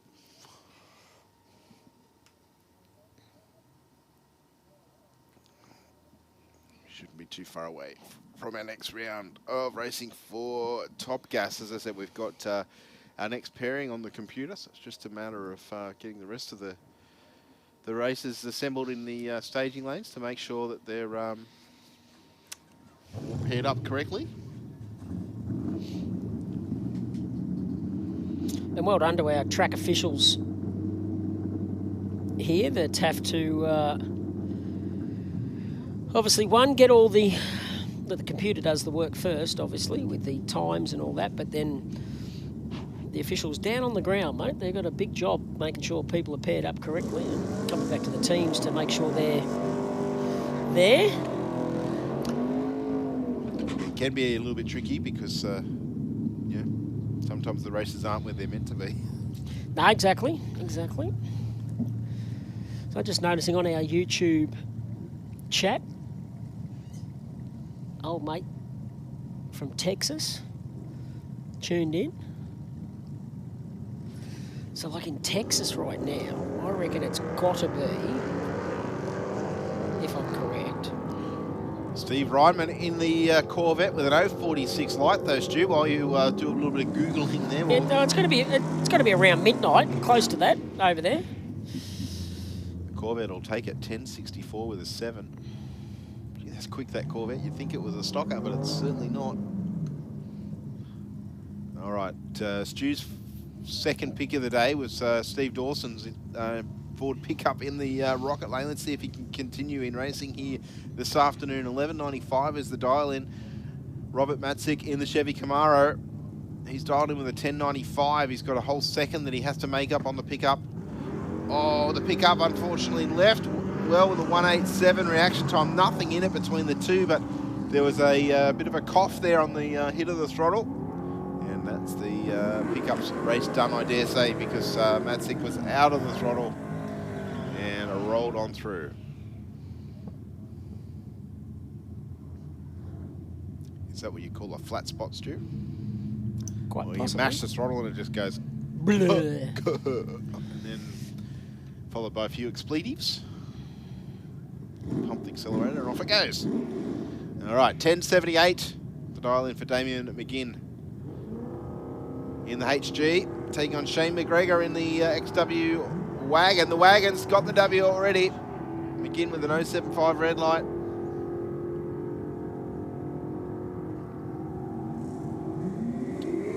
And a 10.57 with a 3 for McGinn. A big breakout it would have been. Big breakout, but obviously playing the game, but the race at 1 on the start line with the red light. Paul Hubbard and Peter Giddens now.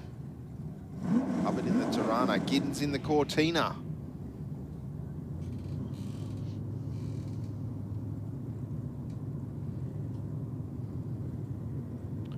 Hubbard dialed in with a 10.54. We'll be chasing the Cortina, dialed in with an 11.25.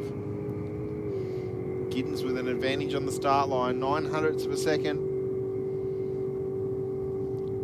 And takes the W, goes 11.31 on 11.25.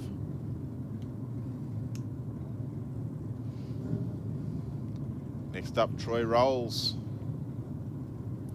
In the Ford Coupe, dialed in with a 10.50. He's in the Aeroflow lane. John Busuttil, dialed in with an 11.13. In the Mercury Cougar.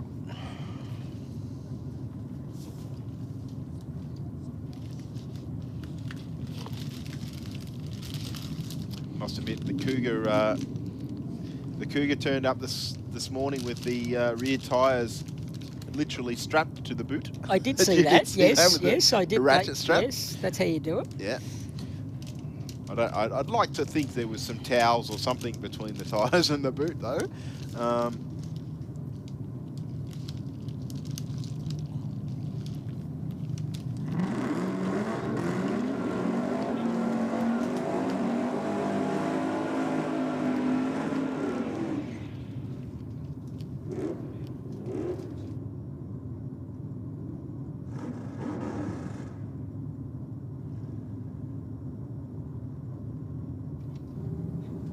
So Troy Rolls dialed in with a 10.50. We'll be chasing the Mercury Cougar by 0.6 of a second.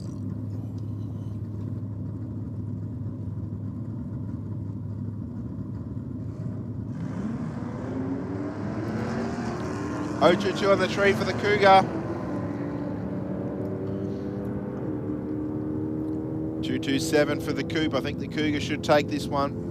Runs on through. Where are they? At 12, at 2.1, at 1.13. Next up, Greg Mason in the El Camino from Queanbeyan. Dialed in with 11.15. Jim Raptis in the Holden Tirana. He's dialed in with a 10.98. So the Tirana will be doing the chasing.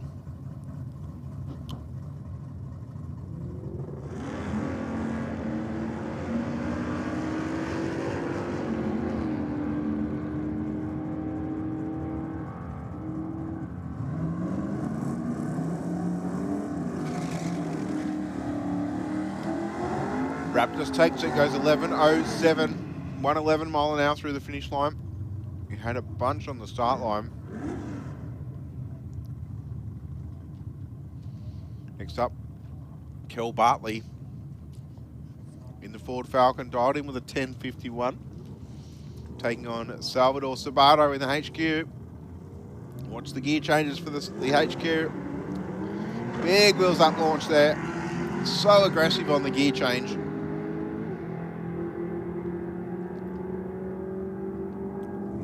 Side-by-side race though. And the winner will be Kel Bartley.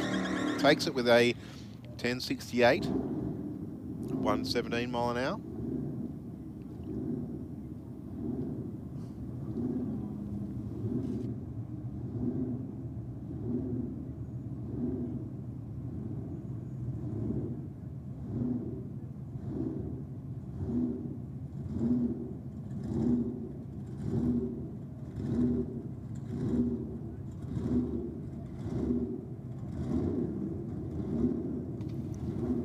Gregory Vella taking on Mitch Hatch. Not too much in this one. Vella with a slightly better reaction time in the panel van. 151 on the tree. Don't think he's going to catch Hatch though.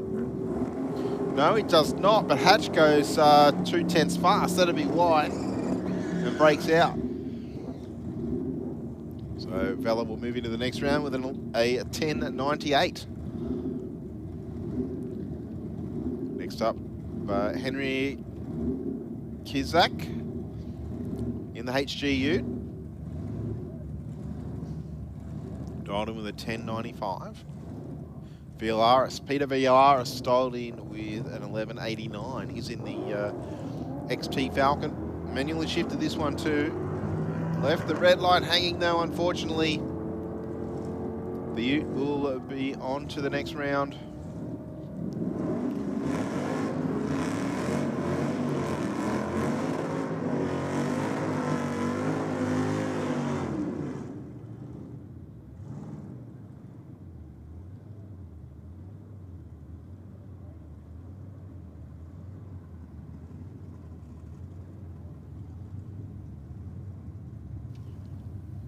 Steve Taylor in the HG Kingswood, dialed in with a 10.55, Stu.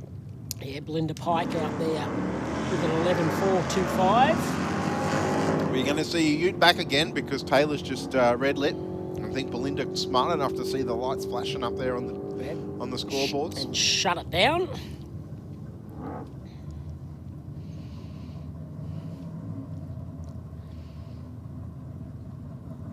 It makes sense to do that, to see, like, if you see the lights, the wind light on, why keep everything under power? It's more fun doing that. But true. But like we've said, that class has got 6 rounds of racing. So, yeah, I'd probably be saving it too.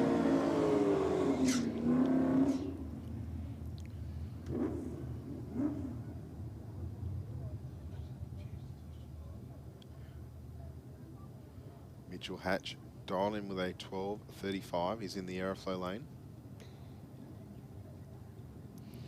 Taking on Paul Toms, dialed in with an 11.15.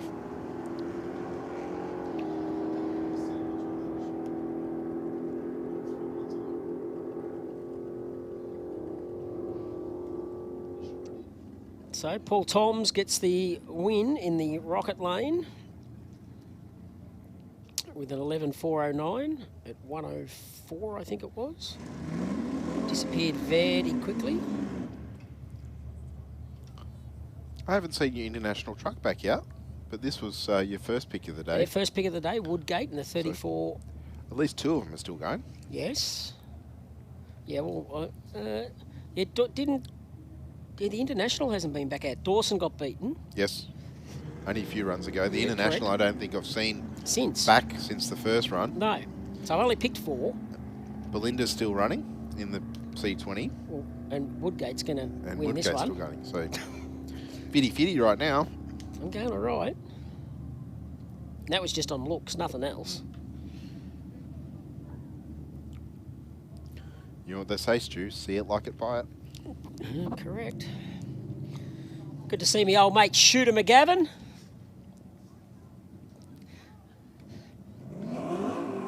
The old Art of Speedway.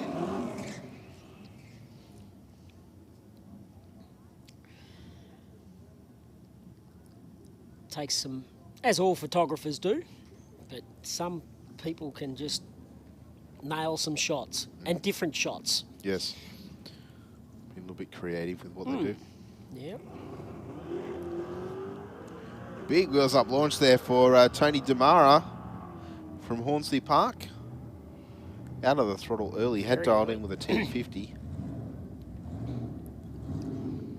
Went 139 to the 60.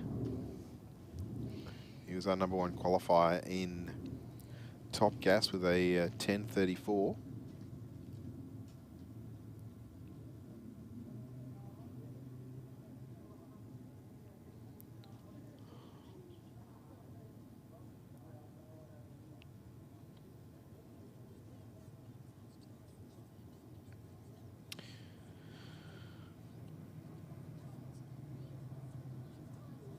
Waiting on our next category to come through.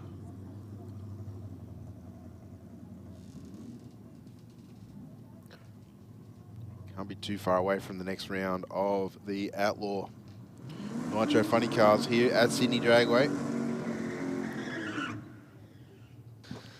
Yeah, they're not in the staging lanes as yet. By the way, how good are Freckles? The chocolate Freckles, yes, yeah, they're correct. fantastic.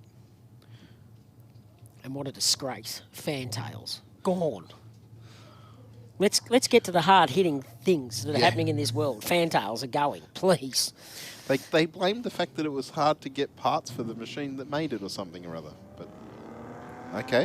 What, hang on. You melt a bit of bloody caramel and put some chocolate on it. I'm just repeating what I heard, right? Or have they run out of questions to put on the wrappers? Because it's a conspiracy. Conspiracy. There's always a conspiracy. All right, looks like our Holden Utes going to take the win here, Stu, with a 14.02. Dear me. I didn't think of the questions thing. So what, the Fantails are going to become like contraband, are they? What? Like what? Contraband? Oh, who knows?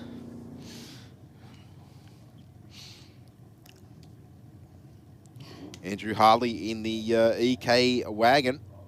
Dialed in with a 1320, taking on Dennis Plassis in the Nissan Juke. It's virtually the only modern car here today. Yes, I was just thinking, I'm not sure how the Juke fits into the theme of today, but obviously it's been allowed to race. Well, you don't know what chassis it's got underneath. It might be just the body on the outside. I'm pretty sure it happened. Left before. Oh, he's gone around. He's gone around. Gives the Duke the win. 0.42 on the tree, though. He's done a pretty good job there. And a 15.57 with a 9.89 mile an hour. Tony Cambarakis. Maybe it's got a wheel nut on it from yesteryear. I'm not being negative, but probably not, because it's a Japanese car. Sorry, I'm being smart. Sorry, I'll be quiet now. No, don't be quiet. Cambarakis dialed in with a 13.90, chasing down David Thompson in the Falcon. Is he going to get there, Stu? I don't think he will. No, he did not. But he got the win because both cars broke out. They went under their dial-ins, and Cambarakis was under by the least amount, so therefore gets the win. Margin of victory, 100th of a second.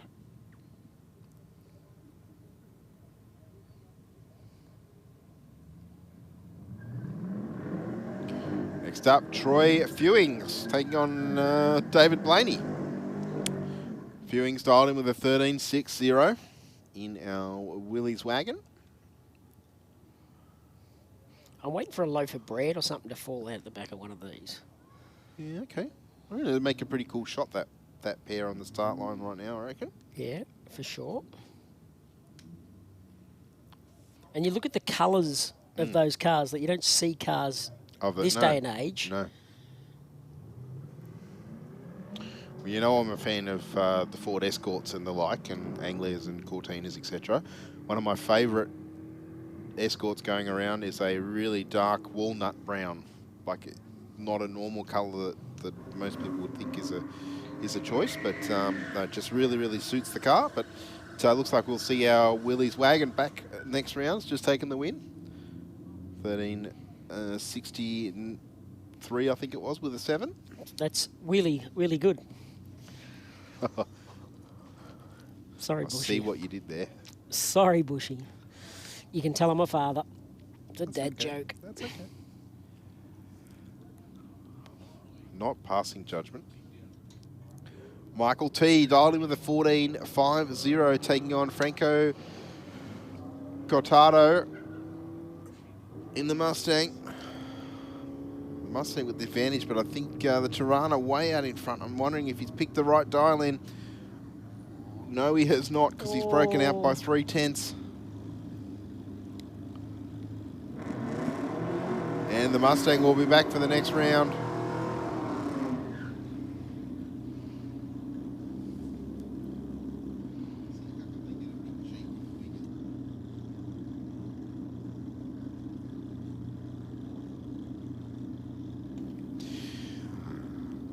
Mick Robbins from Victoria. Welcome to Sydney Dragway. Glad to have you here. You made the big toe up from south of the border. Port Arlington. Dialed in with a 14.20, taking on Jenny Robinson from George's Hall in the 39 coupe. She's dialed in with a 16 flat.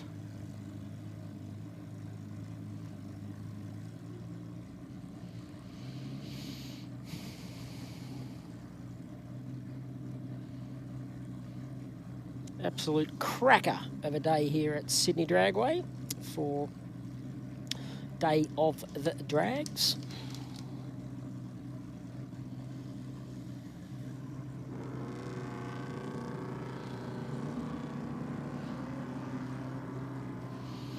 The Falcon with a big advantage off the start line. I think already in front at half track.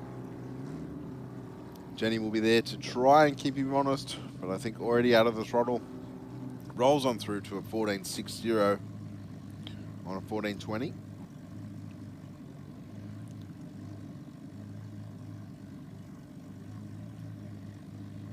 Joe Campagna in the Vauxhall Viva. 202 Holden. He's dialed in with a 14.98. About to take on Alan Odgers in the 32 Ford pickup.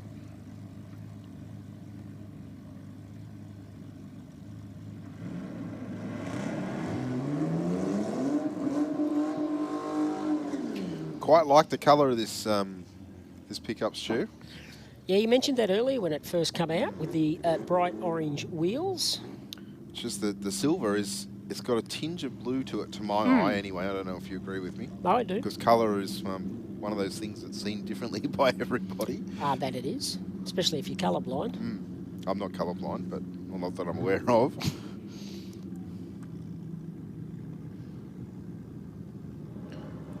Odgers away first. Oh, loose a bit sideways there from the pickup. A little bit of wheel spin.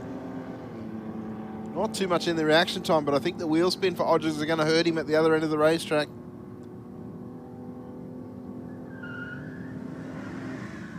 Oh, Lucky gets it. He goes 17.10, but the Vauxhall too fast. 14.70 on a 14.98. Next up, Alan Pepper from George's Hall. There's a lot of races from George's Hall here today. Yeah, there is. The fish mustn't be biting. No.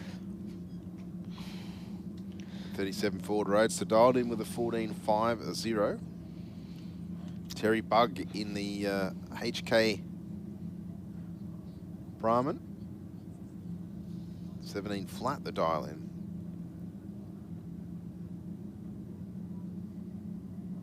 Quite like that that teal blue as well. I think it's quite a nice colour. Certainly in this this light with the lengthening shadows. Pepper's got some work to do. I think the HK gone a little bit too fast here. 16.45 with a 277 mile an hour on a 17 flat.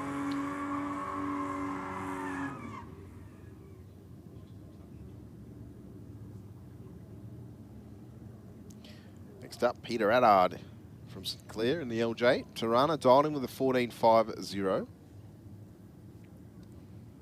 taking on Darren Taylor in the gold Holden Tirana.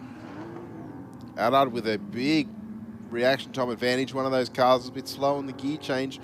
I'm guessing it was Allard in the Aeroflow lane, which he'll be spewing because he had an 049 light. And it slows to a 1589 with a 292 mile an hour. And your Rocket Lane takes the W. Next up, Scott Davies takes on Steve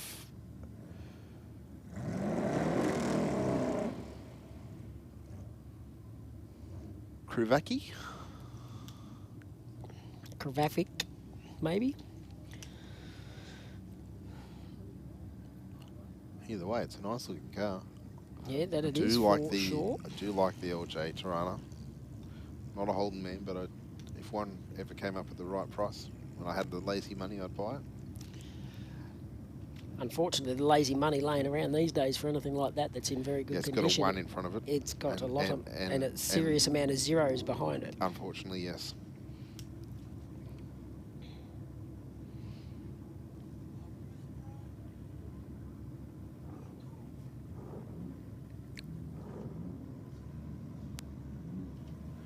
He wants the hit, Stu.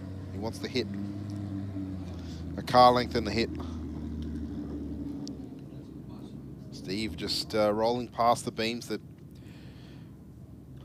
officials doing the best to give instruction. We understand that not all our races here today are regular races. Of course, if you're sitting up in the stands and you think, well, I'd love to give this drag racing caper a go, you can either come and join us on a Aeroflow Race for Real Wednesday night, which is every Wednesday night between 6 and 10 o'clock. Bring your car out. Doesn't have to be a classic, doesn't have to be a hot rod, doesn't have to be anything special. You can come out and race your Mitsubishi ASX or whatever it is you drive or whatever your wife drives. That way, if you break it, you don't have to walk to work. Or ride. Or ride. You can can bring your motorbike as well. We have a bracket for motorcycles. Of course, if we get enough entries, you can win a little bit of money with the reaction time prize pool that we have. Yes, that you can. And of course, if a Wednesday night's a little bit difficult with work, once a month we have the Sunday sessions, which is a Sunday day. Who doesn't love a Sunday sesh? Correct.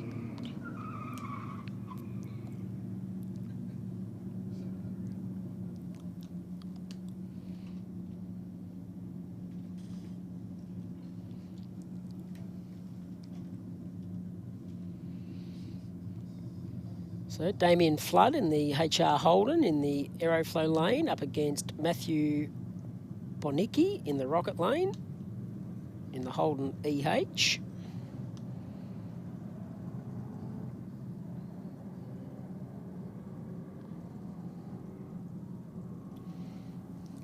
Bonicki should take this one. I've got to stop saying that shit. It's broken out. He went 17.84 with a 4 on a 17.90. And he got there first by over a second. Anyway. That's racing. Flood will be back for the next round. Next up, Connor Atkinson Young from the Oats in the Dodge Plymouth. Dialed him with a 14.80. Taking on Joe Madej. Dialed him with a 13 flat. Madej with a 1.53 reaction time. Over a 10.5 up his sleeve. Should be getting beside that Plymouth to take the win. 13.26 with a 1.96 mile an hour through the finish line. Here's your Dodge right here.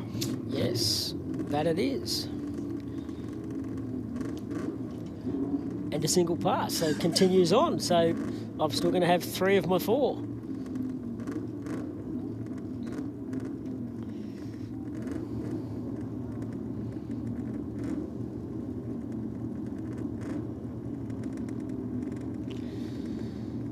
So Kramer with a 14.5 dial in.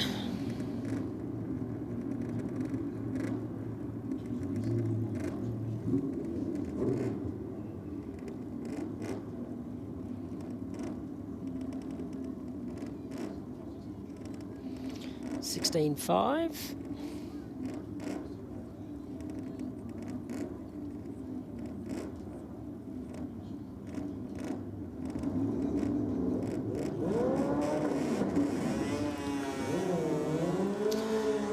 Bikes back on track.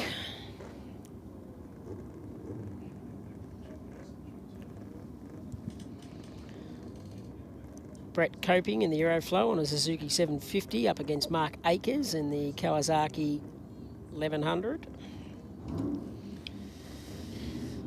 10.4 for Coping and a 10.6 for Akers, their dial in. 1 versus 2 in the qualifying.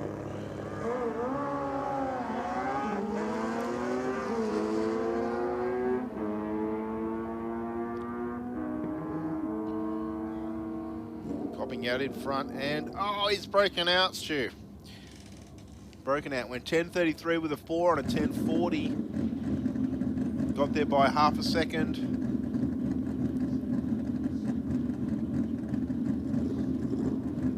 The Chicago shootout anyway, so that's okay. Continue on, no foul play. Correct. Just watching on our comments on our live stream, Anthony, Ben and I think you should source a pre-79 Skyline with RB26 or similar in it, and let's see what you can do. I'm not sure what the world record is for a car of that vintage, but challenge set.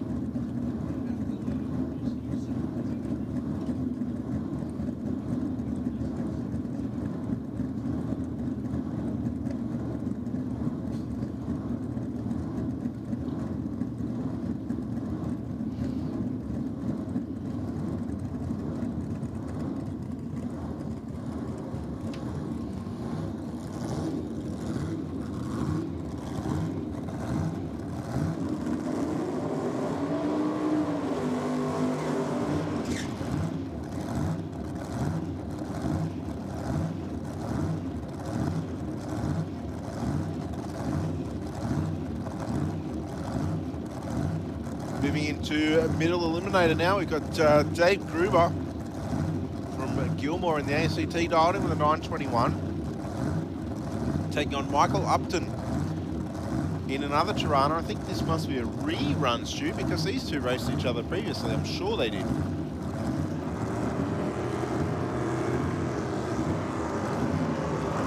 .070 to an .075. There's 5,000ths of a second between these two races. The Aeroflow lane with a 5,000ths advantage, and he'll convert it to a win. 9.23 with a 3, 1.44 through the finish line. To a 9.81 and 1.34 for Upton.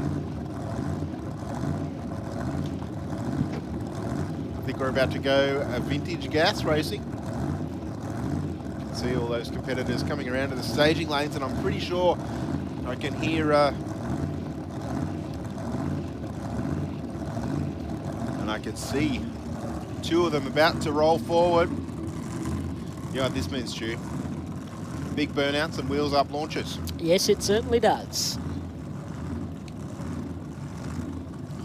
Who's going to stop smoking the tyres first?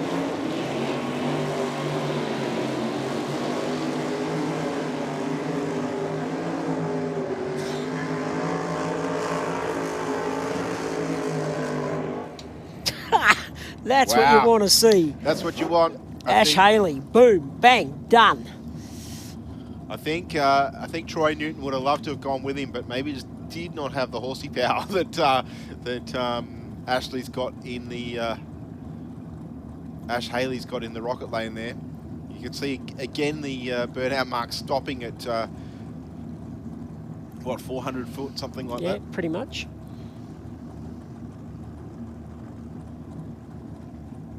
I mean, Newton did a pretty good job as well. He stopped probably 200 feet out.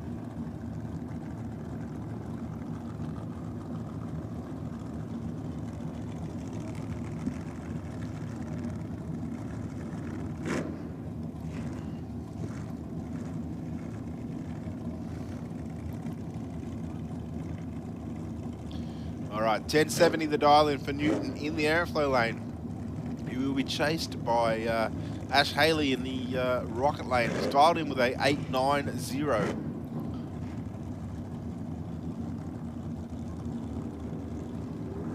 1.8 seconds head start going to the white car. Double 06 on the tree for Haley, and the car loose at the 330 foot mark. I think he's still got around him though. Oh, he does. It went too fast. Got there by half a second, but 885 with a 7 on an 890 hands the win back to Newton in the Aeroflow lane there, Stu. Yeah, he certainly had a crack and had the front wheels off the ground and fighting the car up to that sort of 330 foot marker, and then got it all sorted, but it was too quick. You stayed in it that little bit too long. Ah, well, you'll be back for the next round, I guess. The Chicago shootout as well. So Adrian Kemp in the Rockin' Horse. Ford Mustang, dialed in with an 1150. Cal Scott also with an 1150. He's in the 426 Mopar powered AP6 Valiant.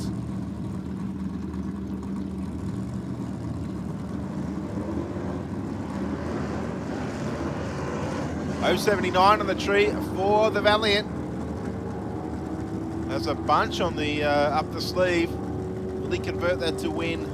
And yes, he does. Goes an 1191 on an 1150.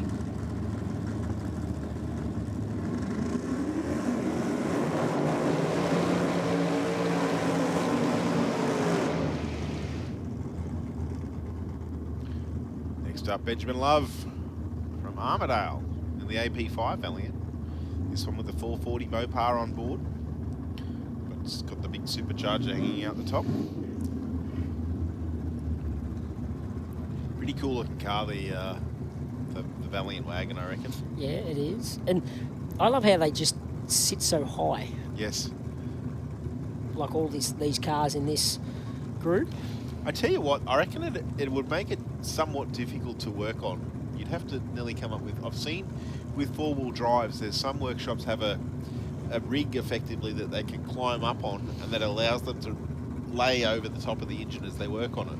Simply because it's too high just to work from on the ground. I'd be in trouble.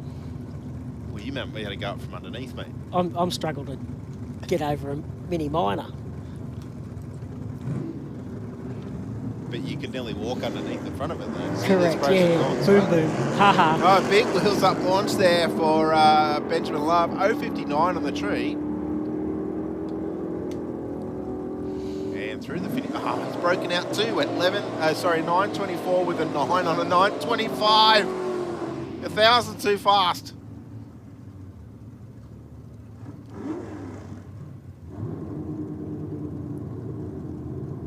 That would have been a good package if he got that. Would have been 60,000s, I think. For sure.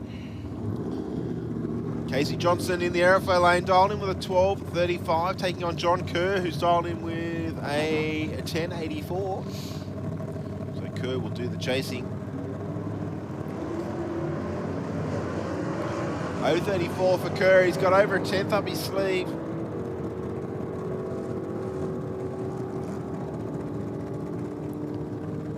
And Casey got there first, but broke out. Kerr will take it 924 with a 9 on a 9. Sorry, 9. 1092 with a 4 on a 1084. You had the numbers right. Yeah. Just in the wrong way around. Yeah. But that's all right.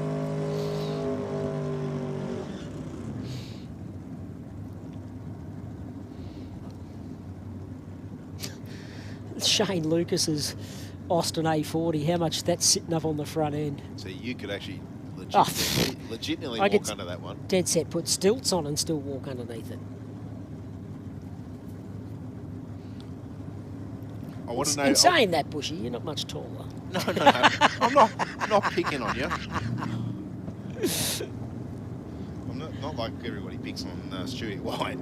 Yeah. Oh, red. 0.76 for Shane Lucas, though. Like, it doesn't even look like Lucas has got front wheels. No, the way it's sitting up. because they're tucked in as Yeah. well. We can't see them from up here.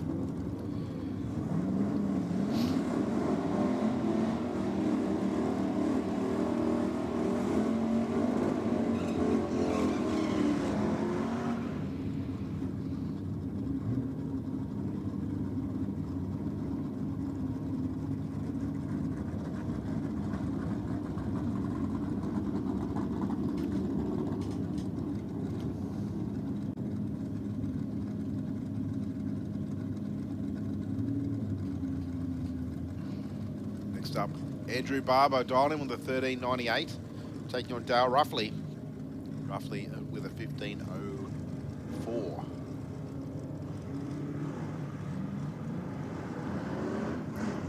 .200 reaction time for Barbara, the better of the two.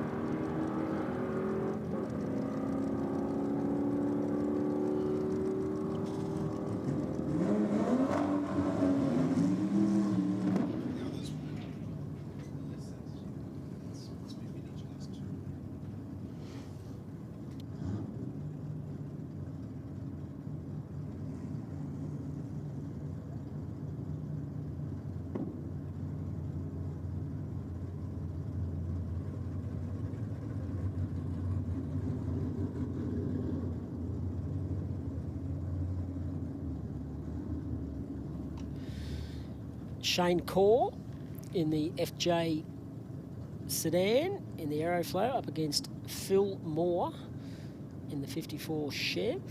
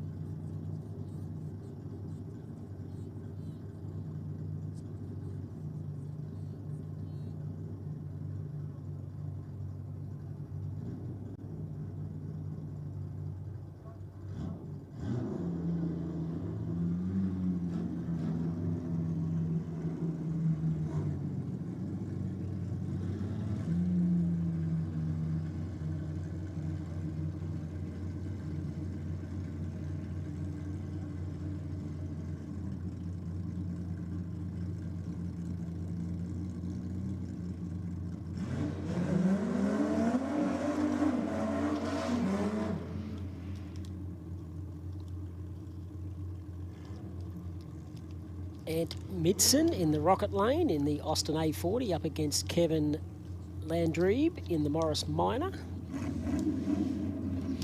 Yeah, Doris the Morris dialed in with a 14 flat, Stu. Midson with a 17.89. So Doris will do the chasing. 281 on the tree. Oh, Latreeb's left 008 early.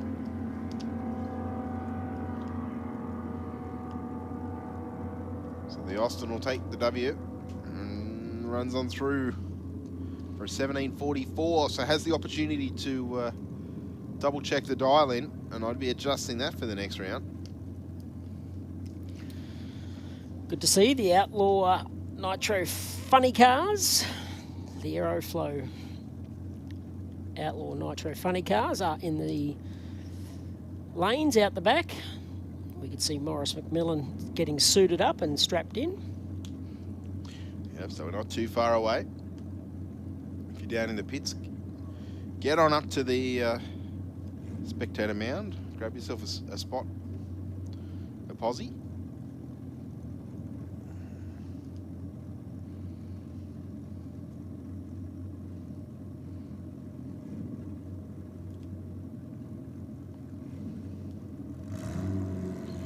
All right, looks like we've moved into Hamster Stew for their first round of the Chicago shootout. And we've got Peter Grant. He's moved over to the Aeroflow lane this time.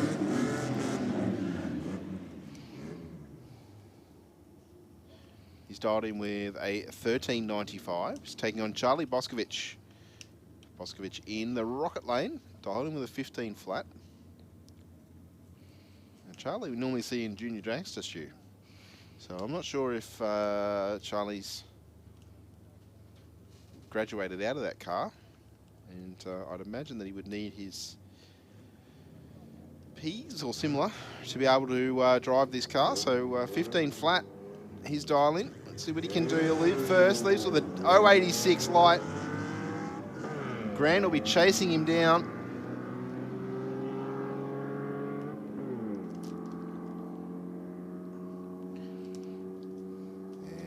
The winner of this round will be Boscovich. Grant got there first but broke out. And Boscovich takes the win, 15.12 with a 489 mile an hour. Would you believe his junior was about 1.6 seconds quicker to the 8th mile? Oh, really? Wow. Than what we've just seen. So just that as a point of reference. Or if he ran 8 flat, then yes, he'd be 1.6 seconds quicker or thereabouts.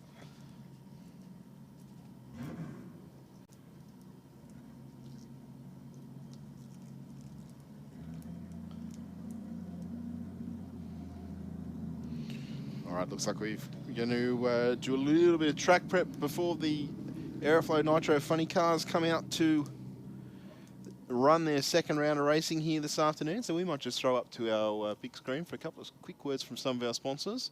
And we'll be back with you very shortly here. Day of the Drags 2023, Sydney Dragway. We'll be back with you shortly. Stay informed, up to date and entertained thanks to the Western Weekender. The Western Weekender is Penrith's leading free and local newspaper, delivering the best content from on-the-ground journalists and providing businesses with direct access to potential customers. News, sport, entertainment, puzzles and so much more. The Western Weekender is the heartbeat of Penrith and it's out every Thursday. Get your free copy at selected locations in the area, home delivered, or check out westernweekender.com.au. Bank said no to your home loan? Talk to us. Not a bank. Talk to Australia's real-life non-bank for home loans, car loans, personal loans. Pepper Money, the home of loan options.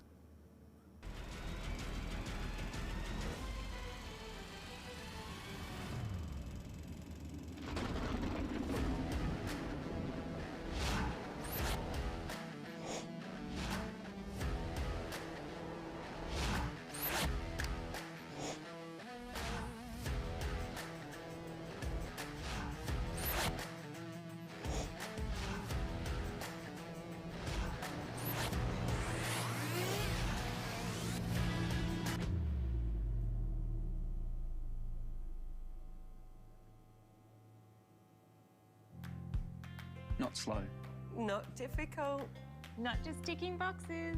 Not a bank. Talk to Australia's real-life non-bank for home loans, car loans, personal loans. Pepper Money, the home of loan options. Stay informed, up to date and entertained thanks to Para News. Para News is Parramatta and the Cumberland area's leading free and local newspaper, delivering the best content from on-the-ground journalists and providing businesses with direct access to potential customers. News, sport, entertainment, puzzles and so much more. Para News really is the heartbeat of Parramatta and Cumberland, and it's out every Tuesday.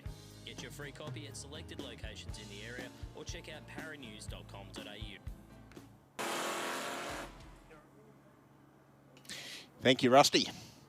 I've just been told by our meeting director that the attraction merchandise shop will close at 3 p.m. So if you'd like to get yourself an event shirt or some other form of track merchandise, I suggest you make your way up to that little building, which is at the top of the stairs just before you make your way down into the pit area. So the track shop will be closing in around about 10 minutes' time.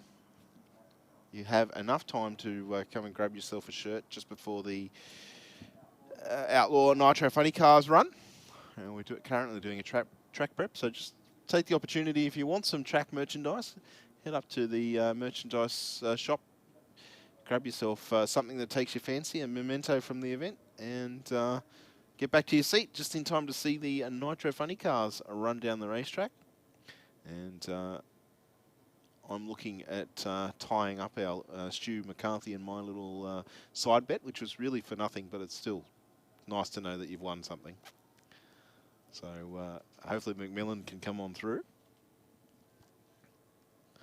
And we'll be with you very, very shortly. We can see a couple of supercharged Outlaw cars in the staging lanes as well. So just to repeat, the track merchandise shop will close at 3 p.m. So you now have 7 minutes to get there. Grab yourself an event shirt. Ben's put the timer up on the big screen. Yeah, okay. That makes sense. Perfect sense. All right, well, we'll be back with you at Day of the Drags 2023, Sydney Dragway, in time to go racing very, very shortly.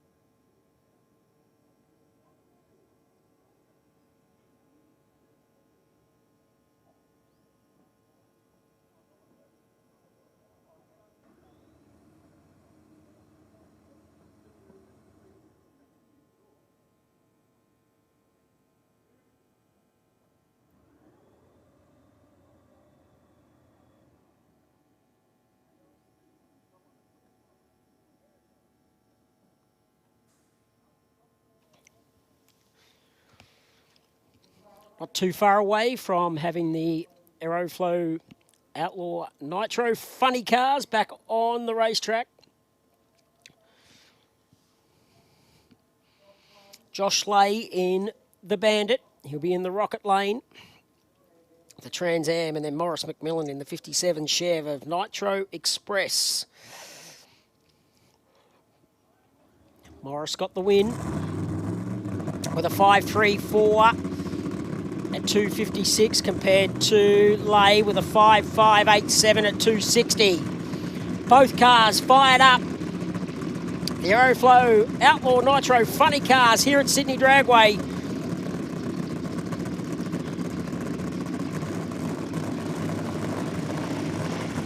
For a day of the drags.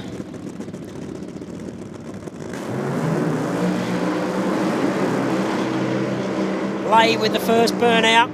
McMillan follows suit.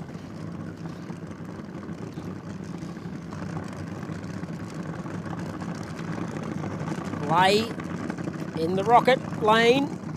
McMillan in the Aeroflow lane. Aeroflow Outlaw Nitro funny cars.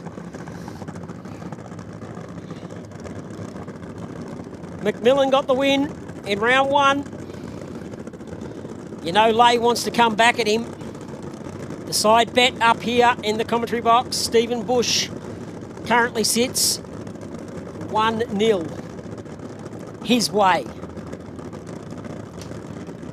I'm staying with my man Josh Lay.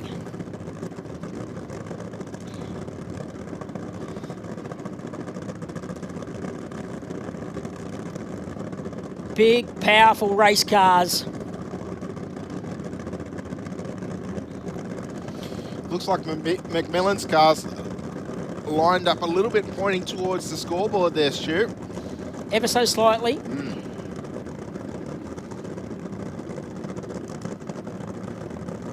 Final adjustments being made. Josh Lay's wife. Last thing she did before she ran away was blew him a kiss. That's love. Yeah, 100%. Both in pre-stage. 9.12 to the 64, McMillan. The car over towards the wall at the finish line. Shoots out right on the finish line. 5.21 with a 3. Look at the speed. 280.95 miles an hour there for McMillan. 9.86 to the 64, Josh Lay. 5.65 with a 6. 2.59. That car is very consistent, but look at McMillan there. 9.12 to the 60. Ooh. 5.21 with a 3, 280.95 miles an hour there for McMillan through the finish line for the Aeroflow team in the, the Aeroflow lane. That's an awesome pass with high fives and hugs going on everywhere down there on the start line. 5.21 with a 3, 280 miles an hour. I tell you what, that run probably would have shaken up some of the big show cars at Willowbank a couple of weeks ago. But a very good pass for both cars. But I think McMillan with an 0.50 light. Lay not too far behind with an 0.96. And Stu McCarthy's going to run down to the return lanes, return road, so we can try and grab Morris on the way back. In the meantime, we're going to get underway with some supercharged Outlaw racing, and we've got Dave McGraw fired up to life in the Pontiac Firebird.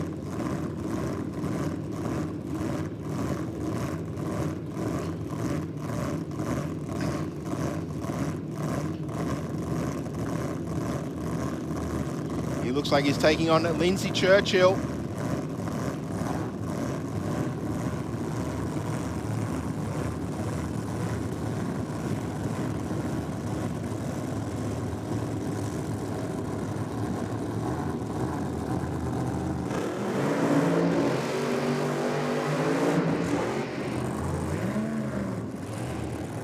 McGraw with a much better burnout this time around.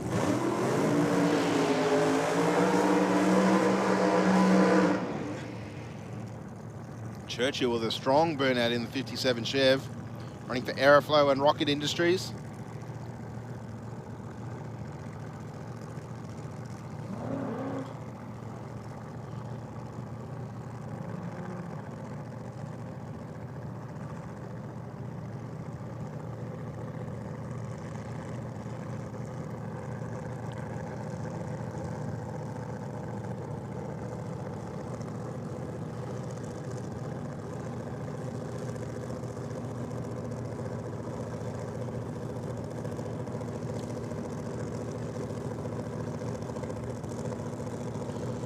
Both cars just backing back from their burnouts.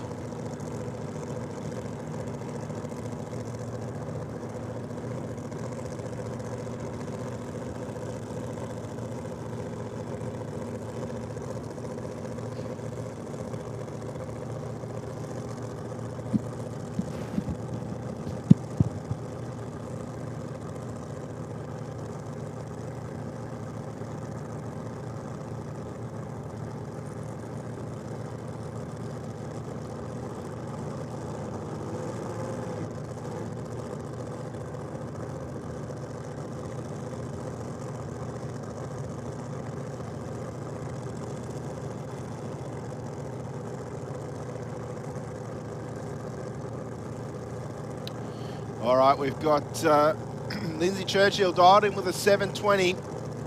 Taking on Dave McGraw, dialed in with a 7-0. McGraw left with an 076 red, big pedal, and the parachute has shaken out of that car. Mind you, he's still staying in it, but Churchill's going to take the win because McGraw has red lit, but Churchill 713 with a 201 mile an hour. Nice pass there for Lindsay Churchill.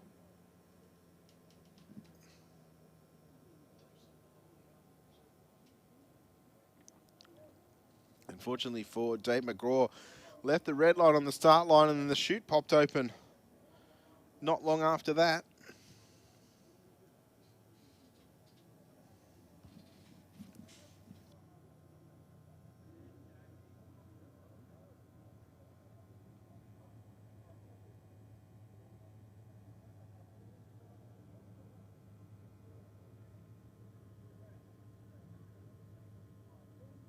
Just a little bit of debris, I think, shaken out of the Churchill Chev there on the start line on the hit of the throttle.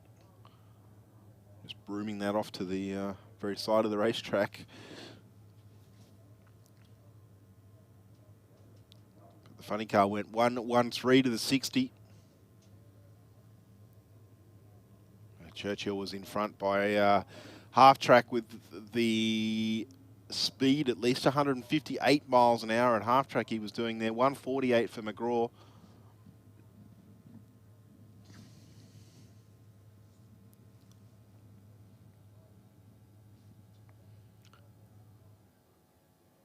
But I dare say the parachute for McGraw would have started to take effect by the half track mark.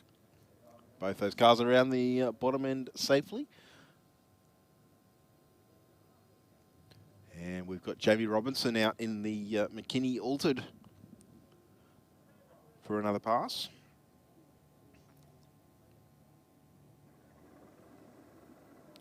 Dial in 675.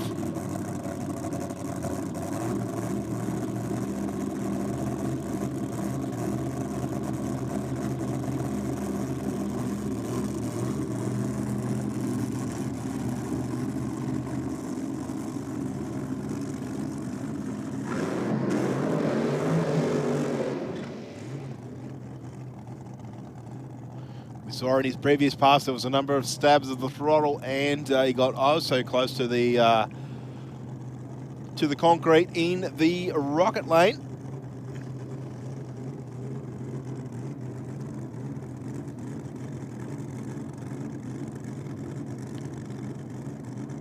He's on a solo this time around, so you'll get the W points.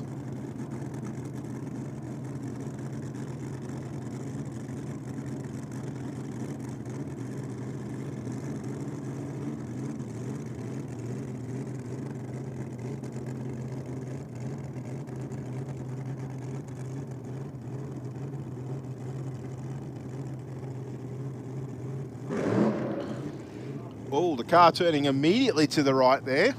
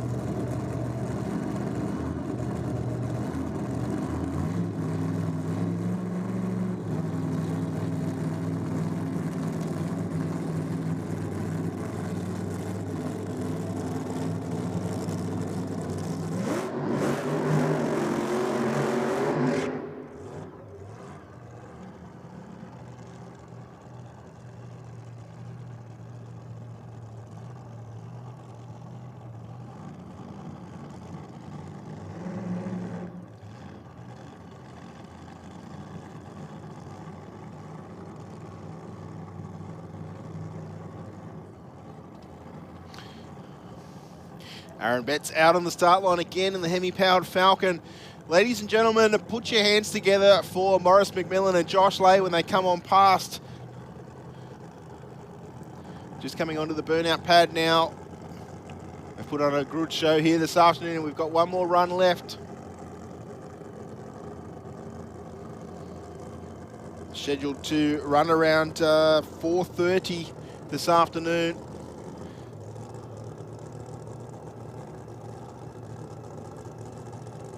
We've got our man Stu McCarthy down there. I think he's going to try and grab Maurice McMillan. Put your hands together for Josh Lay, ladies and gentlemen.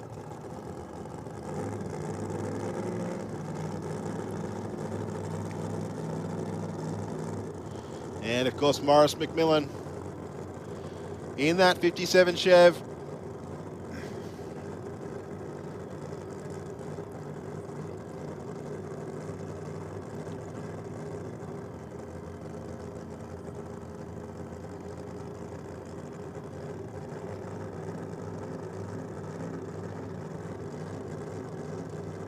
Aaron Betts going into a free stage now. Just a little bit further forward, the full stage light comes on. Tree counts down, and again on the hit of the throttle, the car leaps forward. And Aaron will roll on through down the Aeroflow lane. Stu McCarthy, who have you got down there on the return road? We can't hear you, Stu.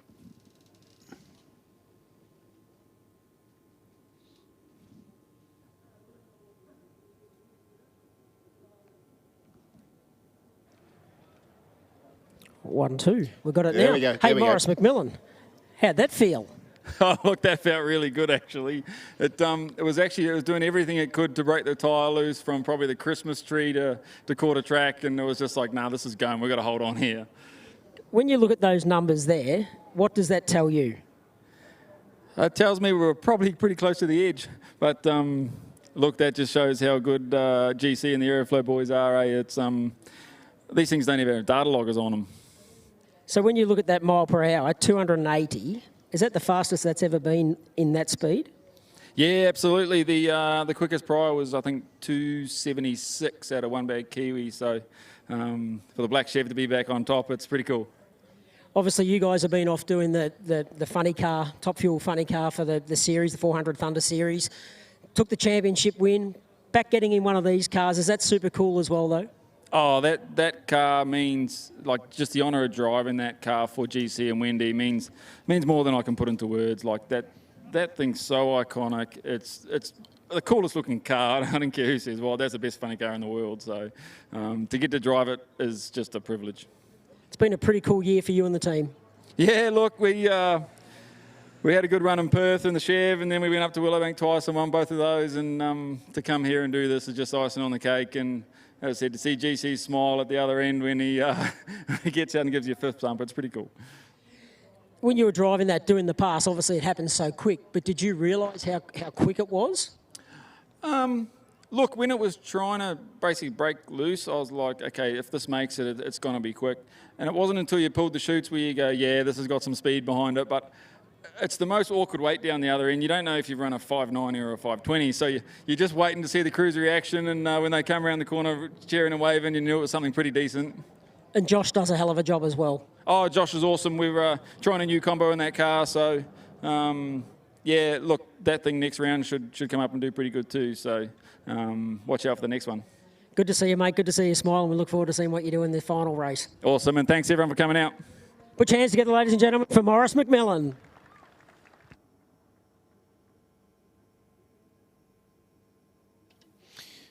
Thank you very much, Stu. It's always good to get a one-on-one interview with the drivers that sit behind the wheels in these fantastic cars that we see run down the quarter mile here in front of us, and when they can do something pretty spectacular. It's always a fantastic opportunity to take. And look, we're looking forward to round number 3 of the Aeroflow Nitro Funny Cars here. A little bit later on this afternoon. I'm just hoping for a clean sweep now. But a fantastic show put on by all our racers here today. Looks like we've got our next category waiting under the tunnel. They'll be fired up pretty shortly. Just getting some dial-ins and bits and pieces. So the sun starts to drop in the sky here this afternoon. 3:15 here at Sydney Dragway.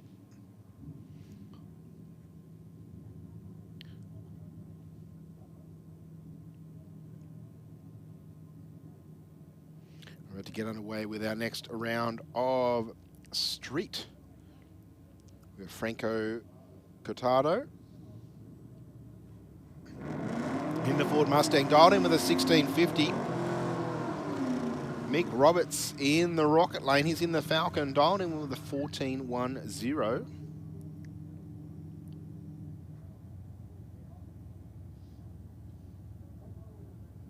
We'll be doing the chasing by 2.4 seconds.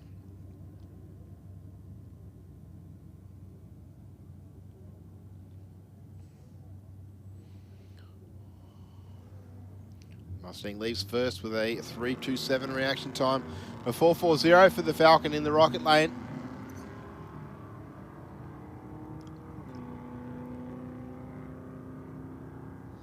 I think the Mustang should take this one out. He's miles in front unless he breaks out. And that's exactly what he's done. 16.14 with a 174 mile an hour, handing the win back to Mick Roberts when 14.29 with a 196 miles an hour. Next up, David Kramer in the international pickup. 14.50, his dial-in. He's in, of course, the Aeroflow lane, taking on Troy Fewings.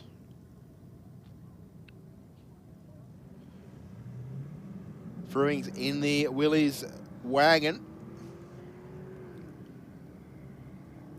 There's some issues there for Kramer in the pickup. I think Fewings has backed out of the throttle to take the win. 14.28 with a 377 miles an hour through the finish line. And the international truck crawling down the Aeroflow lane here at Sydney Dragway this afternoon.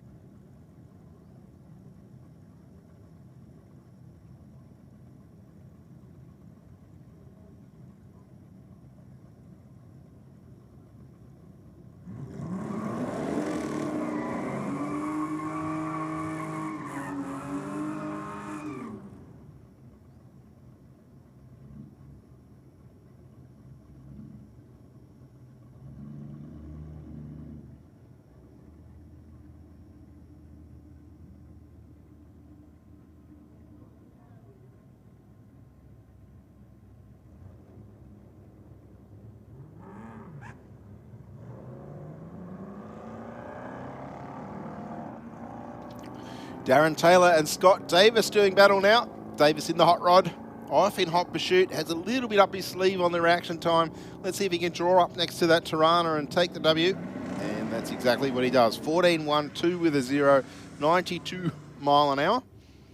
And a 15.77 for Darren Taylor. Unfortunately, not taking the W this time around. Next up, we'll have Alan Odgers and Alan Pepper. 16.50 the dial-in for the pickup. 14.50 the dial-in for the Roadster. He'll be doing the chasing by 2 seconds. Odgers away. 187 reaction time to a 252 for Alan Pepper.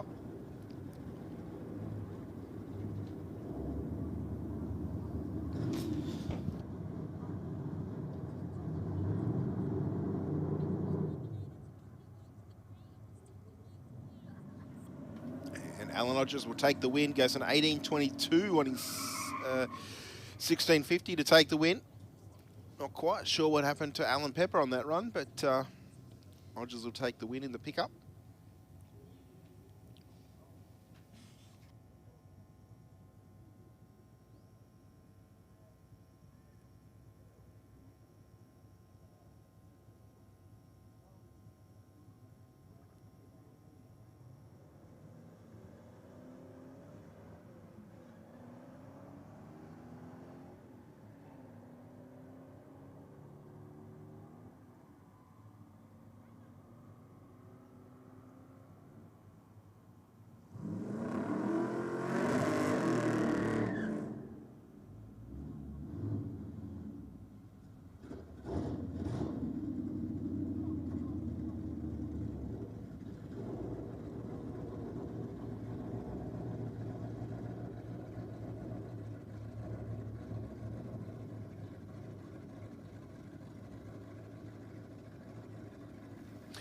So Joe Madej gets the solo into the next round for Street in the forward fair lane. 0.99 on the tree.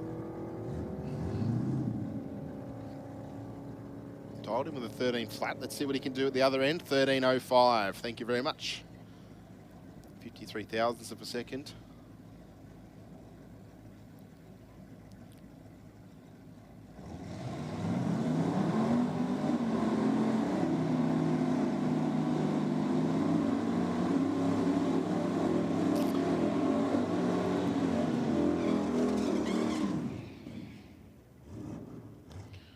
I think this is a rerun of one of our vintage gas runs that we had, because the timers were set for 8th mile for some reason.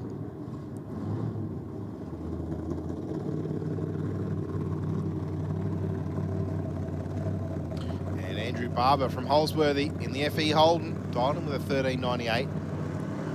Taking on Dale Roughly, dialed him with a 15.0.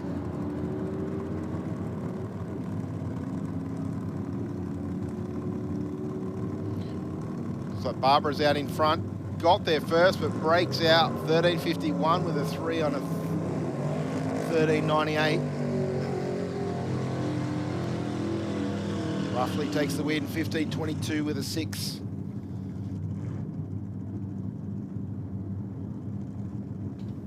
Matthew Moore in the Aeroflow lane, dialed in with a 13.90.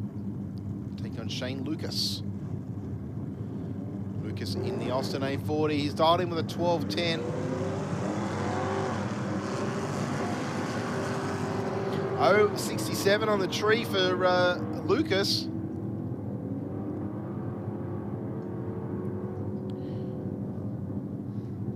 And Moore takes it. Goes 14.18 on his 13.90. Got there by a 10th.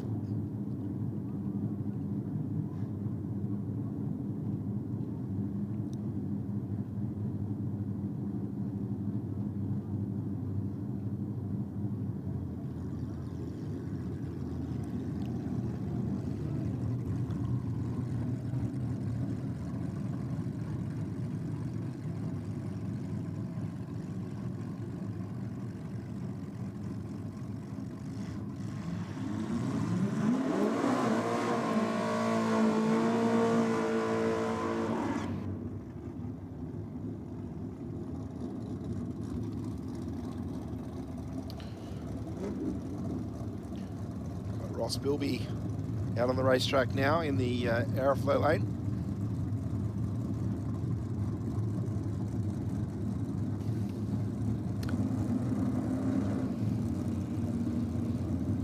It's quite pleasant out there in the sun, Is mate. it? Yeah, I was Well, actually quite surprised. You're only in a shirt too. Yeah, I was surprised.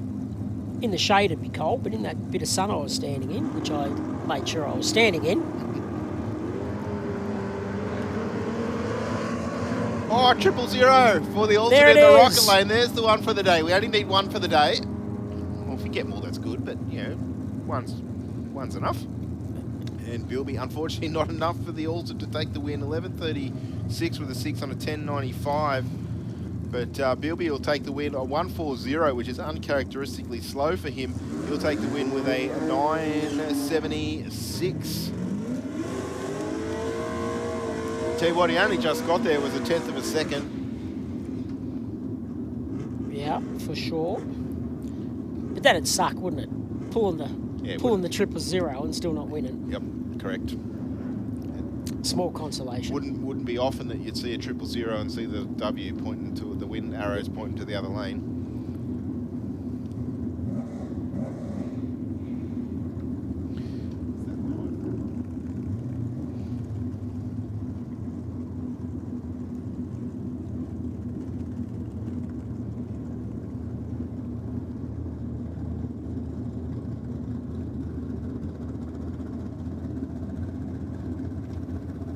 Because of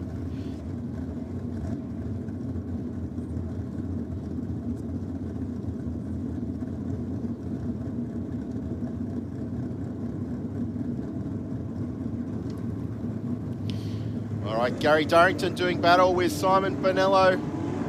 Director dialed in with a 988. 018 on the tree for the dragster. He's got the win already because Bonello has a red lit. And a 991 with a 4. 132 mile an hour for Director to take the W.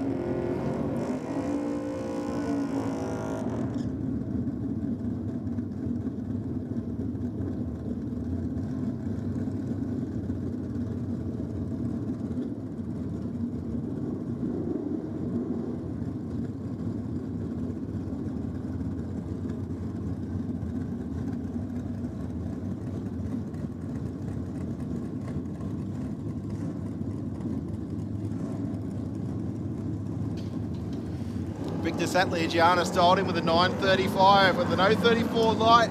He's got a little bit up his sleeve. Martin Stevenson will keep him very honest though, racing towards the finish line. Your winner will be Victor Satlier-Giannis in the Tirana. Runs through for a 937. He's 934. Martin Stevenson a 10-2-0. So Dave Gruber in the Aeroflow lane in the LJ Tirana up against Lou Palumbo in the HX Holden Chev. Gruber with a 921 dial in compared to Palumbo 900. So only half a light on the start line.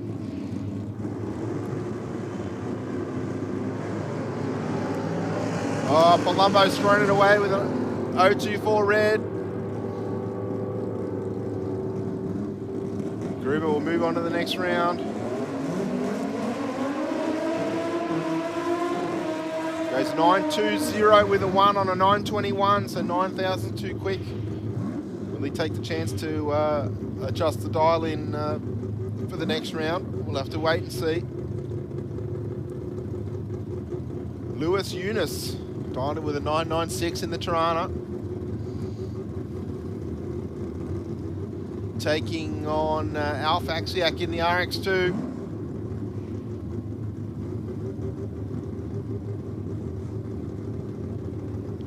Axiak dialed in with a 925, so the little Mazda will be doing the chasing by near enough to 0.7 of a second.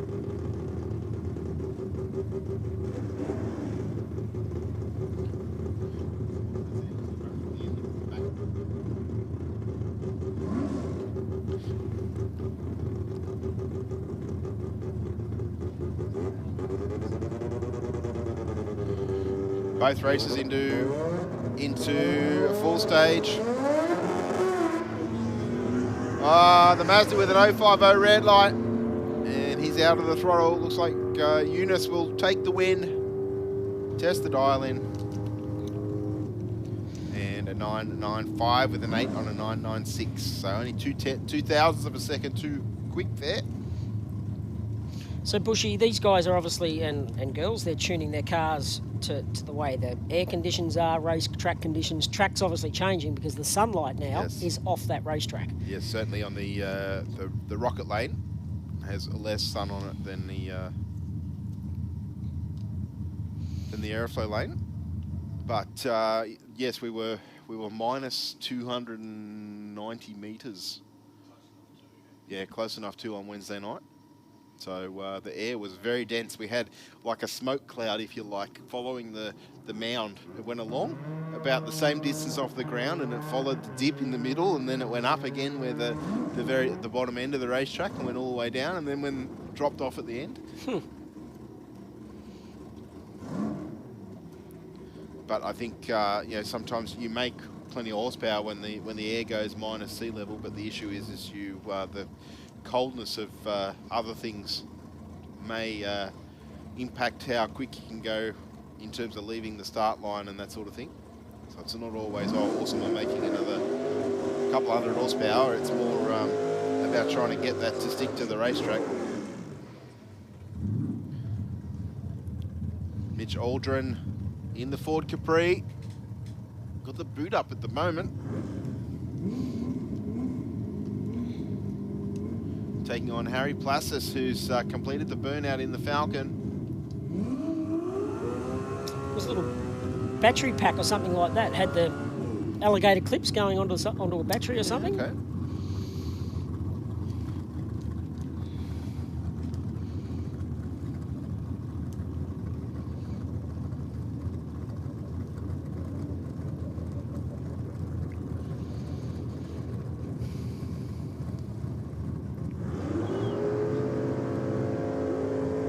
Capri leaves first with a 1.30, but an 0.24 on the tree for Placis. About a 10th up his sleeve, racing towards the finish line. One of those cars out of the throttle, I think it was Placis. 9.17 with a 1 on a 9.08 to take the win. Yeah, he got there by nearly 0.3 of a second.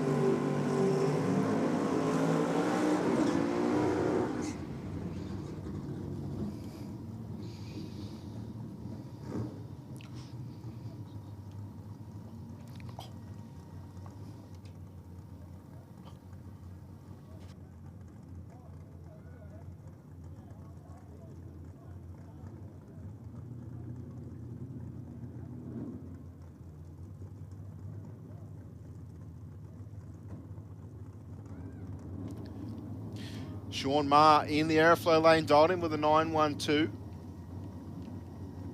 Taking on Adam Tassone. Tassone in the Ford Capri has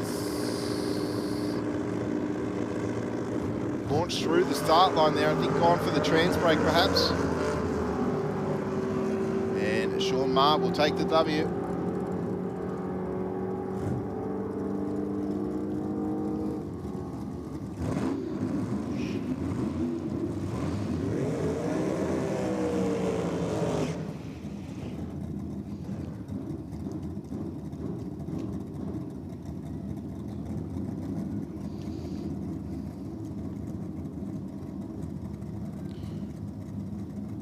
Craig Davies will get the solo here in that front engine dragster.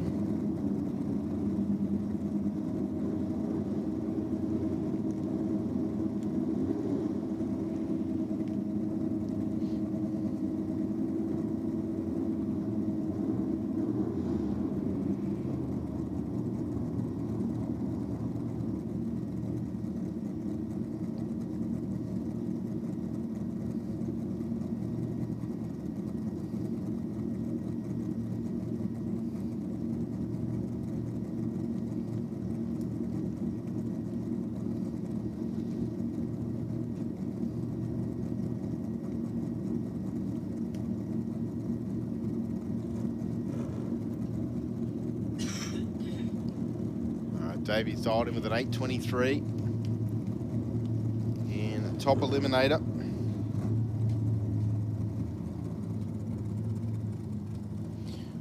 Running for Shane's Race engines, Victory transmissions, Ice ignitions, and Revolution race gear. In Brisbane, Shane, our #1 qualifier in top eliminator. Gets away with an 0.22.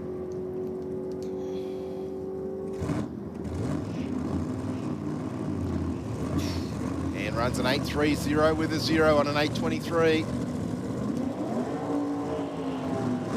You'd be happy with that as a...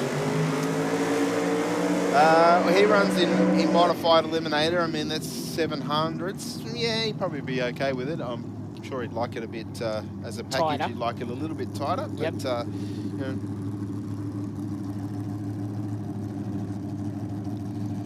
Next up, we've got Matt Smith in that Holden Tirana. Dialed in with an 8.39. Taking on Alan White, dialed in with an 8.52. Smith's in the LJ Tirana and White's in the 23T bucket.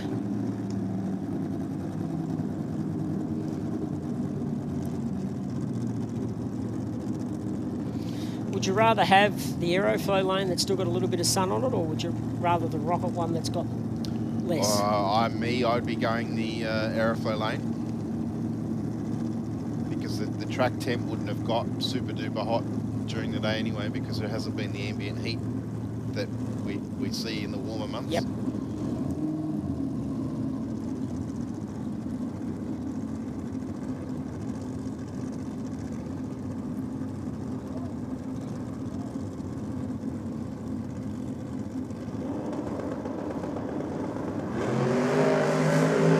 White away with an 033 light. Smith with some work to do. Don't think he's going to get there. No, White got there by 2/10. 8:58 with a 0 on an 8:52. Tell you what though, Smith kept him honest.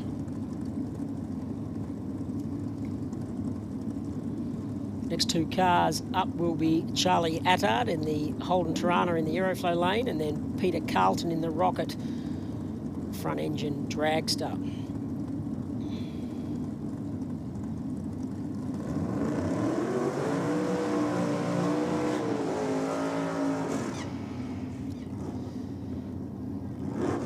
Attard with an 887 dial in, Carlton with an 895.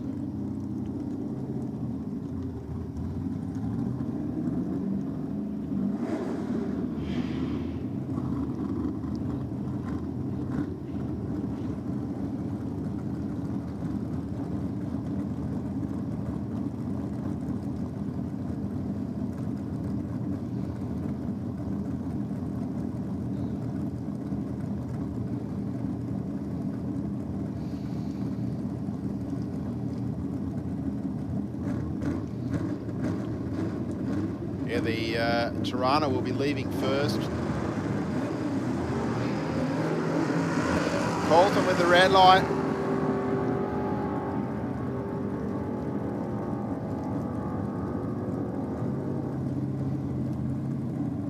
And Attard an 888 with a 2 on an 887.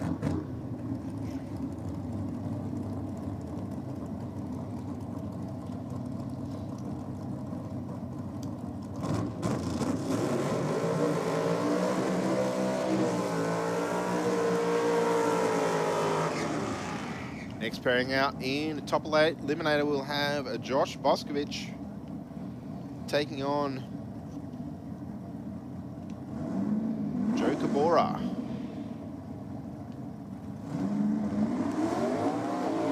So the poster boy in Boscovich.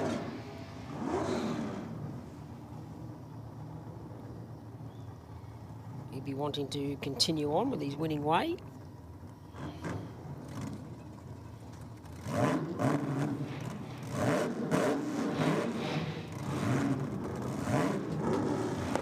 Yeah, 822 the dial in for Boscovich. 893 the dial in for Cabora.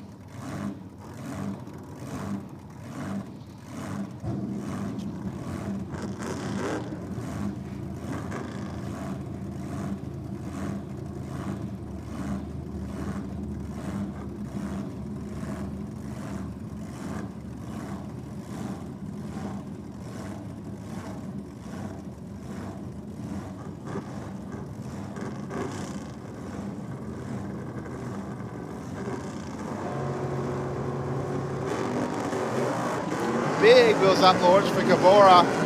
037 on the tree to an 010 for Boscovich. Boscovich is not going to get him. Cabora takes it 904 with a 5. 139 mile an hour through the finish line.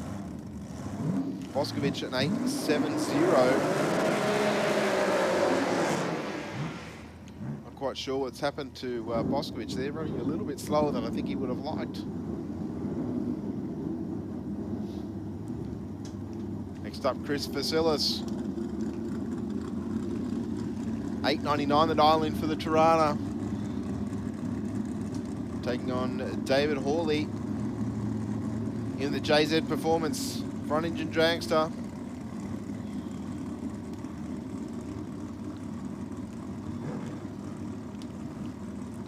Hawley dialed in with an 8 flat.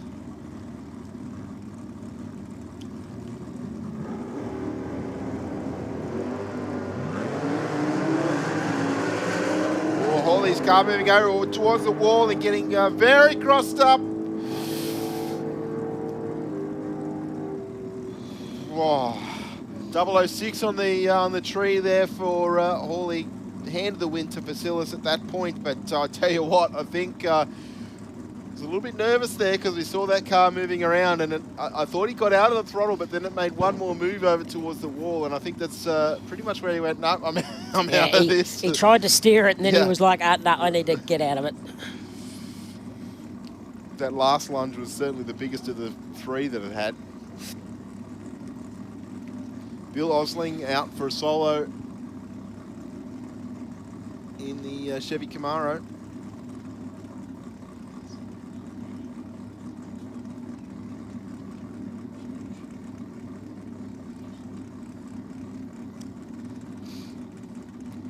So Osling, as Bushy mentioned, solo pass.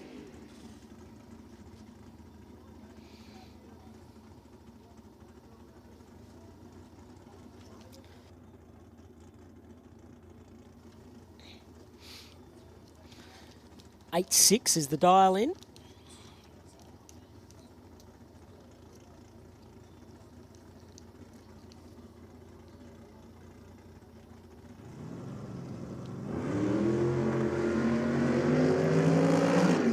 Gets away with an 0.72.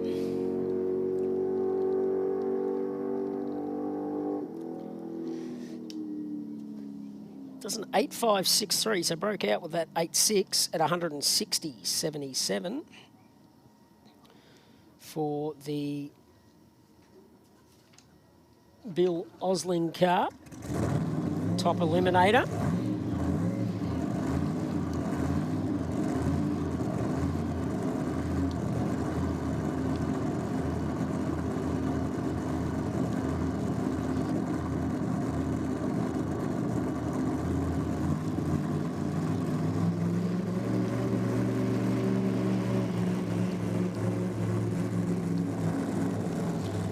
Betts coming back out.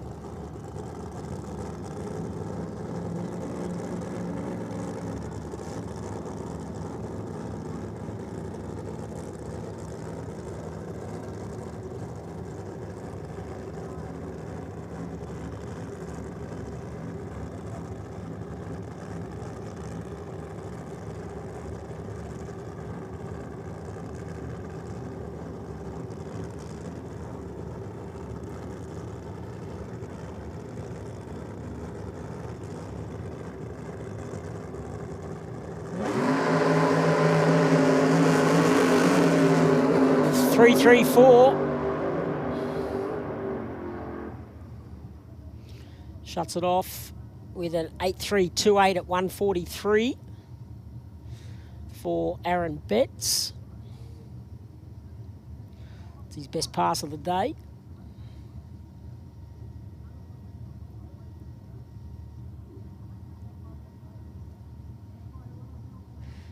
As we continue on here at Sydney Dragway for the day of the drags. Maybe if you've just turned up, you want to, not sure, but you can walk in down around the pits. Your general admission ticket gets you down around in the pit area.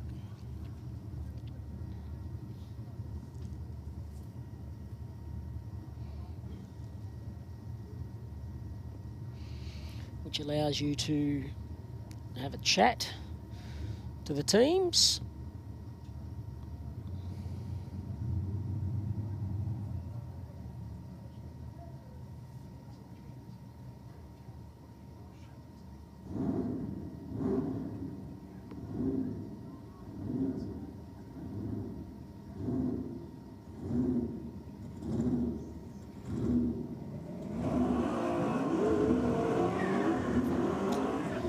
Gregory Vella comes out in the 66 Ford Falcon in the Rocket Lane, and Tony Demara in the Ford XY Falcon in the Aeroflow lane.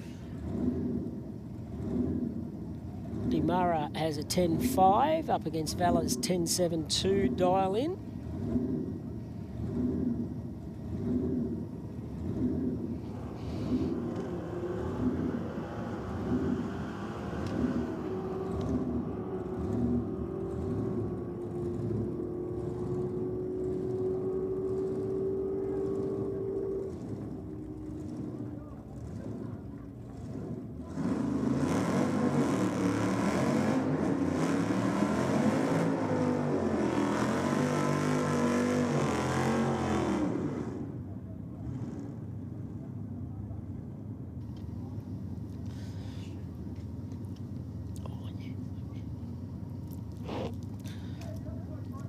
So, John Woodgate comes up against Belinda Pike, two of my vehicles that I liked from day dot today. Woodgate in the 34 sedan, up against Pike in that 76 Chevy.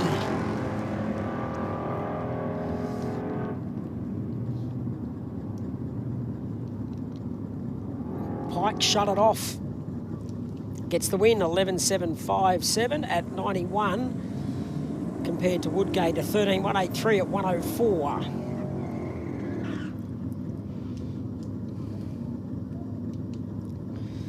Peter Giddens up again in the Ford TD Cortina, up against Henry Kizak in the HG Ute.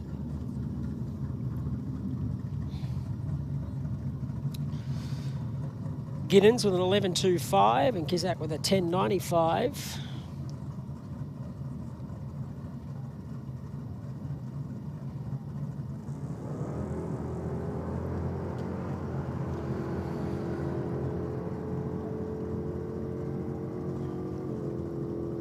Giddens slightly in front, but breaks out with that 11.198 with a dial in 11.25, so hand the win to Kizak with that 10.95 dial in, but did it 11.097 at 123.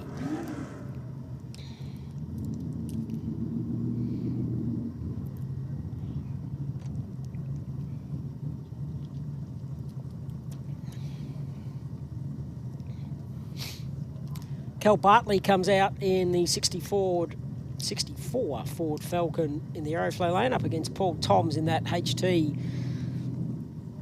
Holden in the Rocket lane.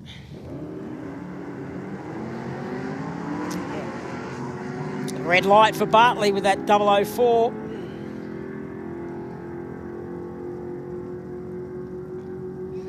Hands the win to Paul Toms. Did an 11.125 at 120.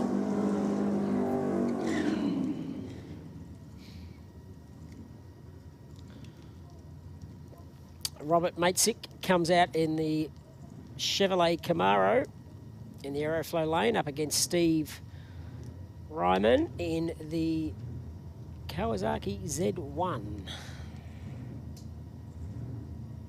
That certainly ain't that down there on the track.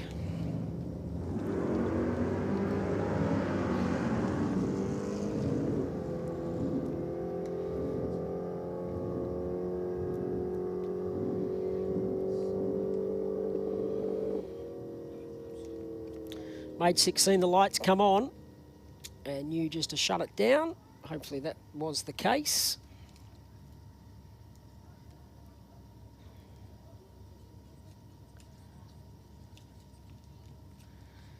As we continue on here at Sydney Dragway for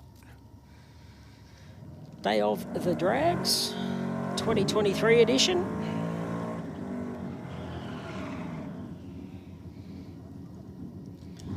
Shane McGregor comes out in the Ford XW wagon.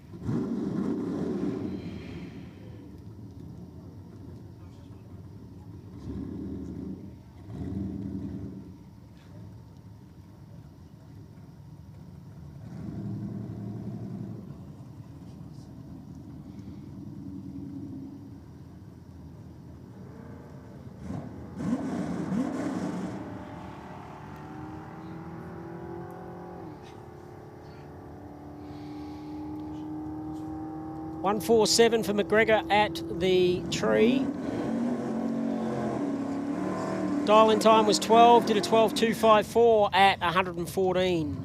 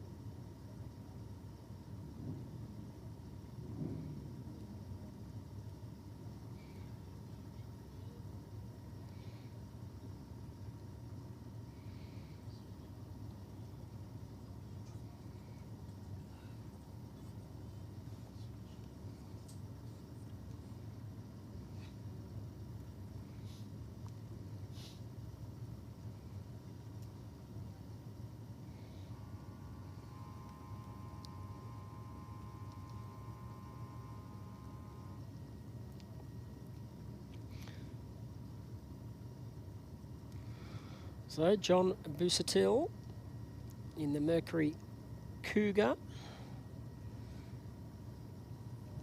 Dial-in of 11.15.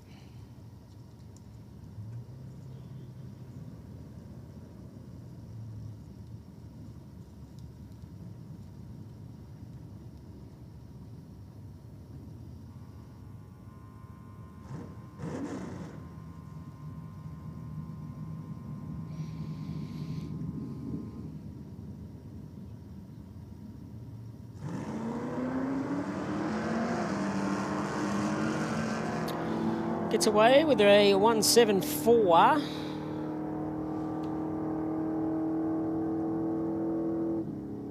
Breaks out with an 11.064 with that dial-in of 11.15 with a 120 at 124.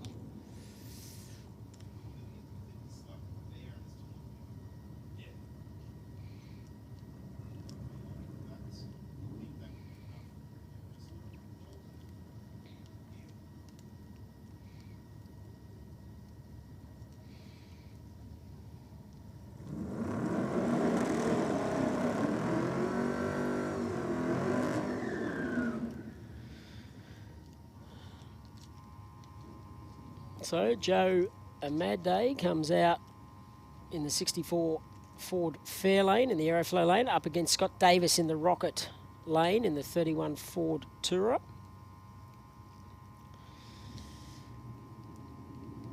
Joe with the 13.00 up against Davis with that 13.98 dial-in times.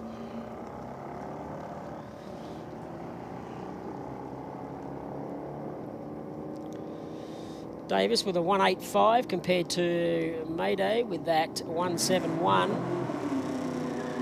Give the win to Mayday at 13.053 at 103.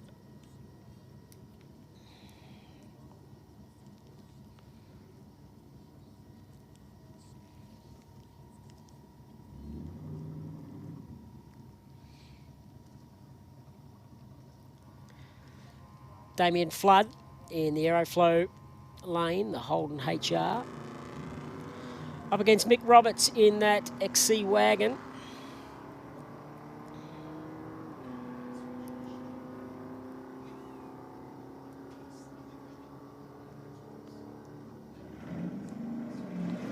Give it to Roberts with that 14.259 at 90 miles per hour compared to Flood with that 14.641 at 100.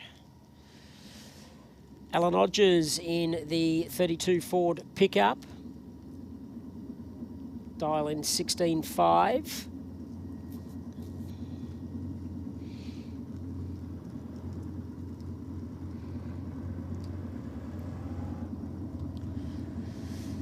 .289 reaction time.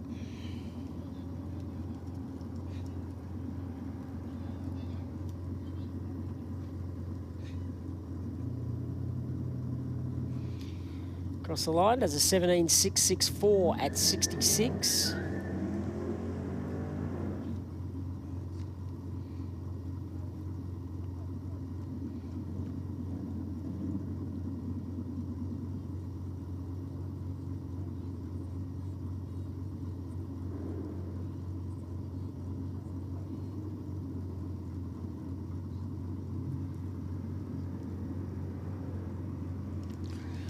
Troy Fewings comes back out in that 47 Willys wagon. 13.6 is his dial-in time.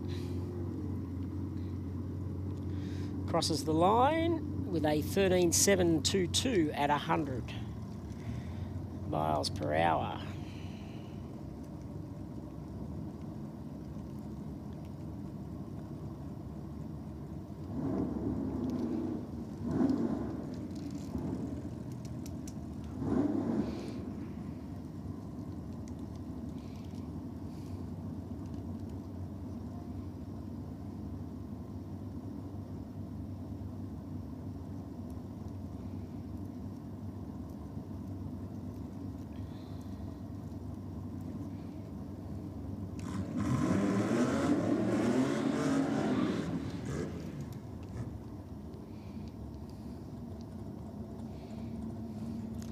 So Charlie Boscovich comes out in the Hamster up against Peter Grant in his Hamster. Boscovich with a dial-in of 15, Grant with a 13.9.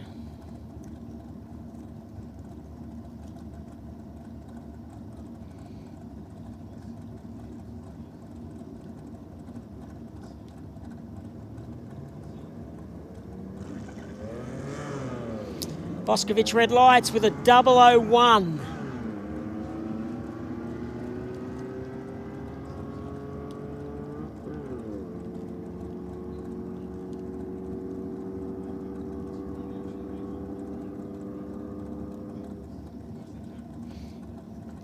Grant does a 13.866 at 91.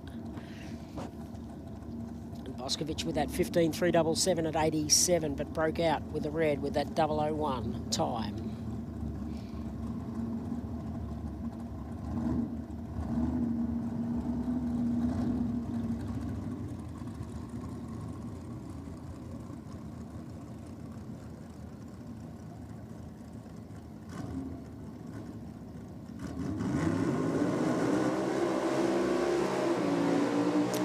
So Troy Newton comes out in the 55 Chev up against Cal Scott in the Chrysler.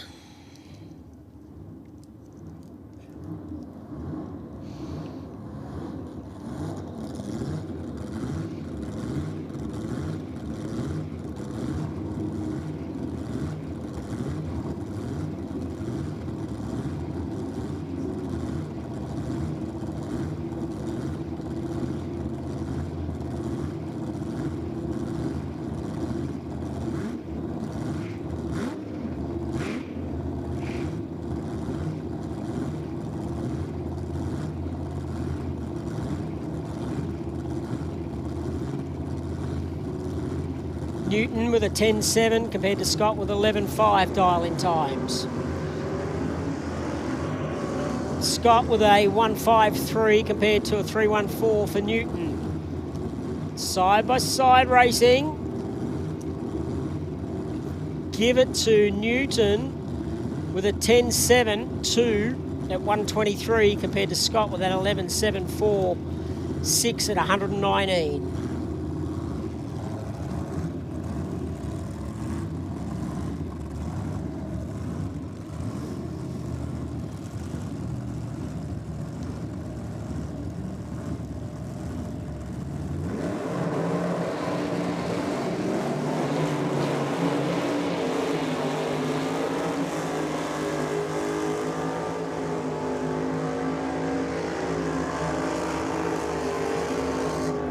Another monster burnout in the rocket lane.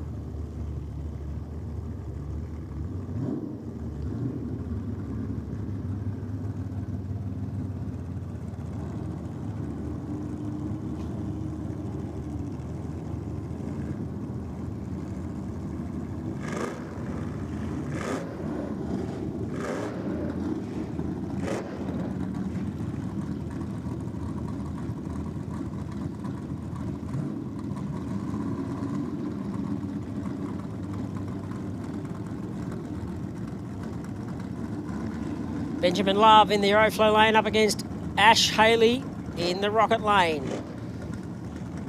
Valiant Wagon up against the Chev Bel Air.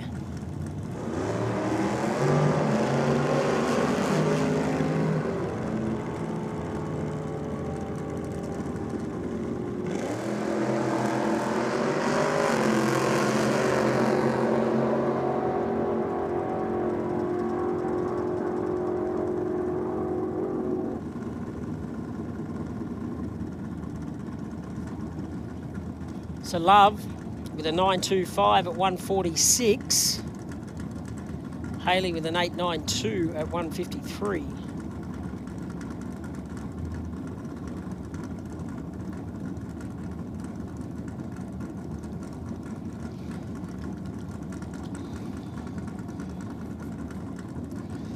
So back into vintage gas.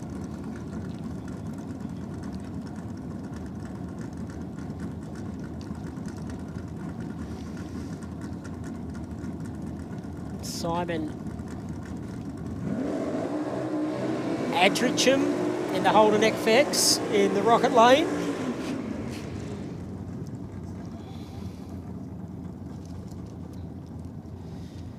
Welcome back, Stephen Bush, chewing on a freckle.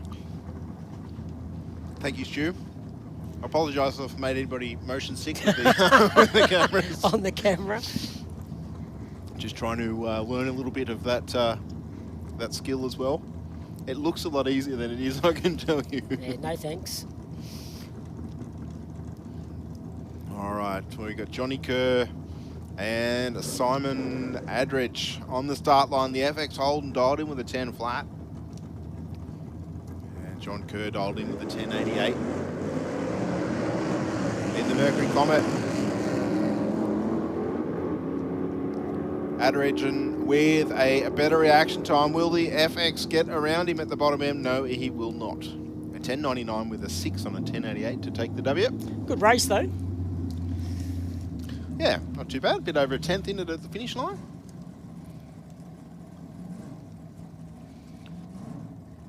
Next up, we'll see Casey Johnson and Adrian Kemp do battle.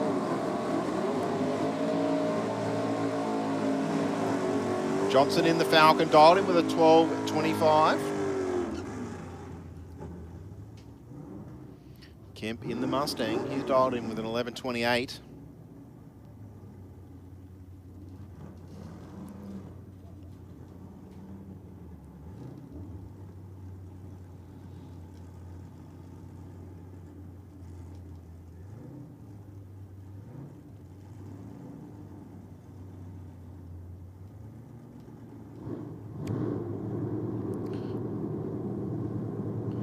Yes, Shane, I think that is the X-Ben Gat Falcon being driven by Aaron Betts.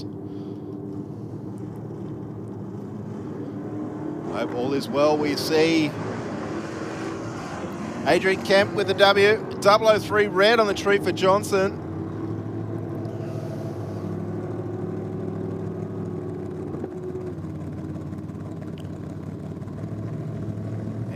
Kemp to take the win, 11.29 with a 6 at 123.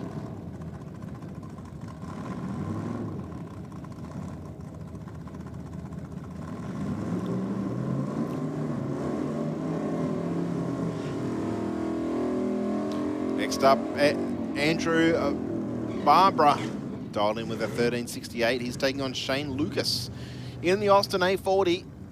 Lucas dialed in with a 12.10.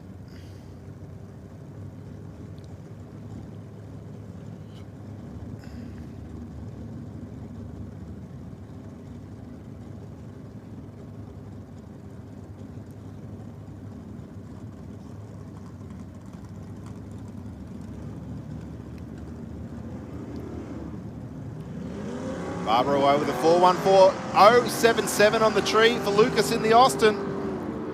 Has a bunch up his sleeve here, already past the FE Holden. Doesn't look like he's backing off though, he's gone too fast. 11.51 with an 8 on a 12.1. Handing the win back to Barbara. 13.75 with a 1 at 103 to take the win.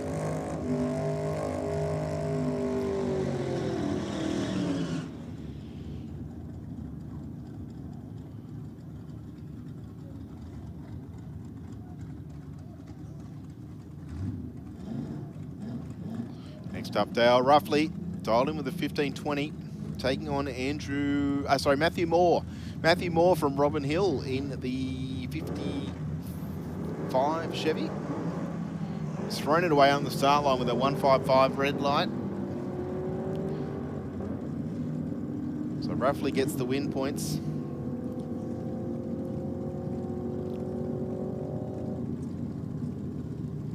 And runs on through for a 15.01 with an 8 on a 15.20. Pretty close to the dial in there.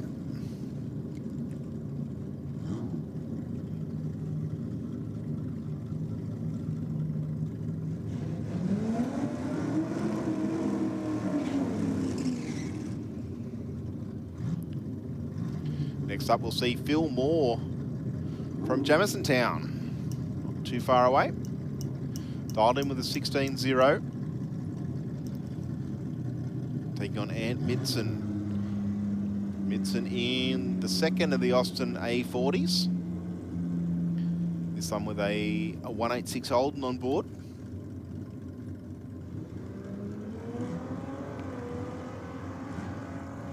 Clean greens, but looks like Phil Moore's got some issues. Lights come down, but nothing's happening. The car still, I think, is still idling away. I'm not sure.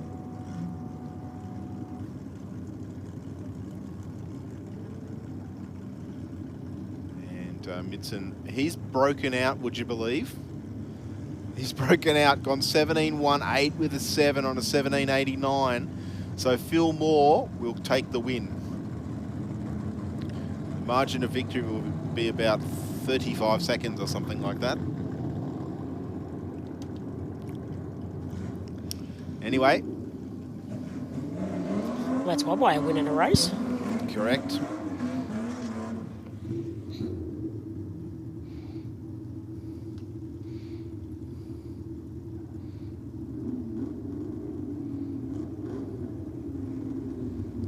Next up, we'll see Shane Corr in the FJ sedan, taking on Kevin Landry.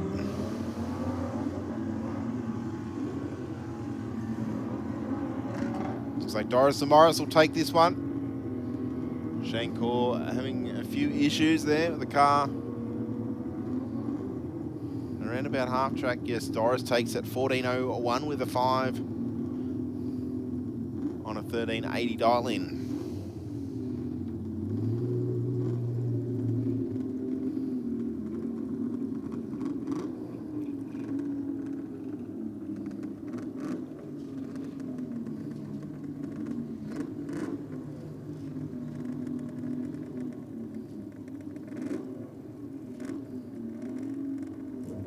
So we're about to get into classic bike.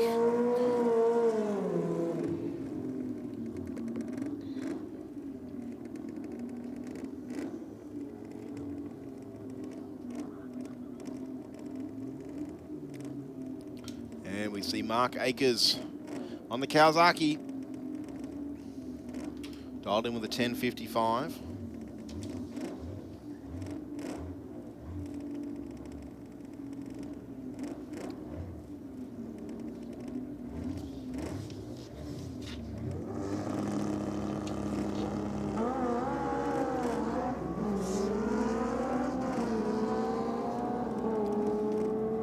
.039 on the tree for the rocket lane. Looks like Akers is out in front though. And he'll take the win. 11.1, 1 with a 3 on a 10.55.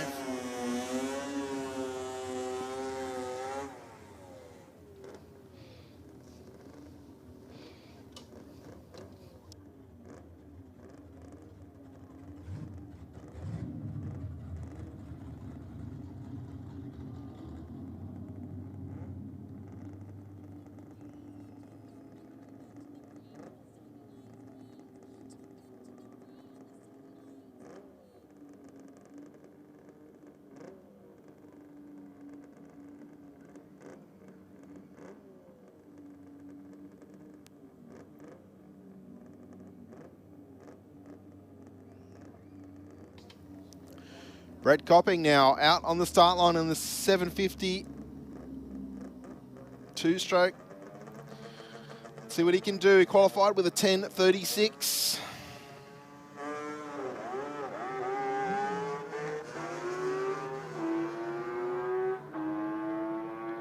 So quick on those gear changes. Winding it out through the back door, goes 10.49 with a 9 at 1:31.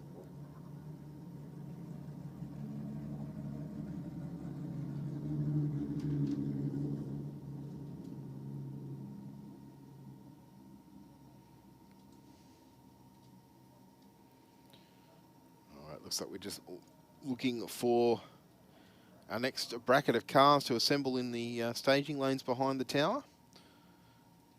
In the meantime, Stu, we might just throw to our big screen for a couple of words from some of our sponsors. We'll be back with you here at Sydney Dragway for the last round of Chicago Shootout here for most of the brackets. Day of the Drags 2023 at Sydney Dragway. We'll be back with you shortly. Stay informed, up to date and entertained thanks to Para News. Para News is Parramatta and the Cumberland area's leading free and local newspaper, delivering the best content from on-the-ground journalists and providing businesses with direct access to potential customers. News, sport, entertainment, puzzles and so much more. Para News really is the heartbeat of Parramatta and Cumberland, and it's out every Tuesday. Get your free copy at selected locations in the area or check out paranews.com.au. Aeroflow Performance provides a wide range of high-quality performance products for racers, street machines and hot rodders. From fittings, fuel system components, intake solutions and even turbocharger systems, you can see it all at aeroflowperformance.com. Speed Addict Clothing Co. Fast clothes for fast people. Shop now at speedaddictco.com.au. How would it be if we funded a pilot program for you to run that enabled you to bring some vision-impaired kids onto the Saints Play program? Oh wow, that would mean the world. My reward is the smile on the kids' faces. And since you've given so much to others, we'd also like to do something for you personally. How would it feel if Pepper sent you, your partner, and your daughter Molly to the Gold Coast for a few days? Yeah, awesome. I don't know what to say. It amazes me. Thank you very much.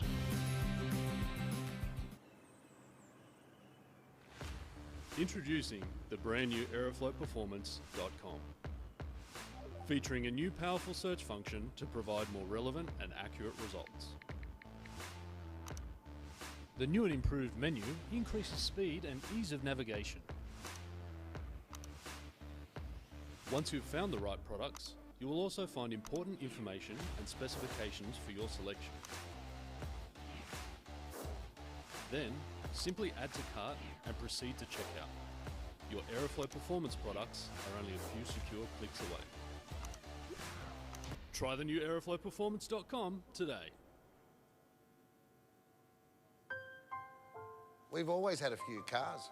They're all special. The T-Bird. Oh, that's mine. The Combi for when we want to get away. The XR8. It's going to be a classic. They're all insured with Shannon's, We've also got Shannon's Home and Contents cover, which helps protect our automotive collectibles, tools and memorabilia in the home and garage.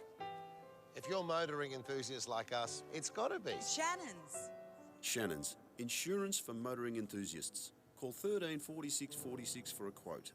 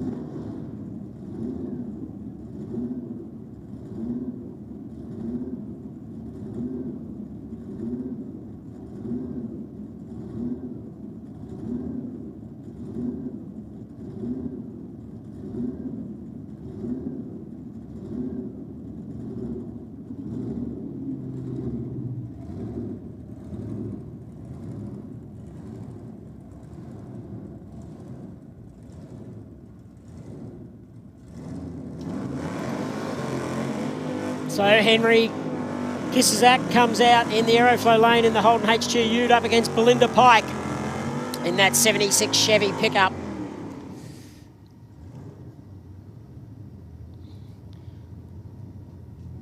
In the Top Gas.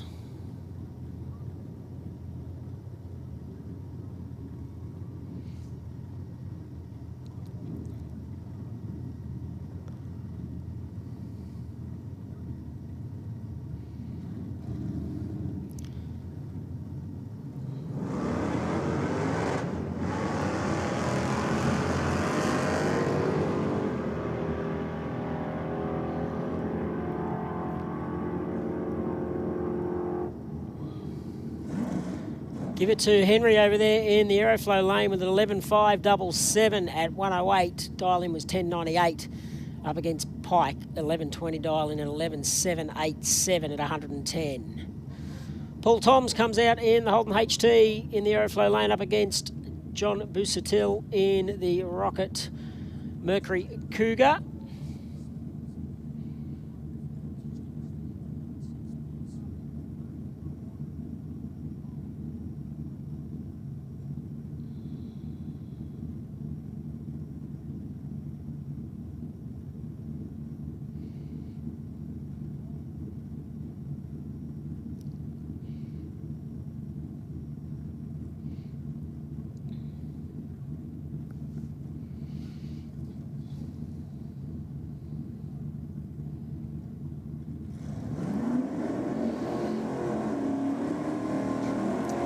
Toms with 11.09. Busatil with that 11.10 dial in.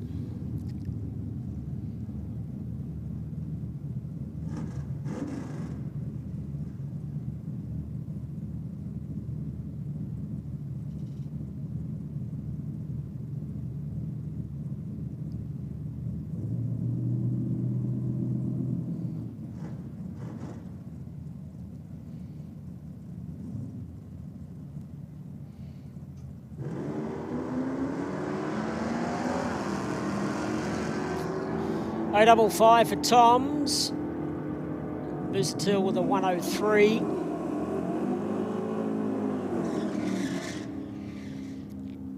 Oh, so they both break out with an 11.074, exact same time.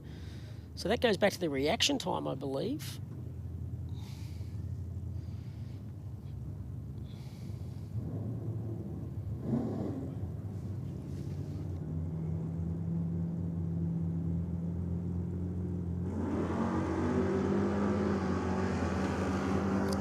So Demara in the Aeroflow lane up against Matesic in the Rocket lane.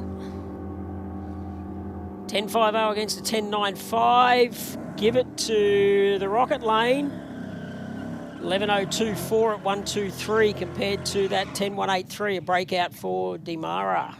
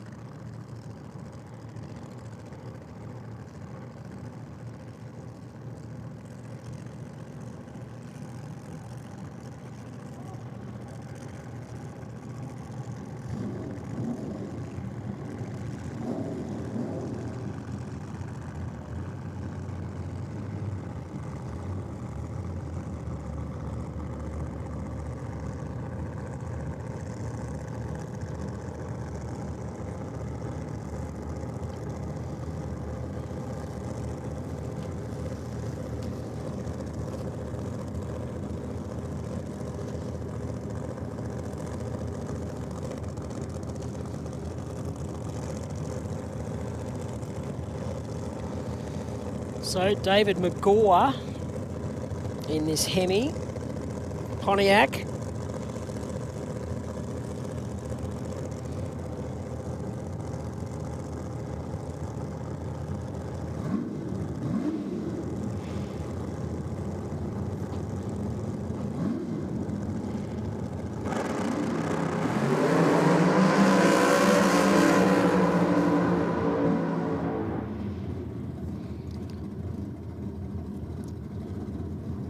.6907 at 140 for David McGaw.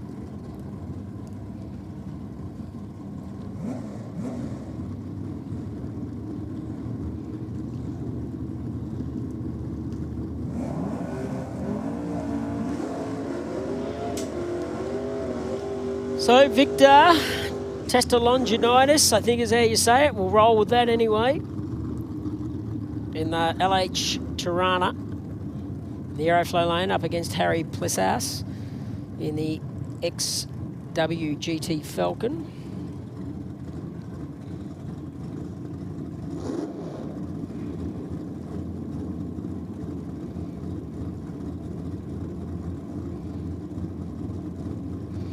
.933 against a 906.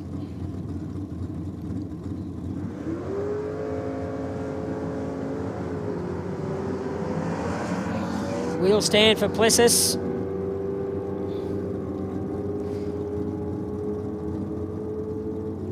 .001 on the tree for Victor. Gets the win with that 9.359 at 143 because Plessis broke out at a 9.012 at that 9.06 at 150.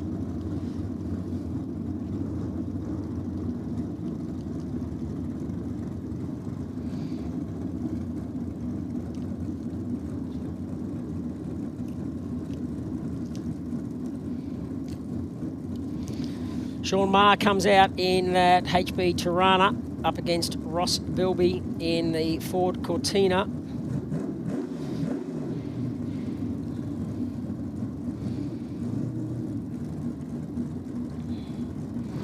.912 for Maher and a 960 for Bilby.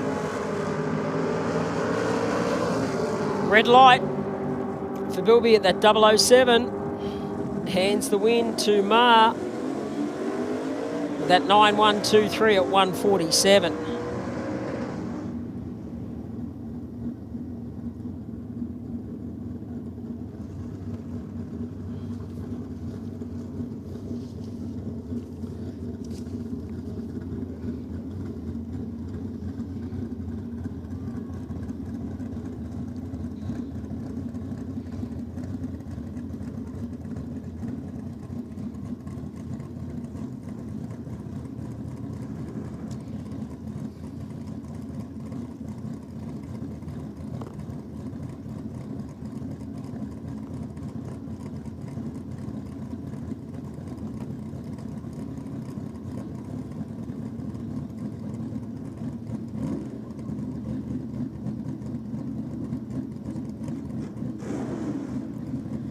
Gary Durrington in the front-end dragster in the Aeroflow lane up against Lewis Eunice in the Holden Tirana in the Rocket lane. Durrington with a 988, Eunice with that 996.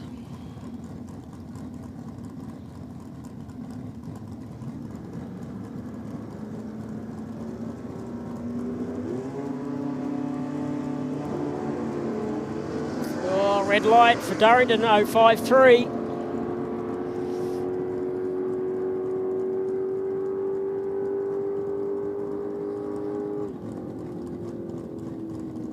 So the win goes to Eunice with 9955, did break out at 136, as did Durrington as well.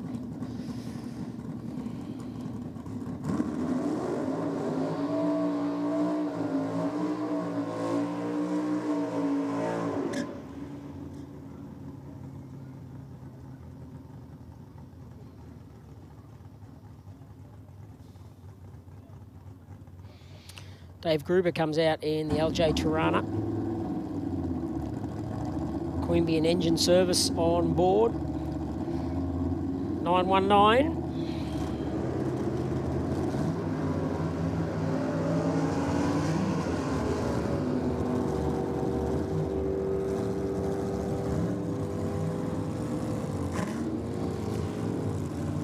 Breaks out with a 917.4 at 145.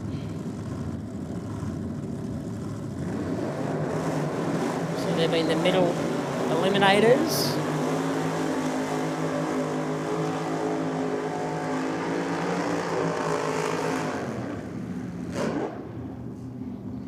Another huge burnout from the vintage gas cars.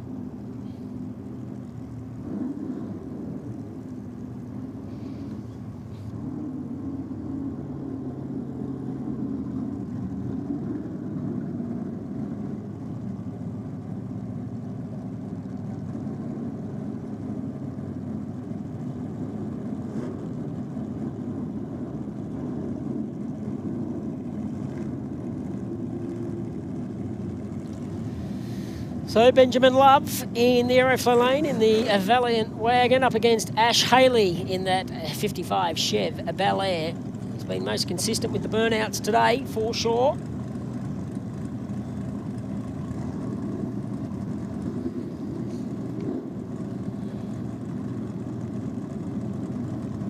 $9.10 against an 883.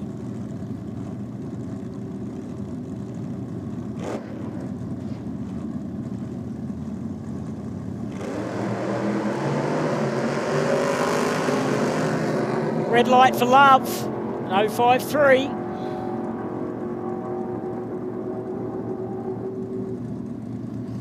Haley does a 887 at 154.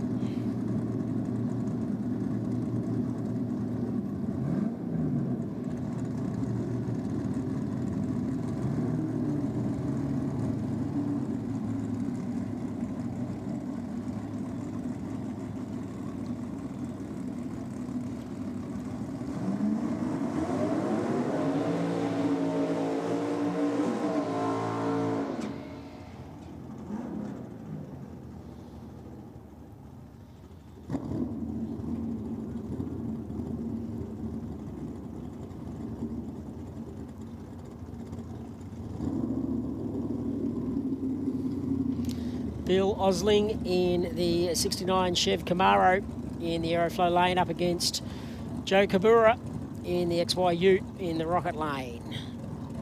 Osling with an 855, Kabura with an 893.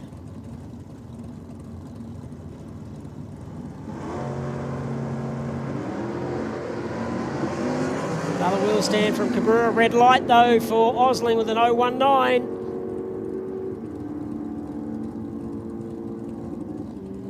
$8.965 at 148 for Kabura against an 8.757 at 130.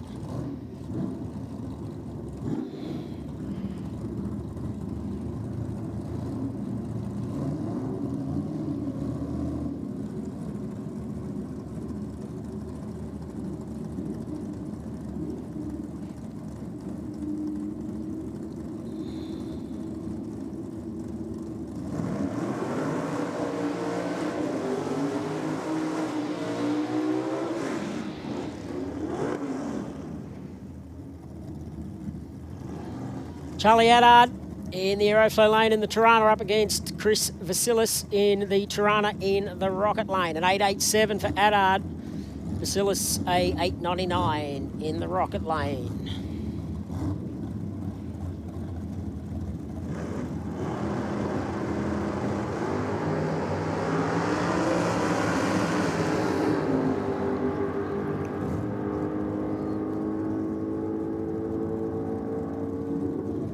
Give it to Haddad with a 883 at 151.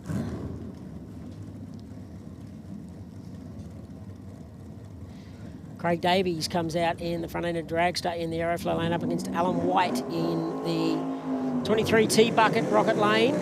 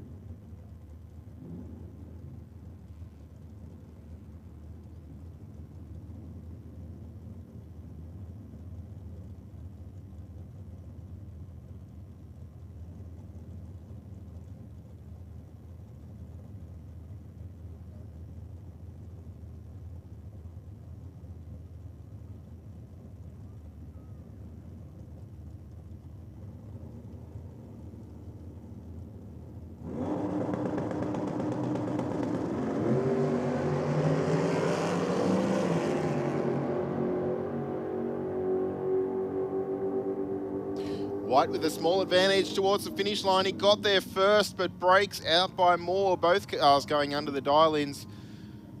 Davies will take the win in that race. 8.23 with an 8 on an 8.27. White went 8.51 with a 9 on an 8.58.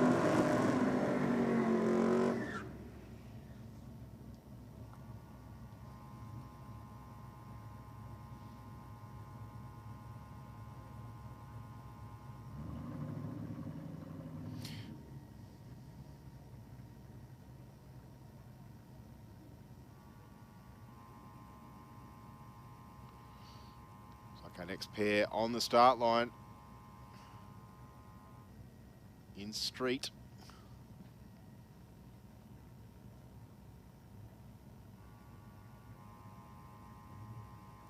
And that is Joe Madej in the Aeroflow lane, taking on Mick Roberts. Madej dialed in with a 13 flat. He's kept the dial in the same as the previous run. Roberts in the rocket lane, 14.20 in the wagon. 3 Fords and 1 Willys in the contention for the winners' trophy. I think we're at the semis. 0.72 on the tree for Madej. 0.54 for Mick Roberts. The Victorian racer with a small advantage and takes it. Goes 14.24 with an 8.96 mile an hour in the rocket lane there.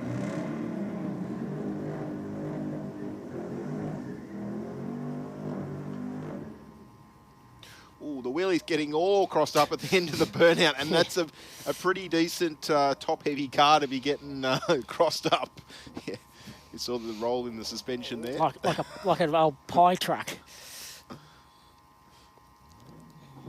It's pretty cool to see something very different to what we're used to here at Sydney Dragway. Oh, both of them that are down there right now. Yeah, very much so. Wanuno, nice little suburb north of Wollongong, right on the beach. I only know that because a fellow member of a car club that I know lives down there. 0.92 to an 0.92, both races, identical reaction times. So this one heads up. It'll come down to whoever's closest to the dial-ins. And the winner will be Troy Fruings in the Willies. Goes 13.86 with a 2 on a 13.60. Got there by about half a second. The margin relatively large at the other end.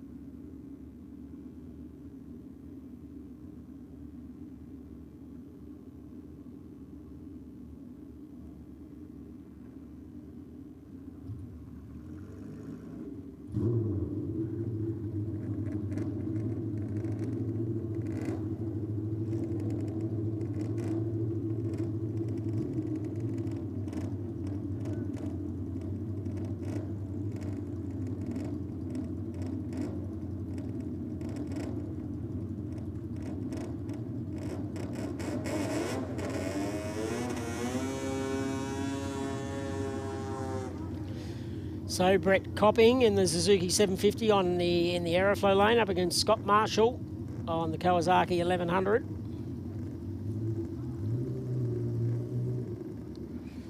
As the lights start taking effect.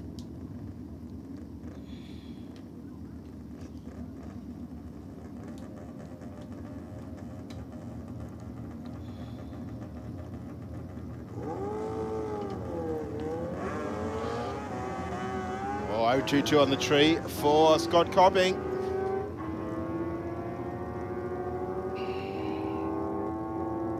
Out in front at the moment, he got about 2 tenths up his slip. He's gone too fast. Stu McCarthy went 13.10.30 with an 8. Under the dialing, breaks out, handing the win back to the rocket lane there. Mark Akers now on the Kawasaki, on the solo. Dialed in with a 10.55.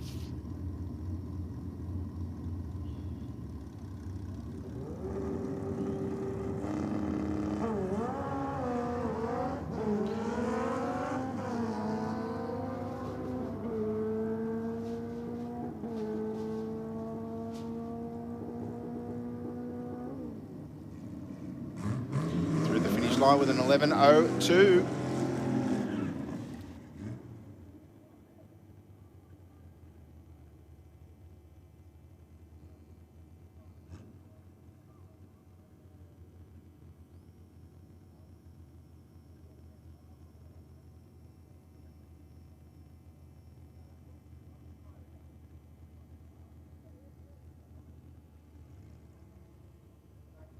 Back into hamsters now. We've got Peter Grant in the Aeroflow lane. Dialed in with a 13.85. I think he's pretty much stuck with that 13.85 all day. He's taking on, of course, Charlie Boscovich in the rocket lane. Boscovich dialed in with a 15.20.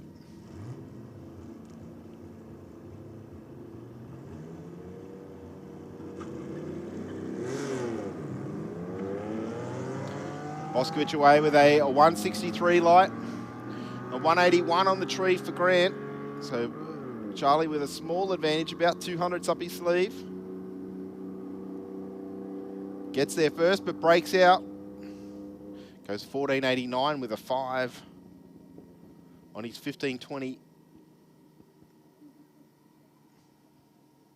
Peter Grant takes the win. 13.86 with a 7 on his 13.85.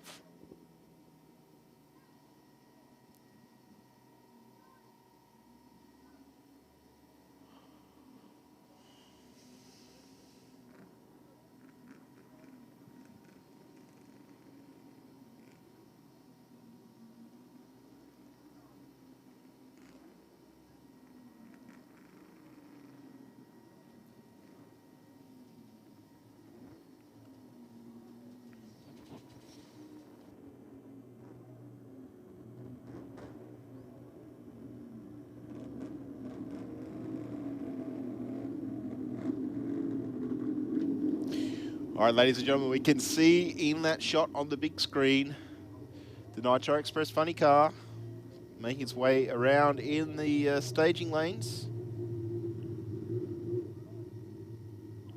We can also see in the staging lanes a couple of our supercharged Outlaw competitors.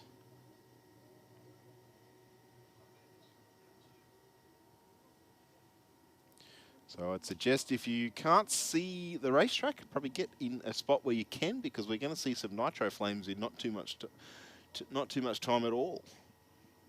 Let's see if McMillan can make it a clean sweep today, but he did hint that Josh Lay's car was going to be hopped up a little bit for this third round of match racing this afternoon.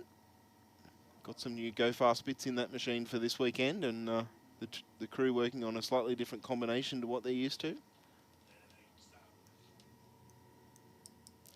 So let's see how we can go. We saw a very good run out of the Nitro Express on that previous pass.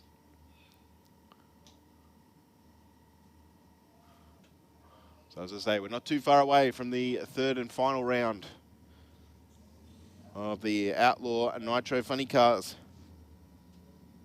here this afternoon. Day of the Drags 2023.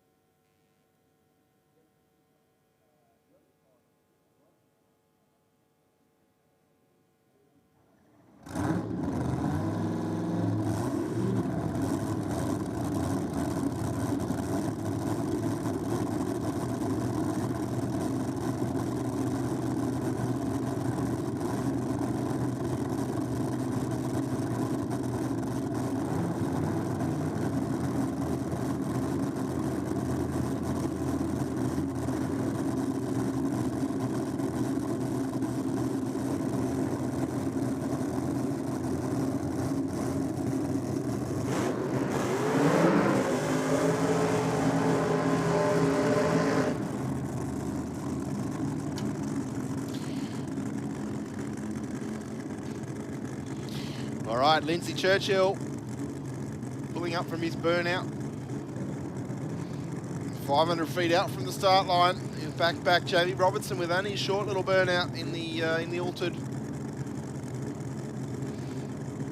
Churchill on his way back now. Robinson dialed in with a 7:35. He's taking on Lindsay Churchill. I believe this is the final for Supercharged Outlaws.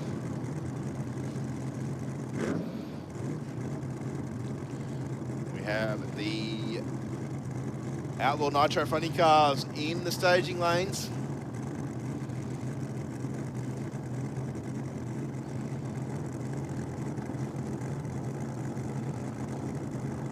Churchill in the 57, dialed in with a 7 flat.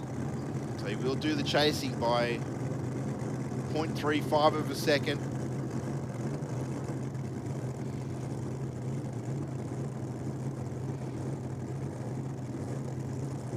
It's been running pretty consistent today, the chef. Got down the racetrack in pretty good fashion each run. Robinson had one run where he was a little bit closer to the wall than I think he would have liked. The car did turn hard right, I think it was on the last pass.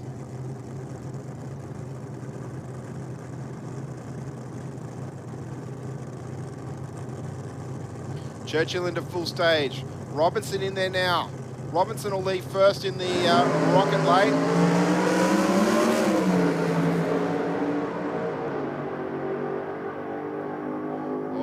Smoke out of Churchill's car at the top end of the racetrack. Goes 7-1-0 with a 201 miles an hour. I think that was a planned shut off there for Robinson. Why do you say that? Because he didn't even attempt to launch. Didn't have the RPM up, nothing. I knew you'd have the answer, Bushy. Didn't even really do a burnout. So I'm wondering if there is potentially something broken in that car, and I was just hoping that Churchill may have red lit or... Yep. Makes sense, because it can happen. Yeah, wouldn't be the first time. And won't be the last. So congratulations to Lindsay Churchill. Stu and I will be greeting you a little bit later on this evening at the trophy presentations. Look at Benji throwing down the old sunset on the screen. Pretty much all but gone. I reckon we'll see reasonable nitro flames in not too long.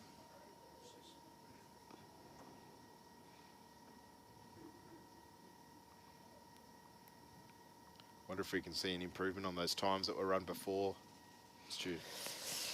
Yeah, it'll be interesting. So as we know, Morris threw down a 5.213 at 280, and Josh did a 5.65 at 259. Yeah, so Josh's car very close to what he ran in the first run this morning. But McMillan laid down the gauntlet in that last run, as you heard him say in that interview. He felt the car was struggling for grip, just on the knife edge of letting go of traction, but when it didn't, and funnily enough, he said when he pulled the parachute, he feels is a good indication of how fast the car went. Obviously, the pull on the belts in the negative direction. Yeah, correct. Gave him the strongest indication that it had run a number. Yep. Well, certainly a good speed as well. So they're just towards the back of the staging lanes. I dare say they'll be moving forward shortly.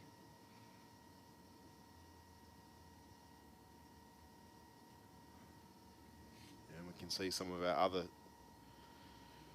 semi-finalists and finalists gathering there.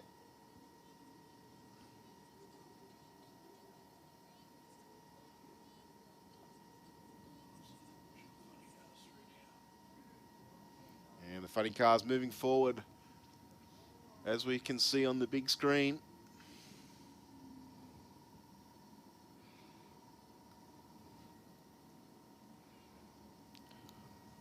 Will McMillan stay in this Aeroflow lane, or will he move over to the rocket? Yeah, or does he? Who gets the choice? That's the question. So it looks like... Well, he's the quicker of the cars, so I'm guessing. Looks like Morris has stayed in the Aeroflow lane.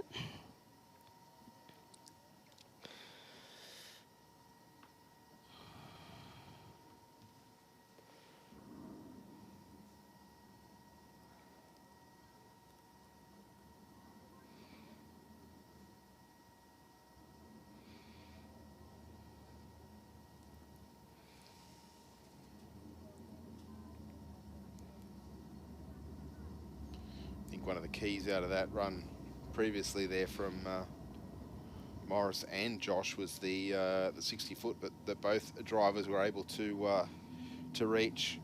We saw a 9.12 60 foot for McMillan in the Aeroflow lane and a 9.86, so just shy of 1 second there for Josh Lay.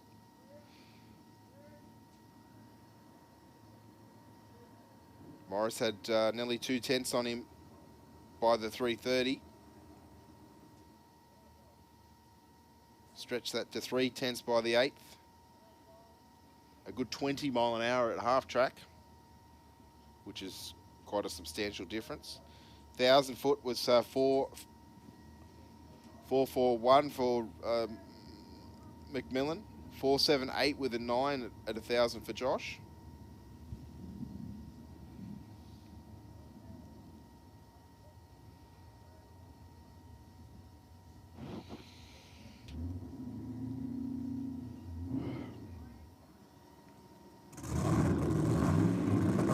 Here we go, ladies and gentlemen.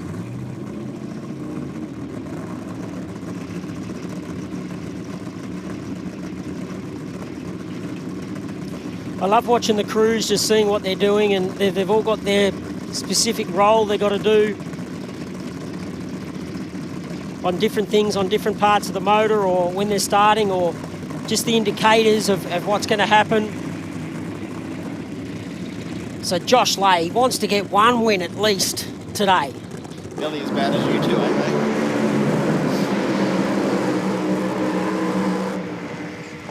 Don't be like that, Bushy.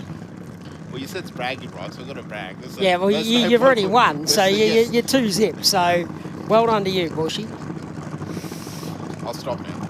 Was pretty good of you to pick the national champion in the Top Fuel funny car. You asked who I was going to go with, and I took it. Hey, well, good to see you put your neck on the line. You didn't go for the underdog. Oh, please.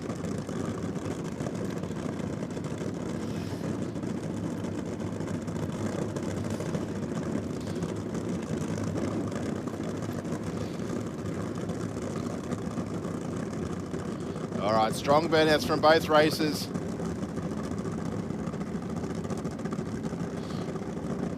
The Bandit for Josh Lay in the Rocket lane. Nitro Express for Morris McMillan in the Aeroflow lane.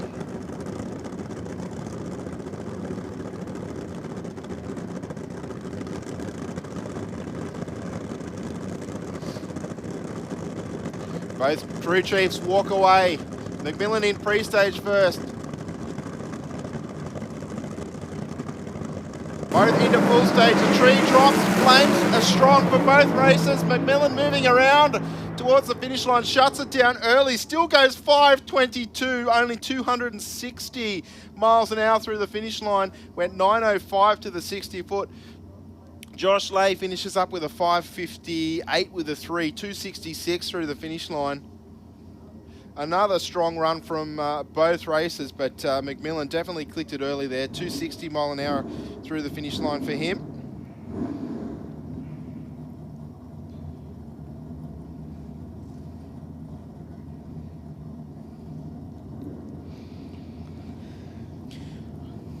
They're just amazing, these cars. I don't care what anyone says. The work that goes on, obviously, in the race shop to be able to make these things happen and to continue on the way they do and to be so consistent the way they are is a credit to both teams.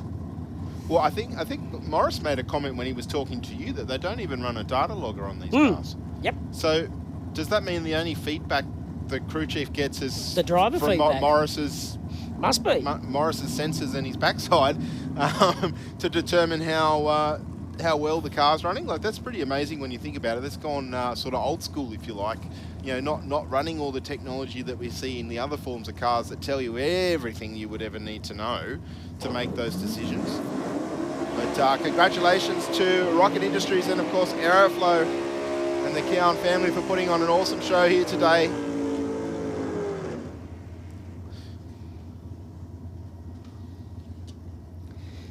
Yeah, well done to the Aeroflow Outlaw Nitro funny cars.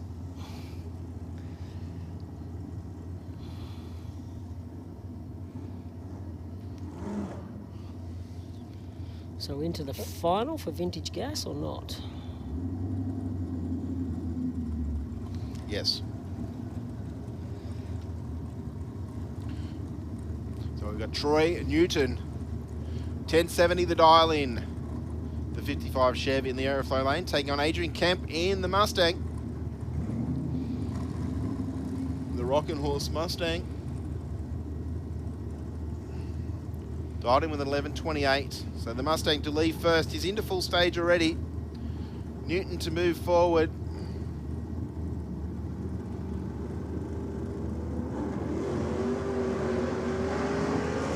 .130 on the tree for Kemp, the better of the two reaction times. Newton with a fair bit of work to do. They're pretty close already, and Adrian Kemp to take the win in the Mustang, runs an 11.48 with a 2 on an 11.28. Margin of victory, 0.03 of a second across the finish line.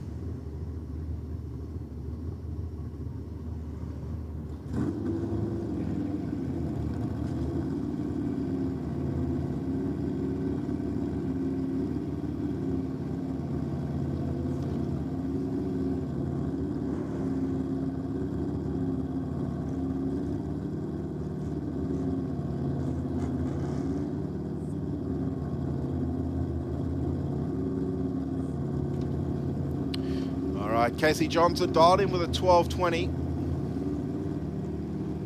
in the Aeroflow lane, taking on Cal Scott in the Rocket lane with an 11.50. Scott's thrown it away with the red light. Casey Johnson to take the win.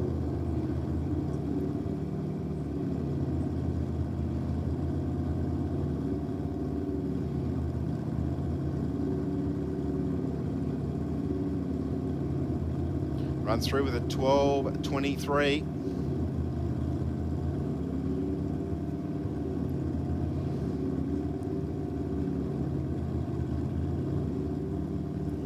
Next up, Benjamin Love, dialed in with a 910. He's in that AP5 Valiant wagon, taking on John Kerr in the Mercury Comet.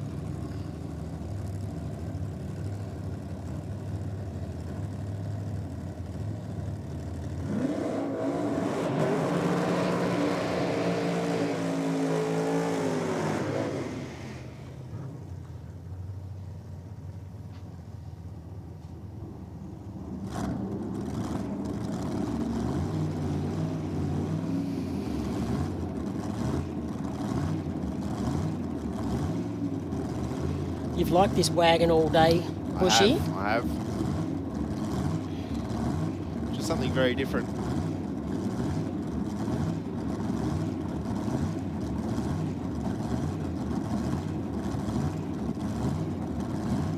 Colleague at work, his brother's got a fully restored one that looks absolutely gorgeous in the photos that I've seen.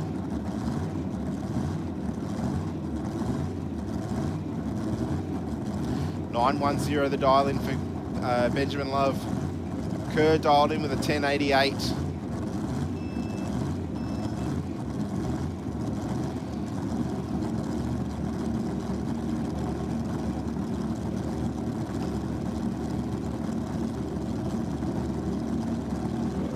Kerr's tree counts down first, a 2.25 reaction time for him. Love away with a 1.54. You can see the shift light blaring away in the Valiant. And Johnny Kerr gets it 10.92 with a 4. 10.92 with a 4 will take the win.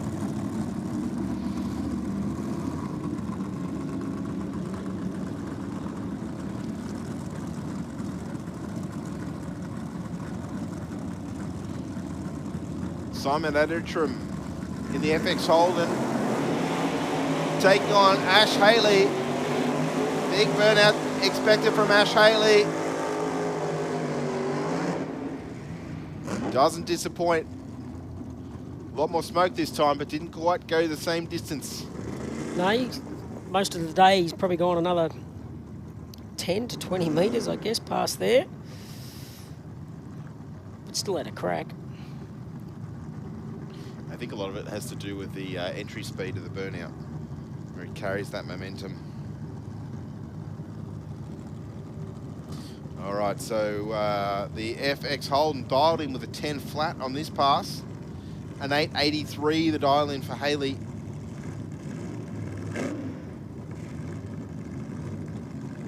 In the rocket lane, the blown small block. In the 55.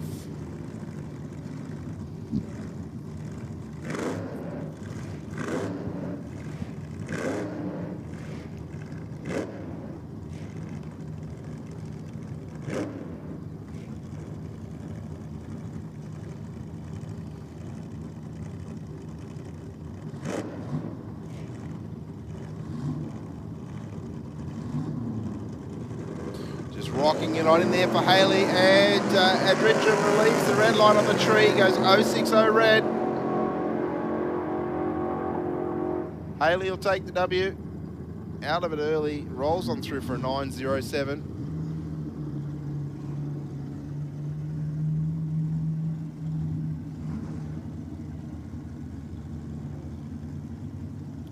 And 130 mile an hour through the finish line.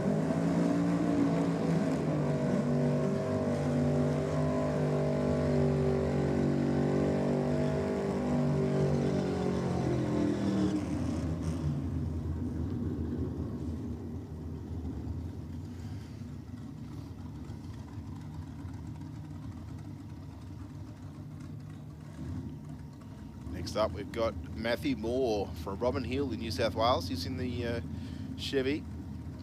Dialed in with a 1380, taking on Kevin Landry.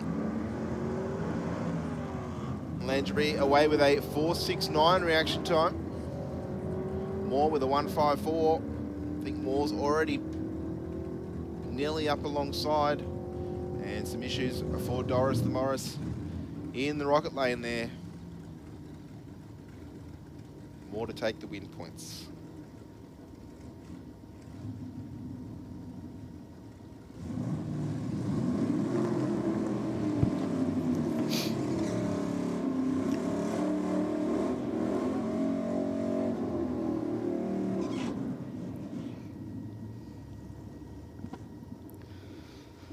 So Phil Moore in the 54 Chevy up against Andrew Barber in the Holden FE.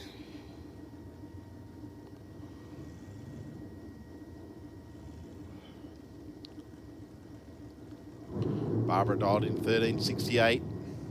Moore with the 16 flat.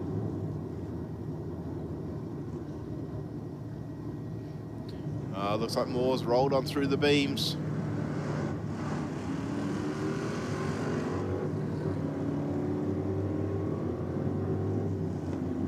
Barbara will get the win points. And takes it out the back door. 1373 with a 7. At 102.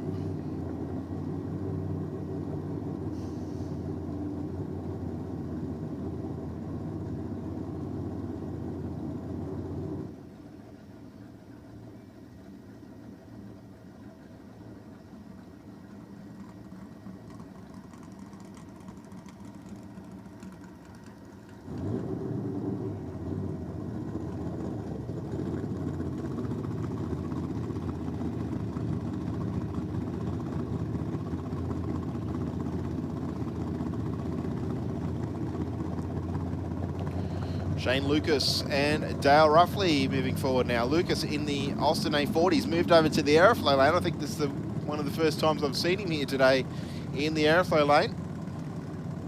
Dialed in with a 1210. Ruffley, who's in the rocket lane, he's dialed in with a 1501.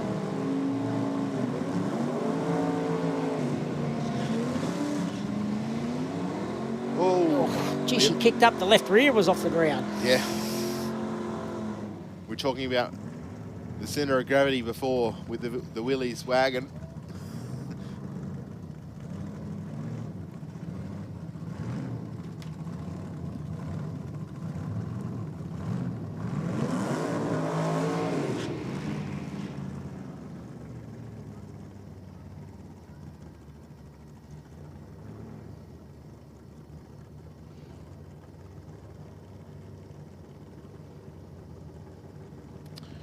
All right, 12.10 the dial in for the Austin. He will chase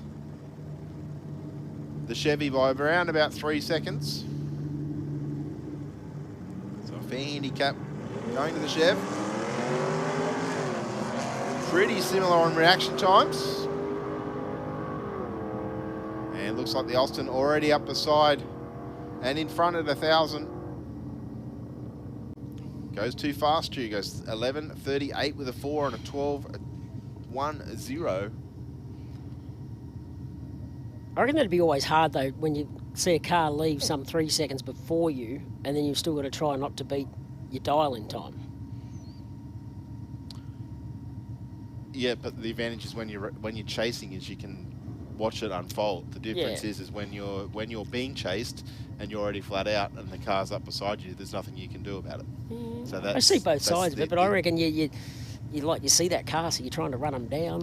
Yeah, definitely. I know when I was racing many years ago that to chase I felt was easier to chase because you could see the other car and you're carrying more momentum. So if you can draw up beside them and just stick with them or just be in front of them, then that's easier than you being flat out and not being able to do anything as they drive past you. Waving at you. Yeah, but the difference is, I guess, if you're the one that's leaving first, they've got to run you down. You're already in front. So, depends which side of the coin you look at, I guess. Yes, whether it's heads or tails.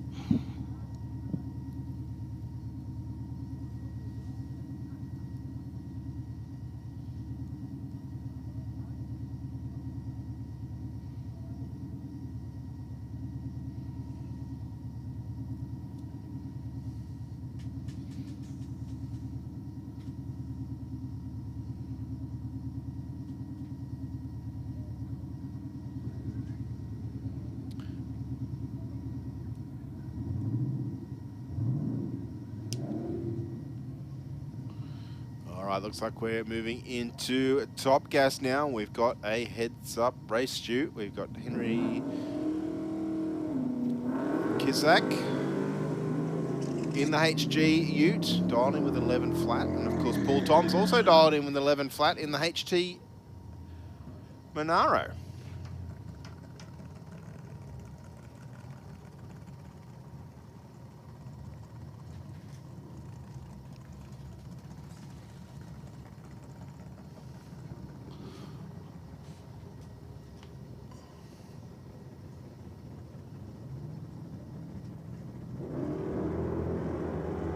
Toms has thrown it away with a reasonably big red light at 2-0 on the start line.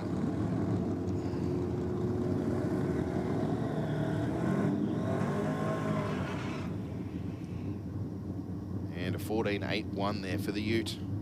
I dare say saw the red light and decided just to take it on easy. Yeah, which makes sense.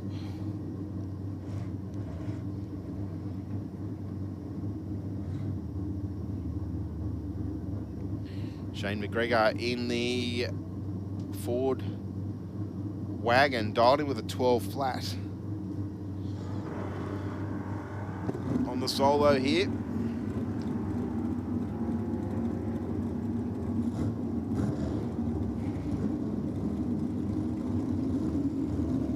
Looking for a 12.0, goes 12.09 with a 6. And 111.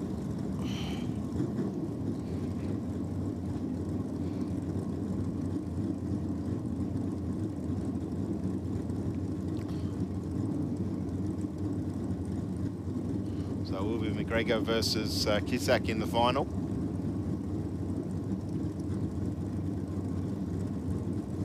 If my recollection is correct.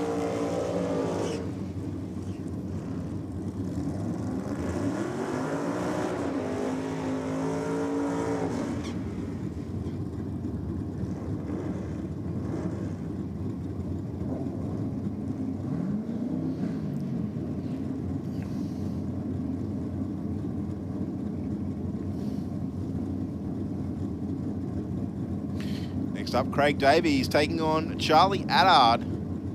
823 the dial in for Davies. 887 the dial in for Attard. Attard's, of course, in that Holden Tirana in the rocket lane.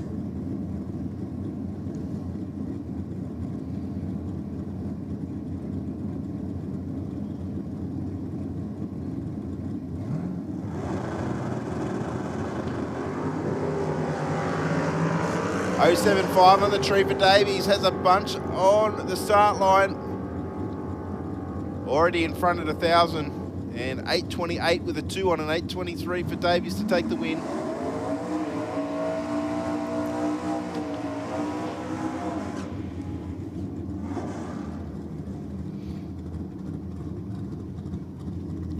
So Joe Kabura comes back out in the XY Ute.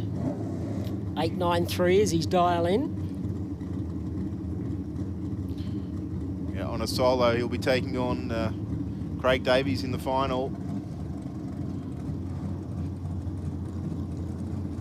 893 the dial in for Kabura. He'll be just looking to run something similar to that.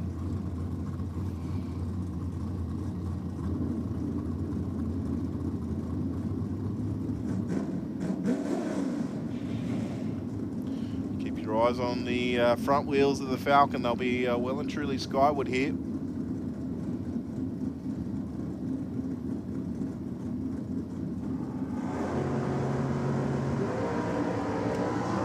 There we go, didn't disappoint. The car leaving the start line well over towards the centre line of the racetrack. And Joe, I think, doing the right thing, just rolling out of the throttle, saving the car at the top end. Still runs a 930.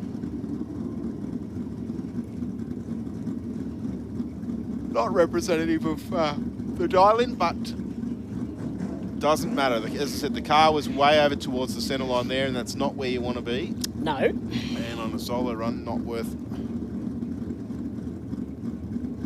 doing something silly, but a nice reaction time. Went 030 on the tree.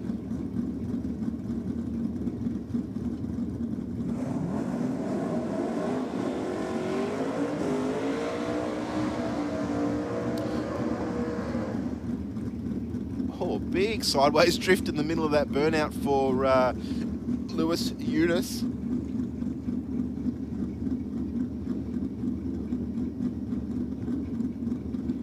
Victor Satliagiannis in the red Tirana.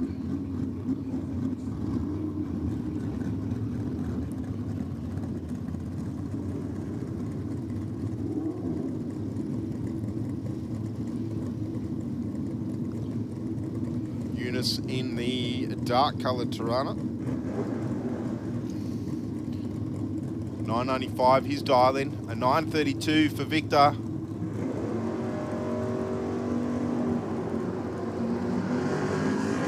.015 on the tree for Victor. Got a fair bit up his sleeve here as they race towards the finish line. Bock together at 1,000, but Victor gets there first. Eunice goes under the dial in, trying to stay in front. 935 on a 932 for Victor. Nice pass for him. He's going to be taking on either Sean Ma or Dave Grubo in the final of a middle eliminator.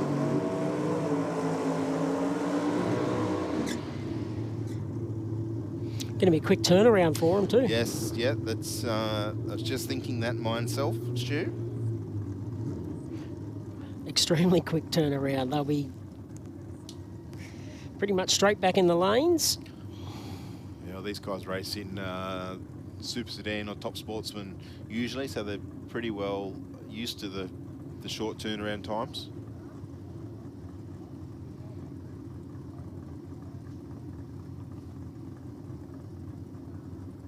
Where it gets hard when you start running like clutch cars and turbo cars and things like that in these categories. 001 on the tree for Gruber to an 014. There's only 13 thousandths of a second between these two races on the start line. It'll be anybody at the finish line, and it'll be Dave Gruber to take the win over Sean Ma.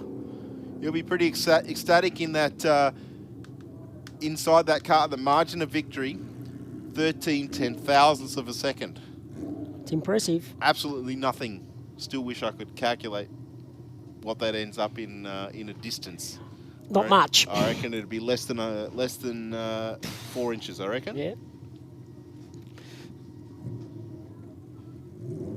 It would not be much at all.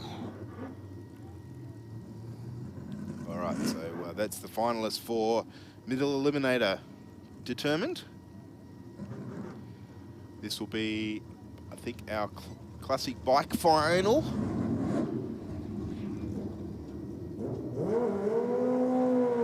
And we're looking at Mark Akers taking on Scott Marshall.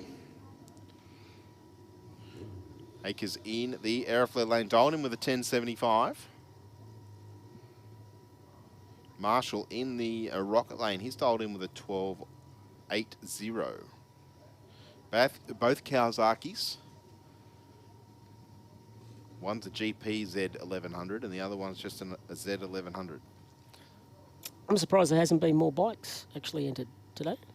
Yeah, normally they have been fairly strongly contested, but only 3 or 4 of them entered here for today. 013 on the tree for Akers. Off in hot pursuit. I think he's already passed Marshall. 11:32 takes it. 109 mile an hour. Marshall rolls off the throttle for 14:54 on his 1280.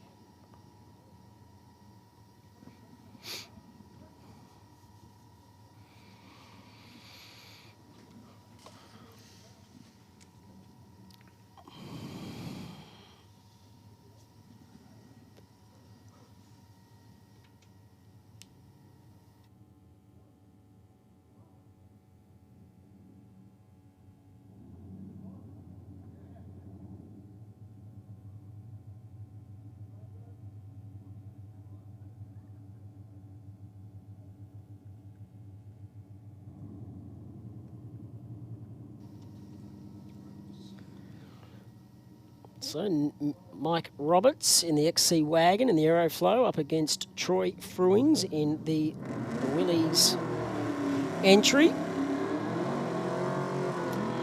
Is this our final?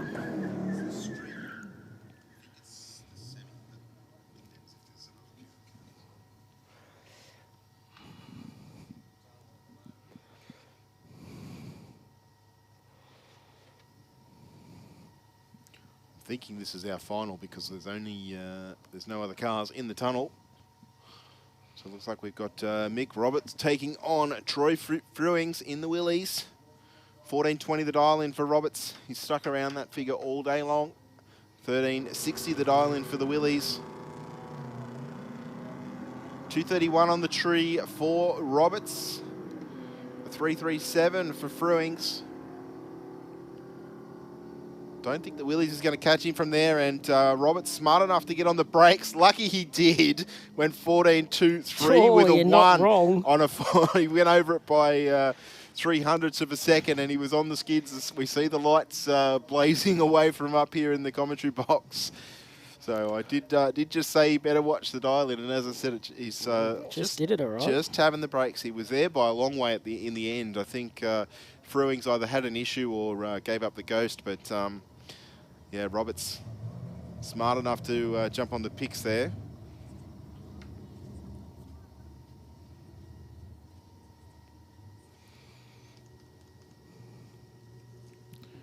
You can see one of our gas finals in the staging lanes.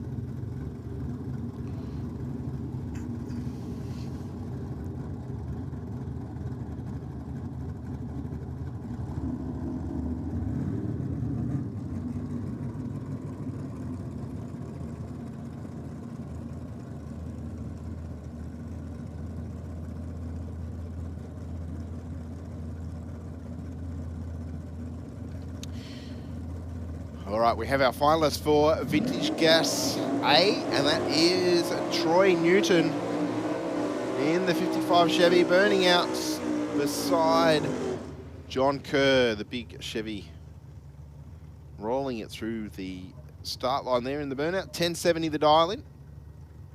He will be chasing the Mercury Comet of John Kerr.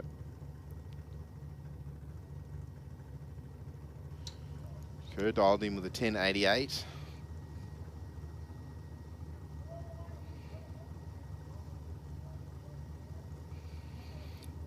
Newton was the number 3 qualifier and Kerr was the number 4 qualifier. Yep, so they've stuck pretty close to their qualifying times for the dial-ins right now. Kerr just sitting into pre-stage. Now into full stage, so Newton's got 20 seconds.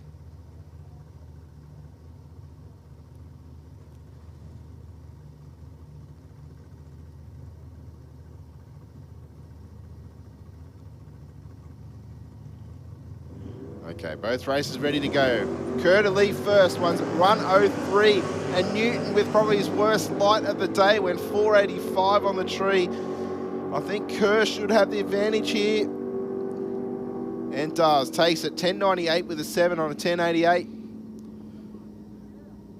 at 115, and Troy Newton a 1073 at 123. We'll have to settle for the runner-up spot. He was closer to the dial-in, but just gave away too much on the start line there, Stu. Yeah, that he did, and that's what it can mean sometimes. Obviously, when Newton didn't get away as quick as what he probably wanted to compared to Kerr, that reaction time can always make a big difference. And obviously, Kerr, he even jumped on the brakes before he got to the finish line too. Just going to say he had a little bit up his sleeve. The margin was the margin was actually more than 3/10 across the finish line, but Kerr to take the win. Been around racing long enough to know what he needs to do. All right, now the B final for Vintage Gas.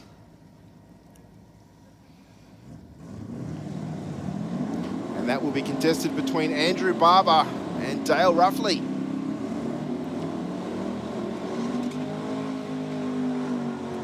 Ruffley started the day with a few issues in the braking area. Stopped moving halfway up the hill there on his first pass, but has soldiered on through, got all the way to the final, dialed in with a 1525. Barbara in the Aeroflow lane has dialed in with a 1368.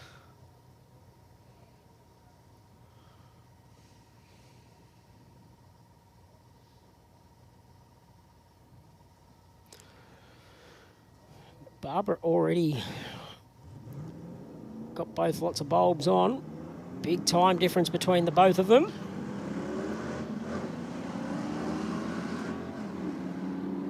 Both away cleanly, but there's around a 1/10 and a half advantage for Ruffley here. We should see the win in the rocket lane, and we do. 1536 with a 6 on a 1525. About 800ths across the finish line. The 55 Chevy takes it.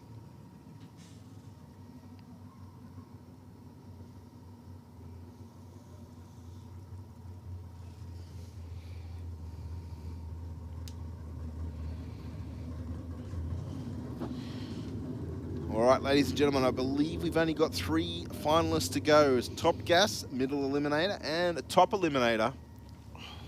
So we just need to give those races a little bit of turnaround time. We just saw them only a few minutes ago run their semis.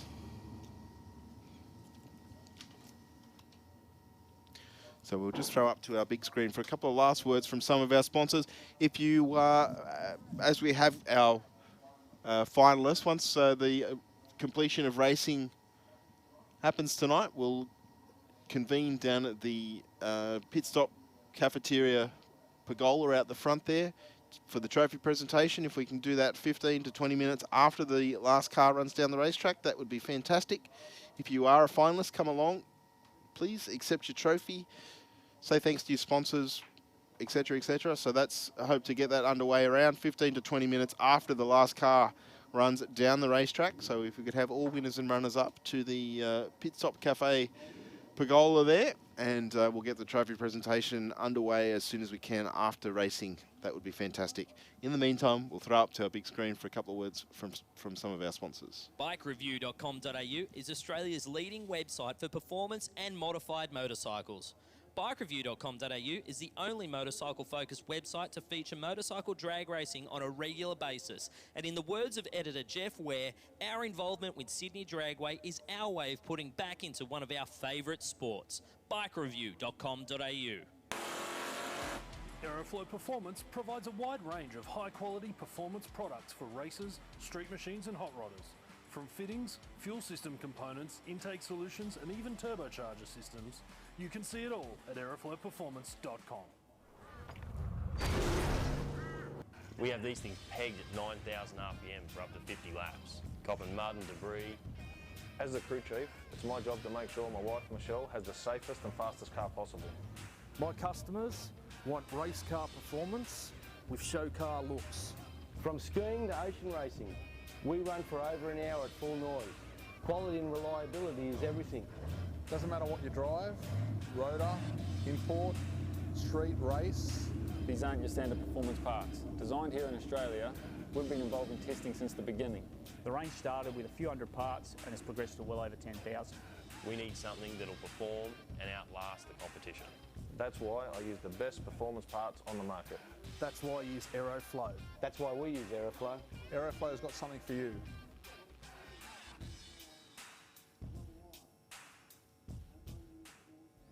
Stay informed, up to date and entertained thanks to the Western Weekender. The Western Weekender is Penrith's leading free and local newspaper, delivering the best content from on-the-ground journalists and providing businesses with direct access to potential customers. News, sport, entertainment, puzzles and so much more. The Western Weekender is the heartbeat of Penrith and it's out every Thursday.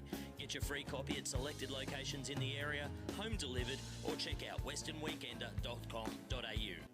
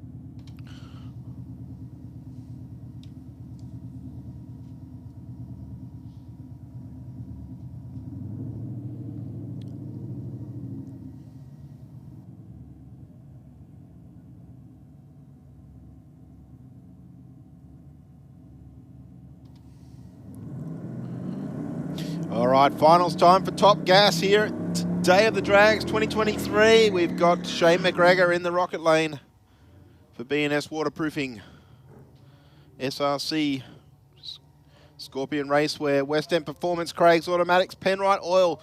He's dialed in with a 12-1-0, taking on Henry Kissack. Kissack in the HG Ute. Welcome back to the microphone, Stu McCarthy. Thank you, Stephen Bush. All right, McGregor's into pre-stage, ready to go. 3 more races, including this one, as far as I'm aware. If I've been marking our schedule correctly, a 1:09 reaction time for McGregor to a 2:28 for Kissack in the utility. McGregor in front at 1,000. One of those cars off the... Oh, I tell you what, Kissack got there first, but he went too fast. He went 10.95 with an 8 on an 11.0. Handy the win. Back to McGregor, who went 12.23 with a 3. I heard on the track mics one of those cars off the throttle, and I think it must have been Kissack. But not because his mile an hour drop. There's only 10 mile an hour washed off the speed there, but not enough to slow down. And Shane McGregor to take the win there. Congratulations, Shane. We'll see both those races at the trophy presentations very shortly here at Sydney Dragway.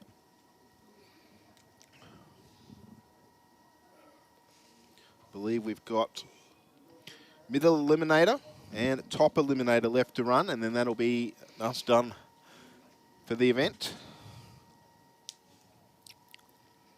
We thank you all for your patience. Those that are left in the crowd, I understand that... if you've been here all day, well done. Yeah, that's exactly right. It's been a cracker of a day to sit in the sun and enjoy the warmth of the sun, watch a bit of drag racing, chat with some friends, check out some cool cars. What more could you want to do with your Saturday, Stu? No, I'd probably, be pretty happy doing that. Be reasonably satisfied with that? Yep. All right, we can see one of our finalists coming around for, I think that would be top eliminator. That would be Joe Cabora.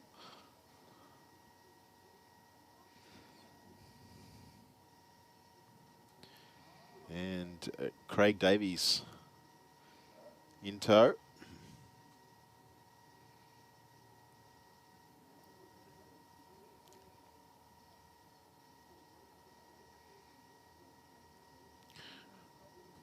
And there's Victor.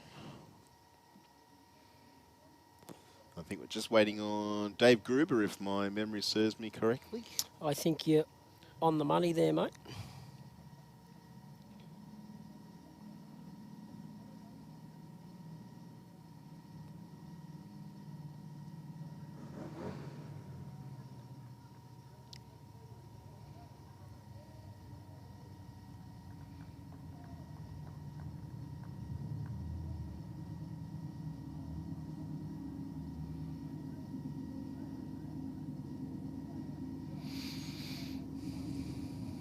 Don't forget, Aeroflow Race 4 Real is on Wednesday night. Yep, and then on Saturday of next week we have Grudge Kings here at Sydney Dragway. Bit of a mix of everything here at Grudge Kings. Usually a very good event, of course, put on by Po Tung and his team. A lot of tough street-orientated cars at that one. A lot of tough race cars as well. Here comes Dave Gruber in the strip rat, so I believe we will have all of our finalists in the staging lanes.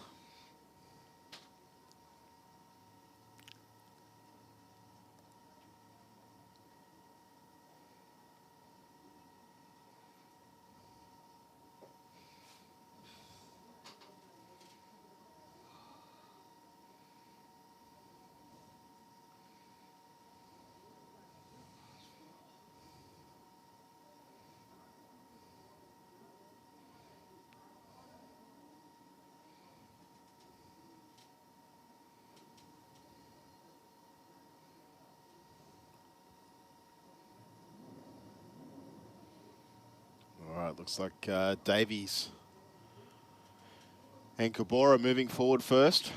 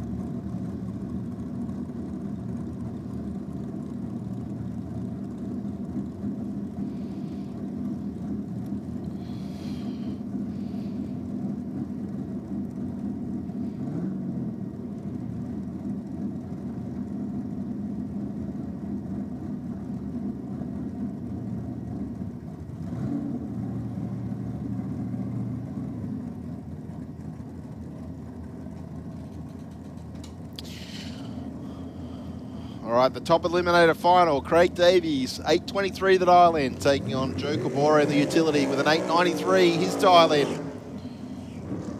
7/10 of a second head start going to the utility in the rocket lane. Davies had a very good day. He was the top qualifier back this morning with an 8.209 at 162.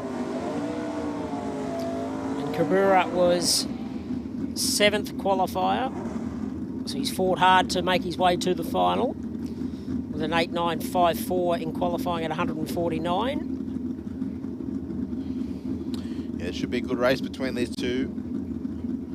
Stuck pretty close to what they qualified as in terms of their ET.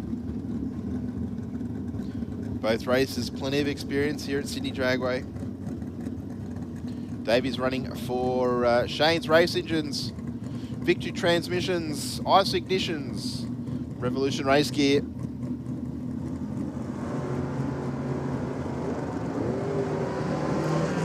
Cabora away with a 2.10 reaction time. Davies with an 0.33. Davies should see the win like he does. Goes 8.32 with a 5, 1.47 to take the win. And Cabora a 9.02 at 1.49. We'll have to settle for the runner-up spot. Solid day's racing from those two guys, especially Craig Davies, to be the top man from the AM to PM. Yep, that car pretty consistent.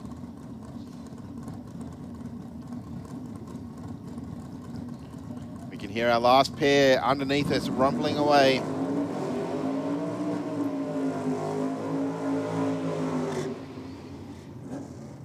And Victor Satliagiannis taking on Dave Gruber. 9.33 the dial in for Victor. He's in the Aeroflow lane.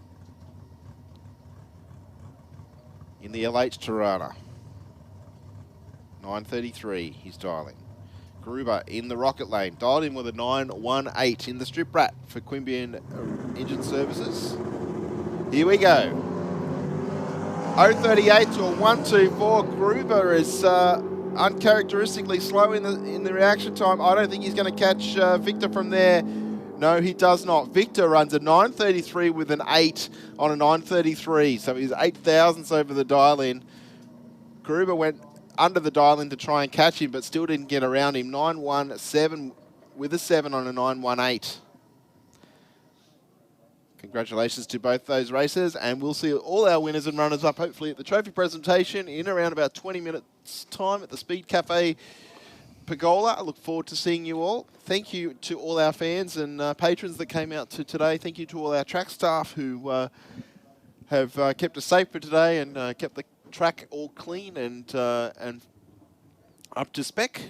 Thank you to Stu McCarthy for joining me in the commentary box here today. Yeah, thanks, Bushy. It's certainly still a learning curve for myself, even though I've been doing it a little while now at the same stage with drag racing. But it's, yeah, good to sit here for the day and certainly see all the races put on a show and obviously the Aeroflow Nitro Funny Cars for doing what they did.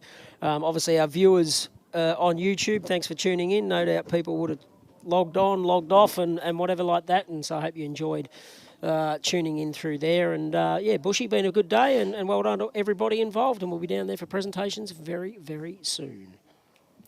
All right, thank you one and all. Have a good night. Be safe on the roads and we'll see you soon here at Sydney Dragway.